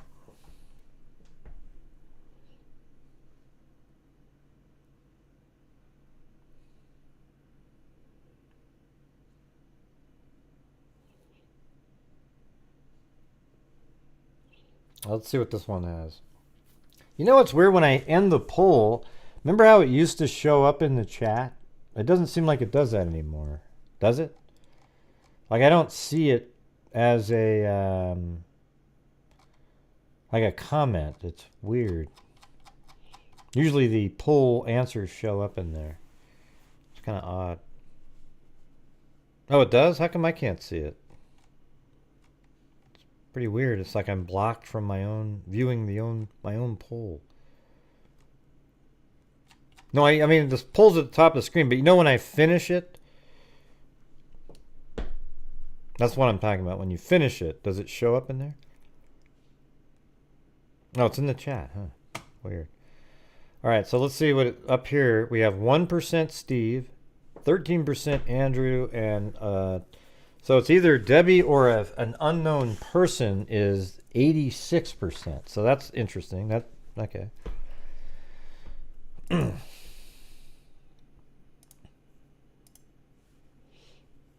Let me do a poll now. Hold on.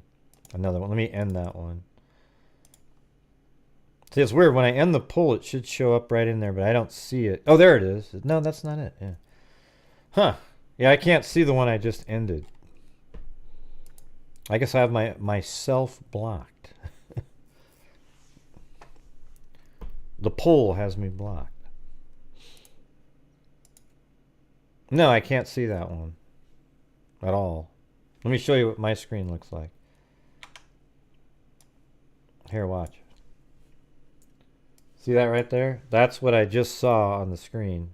Can you see it now, Gray? Ding, ding, ding, ding, ding. It's not on there. See?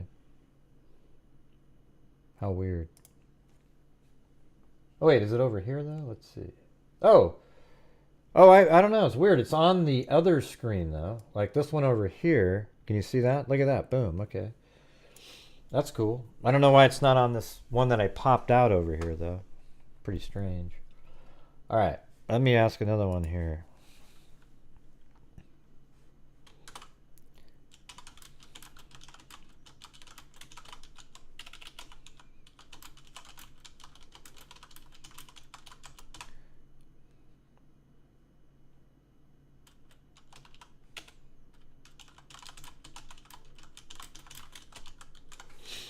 Okay, here's one. God, we're doing another 4-hour show here, you guys. This is this is nuts. I can't believe it.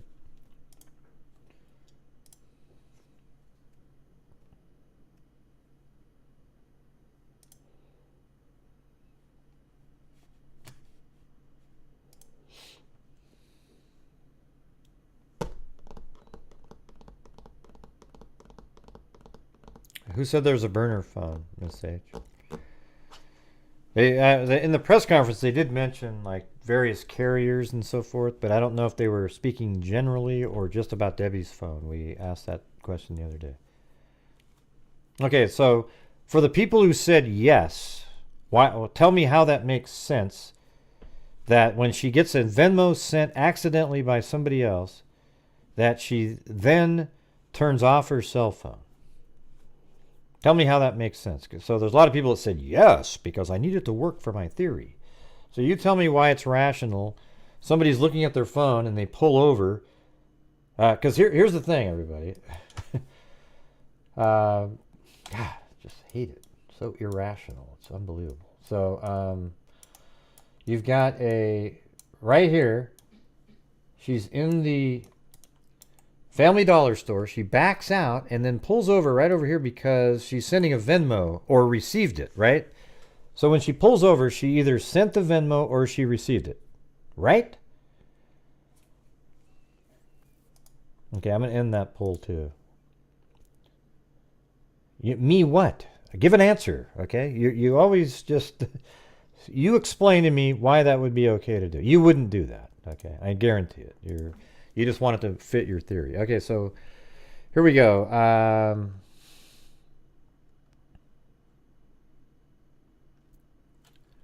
Okay, when she pulled out of the parking lot, then stopped again at 3:17, did she receive or send the Venmo? And that's just in general. I'm not asking for you to pick receive or send. I mean, is that what's going on when the car stops the second time? Okay, so that's this poll question. When she pulled out of the parking lot, then stopped again at 3:17, at that moment, is she receiving a Venmo, or is the Venmo involved in why she's stopping, is what I'm really asking. Okay, so listen to what I just said.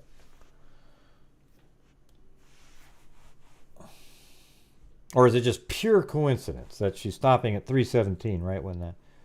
God, man, these people are crazy. I think there's trolls that just put no in there. It's just... It has to be that.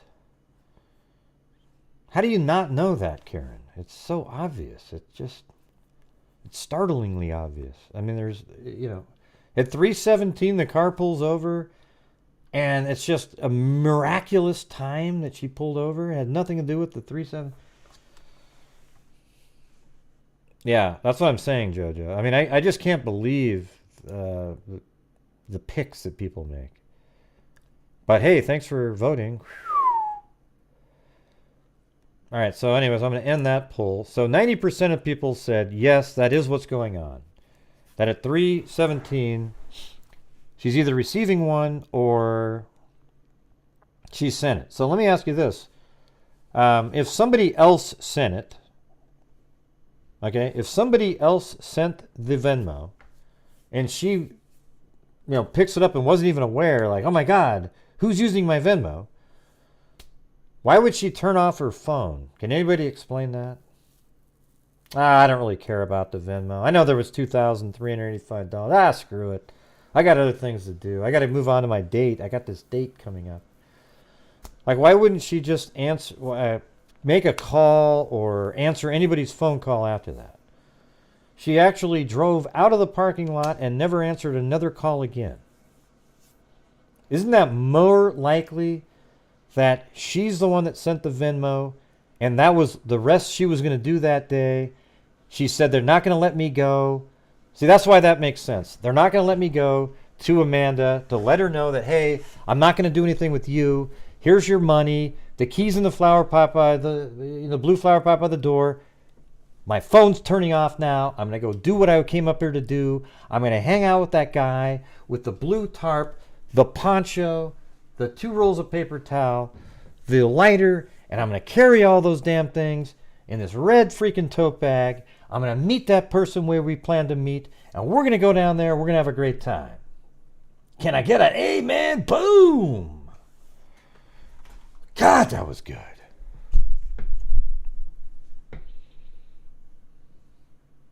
It's only 10 seconds different in the stores, Dan. Yeah, as a matter of fact, it actually helps it more. Yeah, because the other store, I think it was, I think inside the store was quicker or something like that. Or maybe it was 15 seconds later.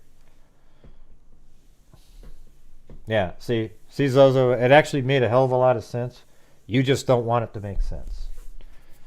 Yeah. And the reason is because you just can't get over the fact that she died 2 days later.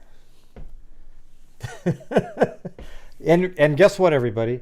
The theory that I just came up with could be completely wrong. It just seems to make sense to me based on what I see, right? So tomorrow we could get this whole new story and it'll just be like, wow, that's unbelievable. What the information that we have now, it made sense to me.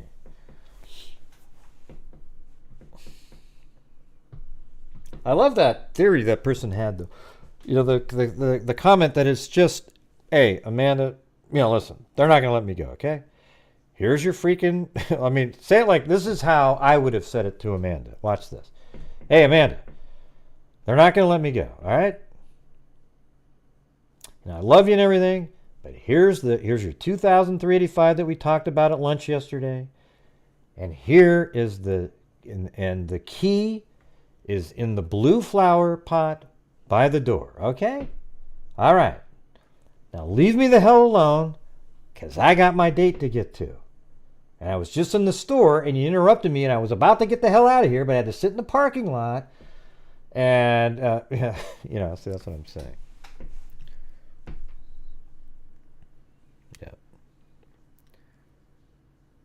Yeah, she talks about that neck on a daily basis. She just keeps saying it over and over and over again. The only picture she hasn't used yet is Jabba the Hutt for the wrinkles around. But other than that, she just, wow.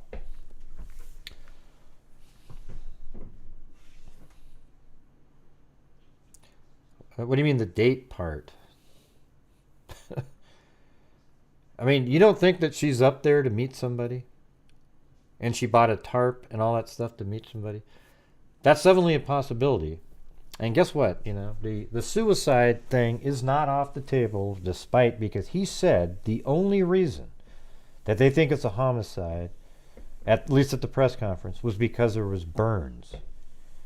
And that's pretty, if that's really what it comes down to, except the burns without a lighter is a big deal. If there's no lighter at the scene, if that's the item that's missing, because he said that most of the items that she purchased were found at the crime scene. Well, if the lighter's missing, that's a big deal, because that means that the source of the ignition is not at the crime scene, and therefore there had to have been another person. It's like not finding a gun at a suicide when somebody's shot. It can't be a suicide, right? Because the gun's gone. Now, if you find the gun next to him, you can't rule that out until you forensically decide that it doesn't make sense or whatever, right? No, she knows why she sent the money. She's already spent the money. Yeah. She knows exactly why she got that money. Yeah. I mean, she's already spent it and everything. She knew exactly why she was getting that money. I think the day before, when they had lunch and everything, was exactly, and maybe there was even an argument, and the next day she just goes, screw it, here, take the freaking money. All right, leave me the hell alone. Here's the,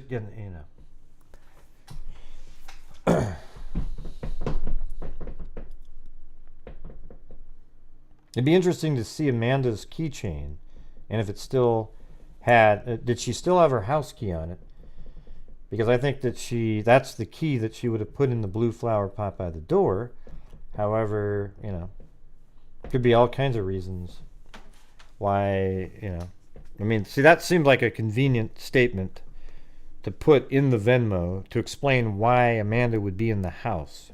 So I'm not unaware of all the other things.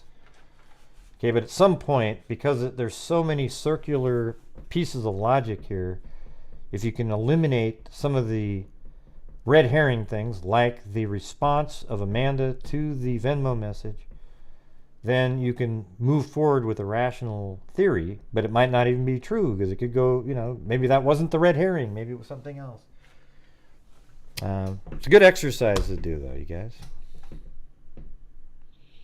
Yeah, I mean, obviously, who said that she didn't know what it was for? I don't remember her ever saying, I don't know what the money's for. They just she's never told them what she spent it on, or she didn't at that press conference. But I guarantee it, since then, they've probably figured that out. It's all going to fall into place, Lillian said. Have I already thanked everybody already? I think I did, didn't I? I don't know if I did or not. I'll have to start over again. No, I haven't yet. That was...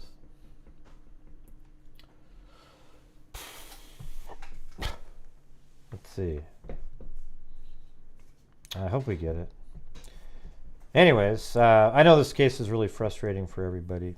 It creates, people get frustrated and angry. I get frustrated and angry. So I apologize, Zozo and everybody else, when I was upset about the no way, no way, no way. Okay, so you guys, it's okay. It is okay to think differently, but what I like more than anything else is when you disagree to have a good reason. Say, because I don't just randomly throw something out there, like just to see if it sticks at a wall. Okay. Have a little bit more respect for that part of it. I mean, some of you guys just type in like, hey, what about this, aliens? Like, hey, blah, blah, blah. It's like verbal diarrhea stuff, right? Like, I literally try to think about what makes sense and then type it in. Right? Now, and some of you do think it out and type in rational comments, and I see those ones. But you got to admit, there's people, come on, a blowtorch? Really? No, a flamethrower, I mean? I mean, come on.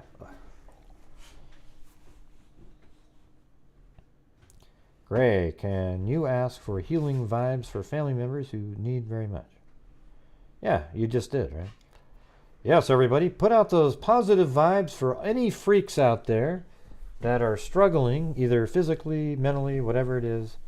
But hopefully you get a little bit of enjoyment on this channel Get some laughter here and there. You get a little worked up at some points. You know, like I said, man, it's like Thanksgiving dinner in here every single night. You know, and thank you all. And sorry for the, you know, what was it? You know, early on I was talking about, I think people misunderstood what I was saying about the, you know, it's like you have this show with 900 people watching, and it feels like shit. You couldn't even treat the show like I was a tip on a cup of coffee you bought at Starbucks, even though I'm doing a 3-hour show for you. You know, and I think that's a rational thought by somebody who puts 4 hours of shows in there, and it's the shows are sometimes get kind of stressful, right? Because you got to keep thinking, watching, putting stuff on the screen, playing things. I hope you guys thought it was weird hearing Debbie's 911 call, wasn't it? She seemed like she really didn't like Andrew, so you got to throw that into the equation. But that was a year and a half ago, and it seems like, you know, maybe things have changed a little bit. I mean, obviously she was allowing Debbie and Andrew to move into the home that they own there. No, the thing is, I don't want anybody sending a nickel into the channel that can't afford it. Okay, that's the truth. I mean, if you can't afford, I mean, we have a bunch of freaks that give out channel memberships to people every single month. But if you can't afford it, do not send anything in at all. Okay, I only want people. If you can't afford it, then help out the channel. If not, then hit the like button, share, subscribe. You know, say good things, whatever it is. Okay. But I don't want, if it affects your life at all, I don't want you to do it. And I say that all the time. And also, if you have just a certain amount of money and you want the best bang for the buck, then send it straight to a charity. But if you'd like to help my channel out, and knowing that at the end of the month I send in over 50% of the revenue to charity, then great. I mean, we do sort of like a bulk effect here, right? But if you want to send it directly in, just go ahead and do that. People seem to always miss that I say that. You know, it's like, go ahead and do it, right? We just have like the channel totals and everything.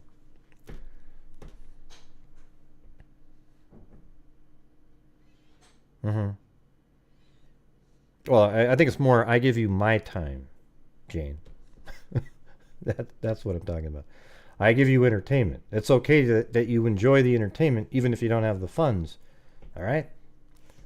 I think you got that backwards. Let's see. This was not a suicide. Items missing. I already said that, Meta USA, like 5,000 times. I'm the one that actually figured that out.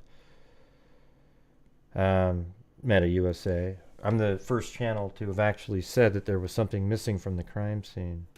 You probably missed that. Watching here each night is so different than paying a subscription to Netflix. Yeah, it's crazy, isn't it? Yeah. Yeah, I mean,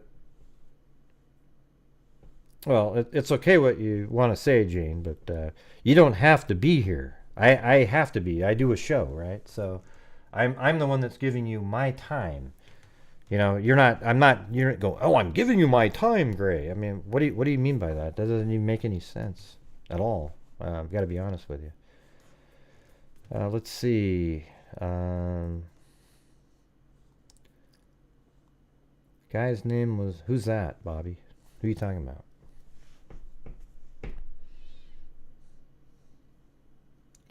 Quick to call police for everything, but not so quick to call. Well, that's because she didn't know it was something. When it was just after she was calling people. You know, she's calling people, calling her mom over and over and over again. Then she started looking for her. Then she called the police. The other ones are sort of like things happening to her at that moment, right? So I don't know if that's a good comparison. You know, like the other ones are people are chasing her around, or somebody's breaking into her house, or, you know, it's happening. But, you know, I mean, I get what you're saying. I mean, I don't know if you can make a direct comparison on her mother being missing because she wasn't sure her mom was missing. I think the reality is when she got the Venmo, she didn't immediately freak out. I think she started calling around. It makes way more sense that she was calling around. And then when her mom wasn't answering, she looks at the Venmo again and then assigns a way more nefarious meaning to that phrase. So, I mean, that's just my opinion on it. It could be anything, though. But the thing is, you almost have to say that the Venmo itself is not nefarious because she is the one that sent the Venmo, right? I mean, I think most people believe she's the one that sent the Venmo. If that's true, then they aren't going to let me go. She was alone in the car. That means the Venmo is not nefarious at all, right? Yeah, because there's nobody in there forcing her to type that in. They said that she was alone in the vehicle. I mean, they are tinted windows. Yeah, they are tinted windows.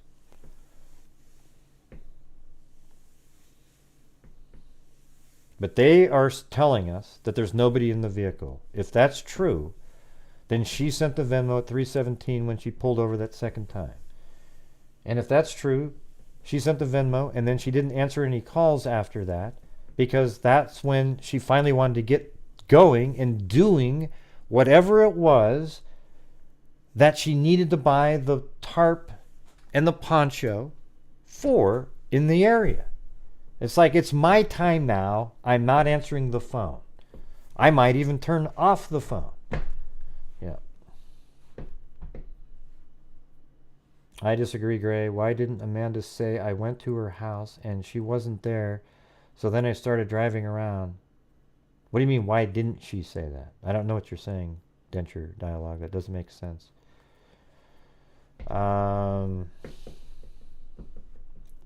She did say that. I mean, she did say she was driving around for a while, looking for her. Words are flowing out like endless rain into a blue flower pot. Oh my God, like the blue flower pot that was at the crime scene, apparently. You know what's weird, everybody? I heard earlier on another channel, I was watching it, because somebody said, "Great, check this out, it's interesting." So I listened for 2 minutes, and I was just shocked at how stupid it was. Somebody was literally saying, how do we know the blue flower pot was at the house? And that's not the part that was dumb. It was, how do we know the blue flower pot wasn't at the crime scene? Well, if you actually read what the freaking Venmo said, it said the blue flower pot by the door. Does anybody see a door at the crime scene? Oh, wait, maybe they had a door on front of the fire. You know what? Forget it, you guys. That little thing that looked like a cave where the fire was, there was once a door on there, like a hobbit door, and it just burned away and we can't see it now. Yep, there we go.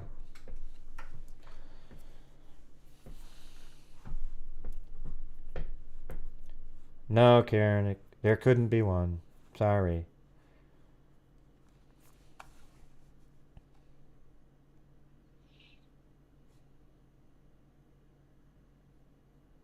No, yes, you would, Fonda, if you already knew where they lived, right?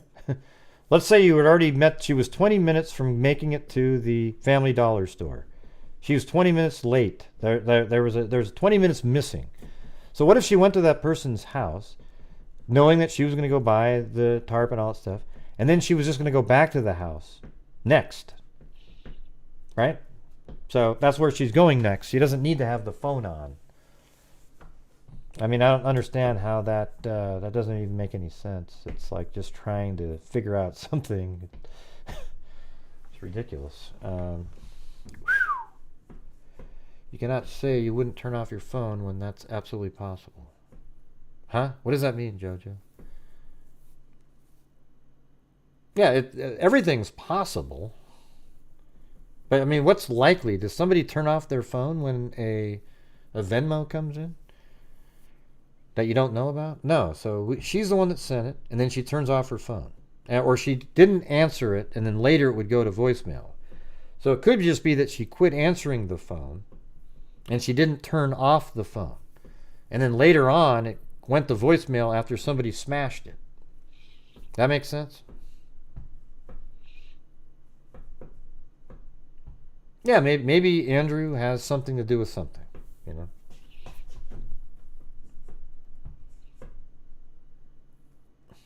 No, we don't know if I'm right, Ice Falcon 224, but I'm just trying to come up with, you know, rational theories that aren't what everybody keeps saying over and over and over and over and over again. Doesn't sound like those are. Police just said recently that, well, you know, they inferred that the family wasn't their focus. So we'll see. Yeah, that's what I think. They left because they didn't want to be associated with it. And maybe they even tried to hide that they were there because maybe they had had some sexual contact and the fire would destroy that.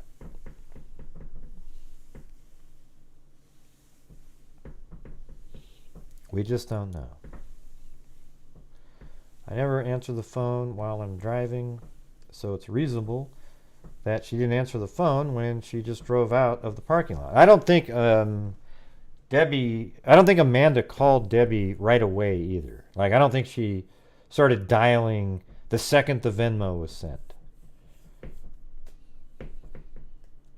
I mean, it could be that's why I think Zozo said, you know, like when the car paused and then turned to the right, remember how it stopped? Like it would have gone forward, but there's the speed bumps there or the camera. Maybe that's when a call came in and she's like, screw this, and then just turned. Didn't answer it. I don't know. If the argument, because it would be, that's about the time it would take. You send the Venmo, drive away about 10 seconds later, then. And also what Dan was saying a minute ago, the times are off a little bit, like 15 seconds or difference at the Family Dollar and the parking lot camera. So knowing that, the time might be off by a little bit more or less. I mean, it's hard to really even say because we don't know. Law enforcement knows because they could take the actual time off their cell phone, which is connected to, you know, the web or whatever, and you got the exact time. And you could look at the time on the time code and say, oh yeah, this is off by a minute 27, and then adjust everything according to that.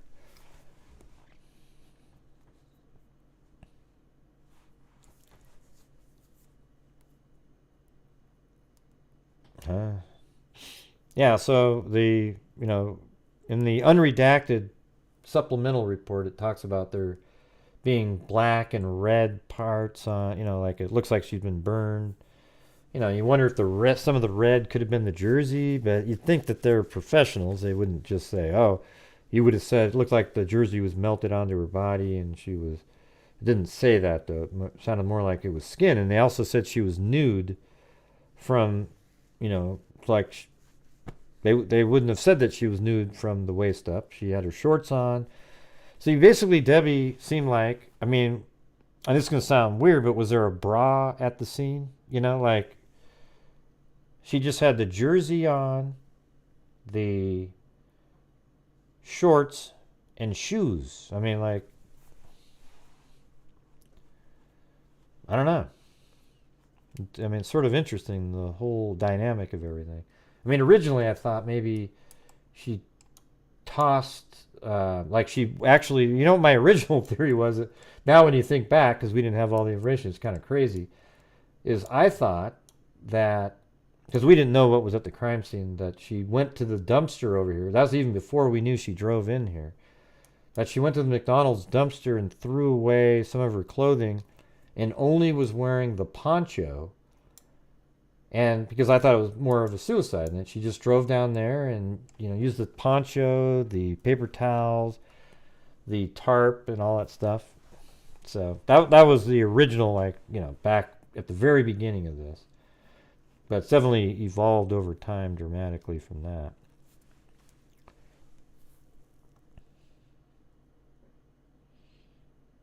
I don't know if she had a garment underneath. And then it's 36. She was so dependent on her mom. Right. So that's one of the things. Like, why would she kill her mom when her mom has really kept her going? You know, enabled her basically. Like, you're going to get rid of your... So, you know, then you see the anger and hate between Amanda and Andrew that they've had. So you sort of wonder, is that an element that's existing today? And maybe Debbie was saying, Amanda, you can live in this house, but Andrew's not going to live with you in there. And then that just pissed him off. So maybe there is some connection there somehow, but... Yeah, like she was absolutely enabled. Debbie enabled Amanda, you know, always probably bailed her out every time there's a problem. I mean, parents do that, you know. I mean, my parents helped me out when I was, you know, had moments where I was struggling, you know, years ago. Like, they helped pay for me to go to, like, the Art Institute when I just, you know, I was in a really bad place, really. And then also... You know, like I went to college for 5.5 years, ended up with like 230 credits. I'm sure I've got another degree in there somewhere. And, you know, I didn't even really I got good grades the last 1.5 years because that's when I actually gave a damn. Before that, I didn't care at all, you know. Then I worked at Nordstrom's as a stock person after college. I mean, what a degrading thing that is. I got to do the sales sometimes, but... I did that until like 92. Then I tried to be this trucking broker. I just hate that job. That was so stupid. And then I was just kind of this really down and out. And then my mom said, you know what, Gray, you need to have a skill, you know. You need to have a skill that, you know, that people need to hire you because you have that skill. So then I went to this place called Columbia College of Business, you know, sort of like Trend College or something. It was a 6-month, 8-hour a day. You learn how to use computers, you know, 10-key computer, you know, how to use, I think it was Excel, and all these various programs. And by the time I went every single day, it was on the dean's list. You know, just, you know, you had to dress up with suit and tie, 8-hour day for 6 months straight. And then when I was done with that, then all of a sudden I started getting hired at these different places for my computer skills. And, you know, then it led to a different job. And that's kind of really the foundation of everything it is now, like how it is now. But anybody, like I learned how to program in Python just by watching YouTube videos. So if anybody wants to learn that, you just get on YouTube and boom.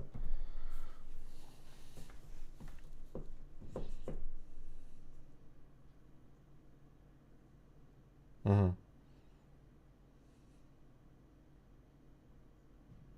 I thought it was cool, you know. At the time, it made you feel kind of like professional. That was when there used to be, like, you had to dress up to go to work. I don't think it's like that anymore, anywhere. It's usually business casual everywhere. So that was when I had to wear a tie every single day. With, you know, I don't know what you mean. Do you think it was good for me? I don't know what that means, but. Let's see. Nothing better than support a mama. Yep. Well, my mom and dad were always supportive of stuff like that. So, anyway, my stepdad. He's my dad. I don't call my biological father my dad. All right. So thank you to Kubi early on, Kathy Friedenmaker, Circa Then, Mary Glaviano, The Velvet Army with the cat eye, Tosh, Claudia Neubauer, Shelly Ann, Melanie, Tawny Lee, Eugenie, Alley Cake, Jillian's Book Chatter, Chrissy, Fishing in the Dark, Bridget Bauman, Jessica, and then Jessica Schubach, Kevin Kershaw, Cindy Leon, Brianna25, Danette, Cindy Leon, Brian Harmon, Chrissy, Eugenie, H. Doc, Paula Durbin, Jay Tharp. I hope you get better soon. Michelle Machaca? Machaca, okay. Billy Juliana, Eugenie, Melanie, Mecky Techie, Michelle Sakura Griggs, Jay Tharp, Patty Dunn, Nurse Mama. Let's see. Mari Buchanan, Susanna Nick Gola Padre, Alison, Sven Olafsson, Zozo, Trixie Belden, Michelle Sikora Griggs, Marianne Ridnour, Case Crack, This Account, The Velvet Army, La Bamba, Dan Carr, Caligal 3, and Lynette Joy. And thanks for, doing the jail situation earlier when I'm in jail and bailing me out. Appreciate that. I need to have things on the side that you can, oh, I know what I could do. I could have specific things, like a menu. Like you could buy me a cheeseburger, and it has to be a specific exact dollar amount that goes on to Streamlabs so that it sort of overrides the other one. So it says like, oh, that might be kind of fun. Let me see if that would work. I know it's just a fundraising thing. Sometimes it's legit though. Like, oh my God, Gray, you're so mean, And it's amazing how long you guys leave me in there for on those ones. But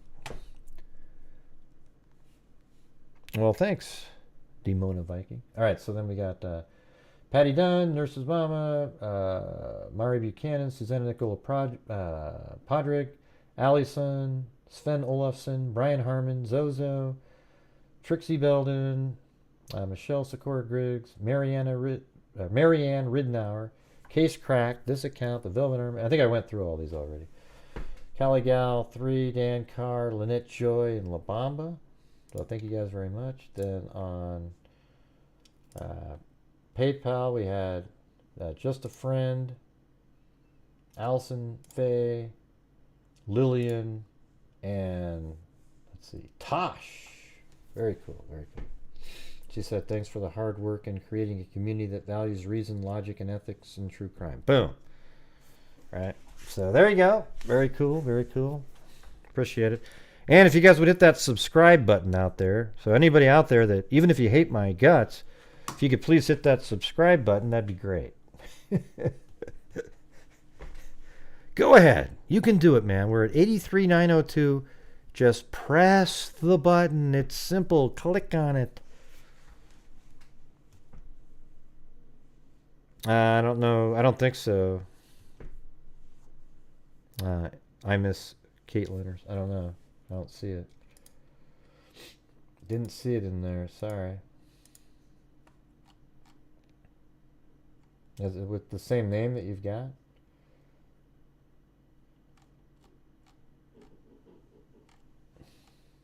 Let's see.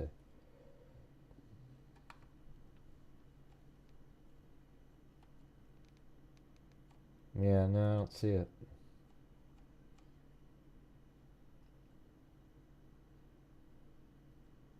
Yep, nope, it's not in there. Well, it's a biggie for me if you sent one in and I didn't get it. All right.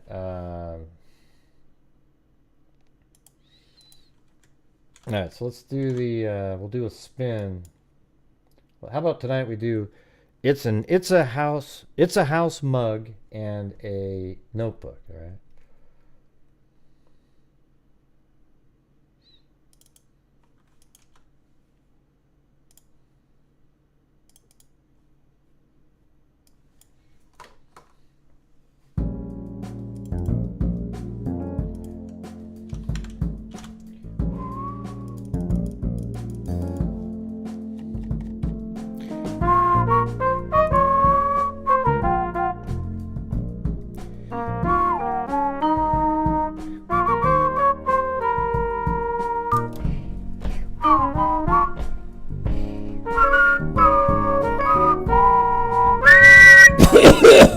What are you doing, Gray?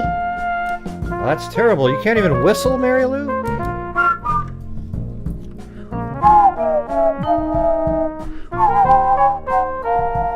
I can whistle, Gray.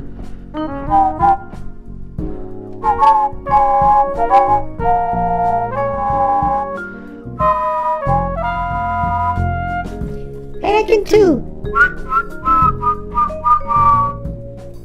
That's terrible, Mary Lou. Let me try it, Gray.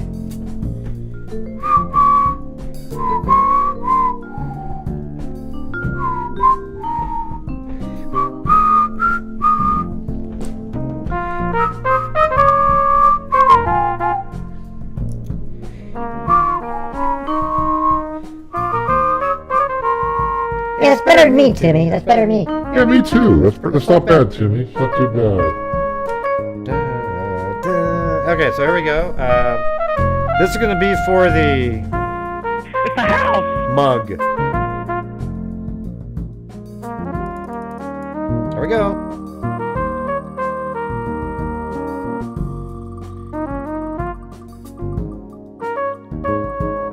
Hey, it's Carissy!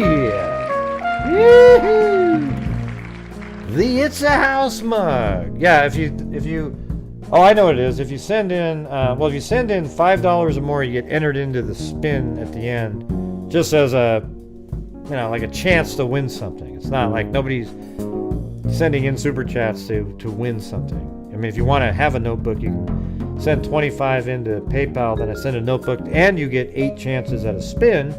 And if you happen to win that spin that night, you get a mug instead of a notebook. You get the notebook you bought and the mug, if that made any sense. Right, here we go. So here is the notebook right here. Now, what does that mean? And for free, how good is that? Yeah, these are, well, I don't know what that means. Yeah, I mean, if you just send in $5 and you win the spin, let's see. Here we go. Yeah, I mean, people can watch the show and not send in a nickel or anything like that. But if you can afford it and you want to help out the channels, then look at that. It's the Velvet Army again. I mean, the Velvet Army has won the notebook for the 9,000th time. I'll just spin it again in case she doesn't want it. Okay, here we go.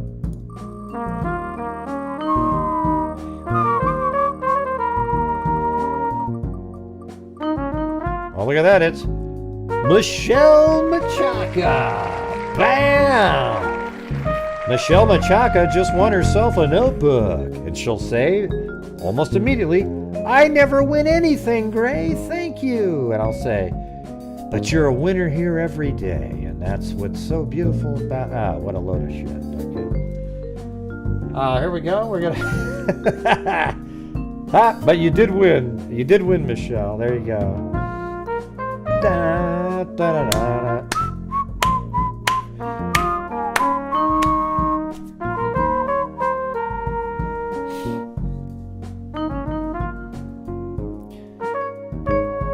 And yes, you too can join the Love Boat with Julie, the Doc, Isaac, the Gopher, and don't forget, Captain Steubing. All right. Anyways, you guys, thank you very much for being here tonight. We'll see you guys tomorrow. And as I always say, everybody, until next time, be safe out there. Hey, and I appreciate all of you guys. I know we get heated in there sometimes, but it's no big deal, right? It just is what it is. You know, we're trying to work through things. Sometimes people have their own thoughts. I don't even know what... I'm just coming up with the most reasonable thing that I can think of, given the information. And yes, there's in every single theory, there's something that makes you go, well, how's that possible if this happened? There's too many of those things. It's crazy. So we'll just have to wait now and see what we get in the... But I hope you guys like some of the audio stuff that we were listening to earlier. You know, it gives you a little bit more texture of what the hell was going on back even a year and a half ago. And yeah. So there you go. All right. So we'll see you guys tomorrow. And as I always say, until next time, be safe out there yet again. And a 1 and a 2 and a 3 and a... Yeah, I've been doing this true crime thing for quite a while now. And during this whole time, I have not seen one person. Not even one, Gray? Say, crime.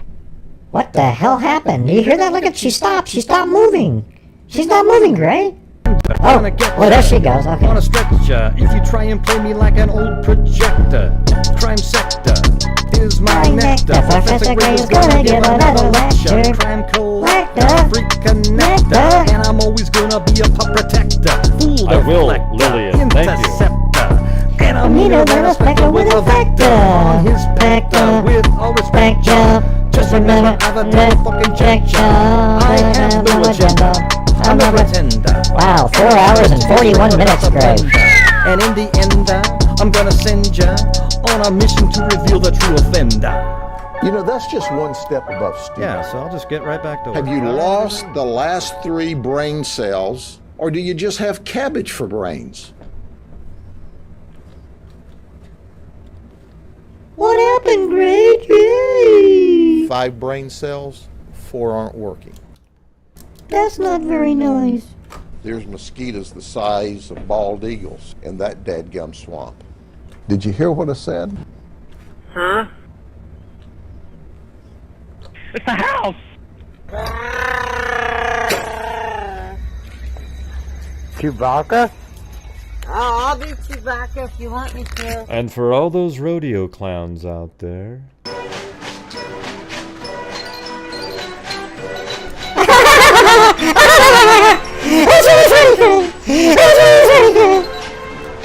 What in the hell was that, Mary Lou?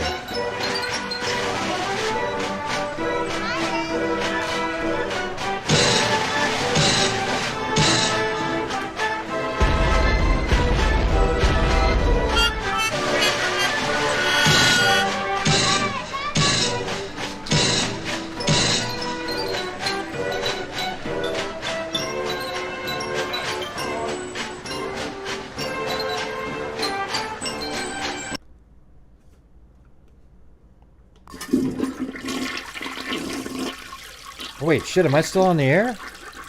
Holy crap. Oh, sorry, everybody. Oh. They're coming to take me away! All right, see you guys later.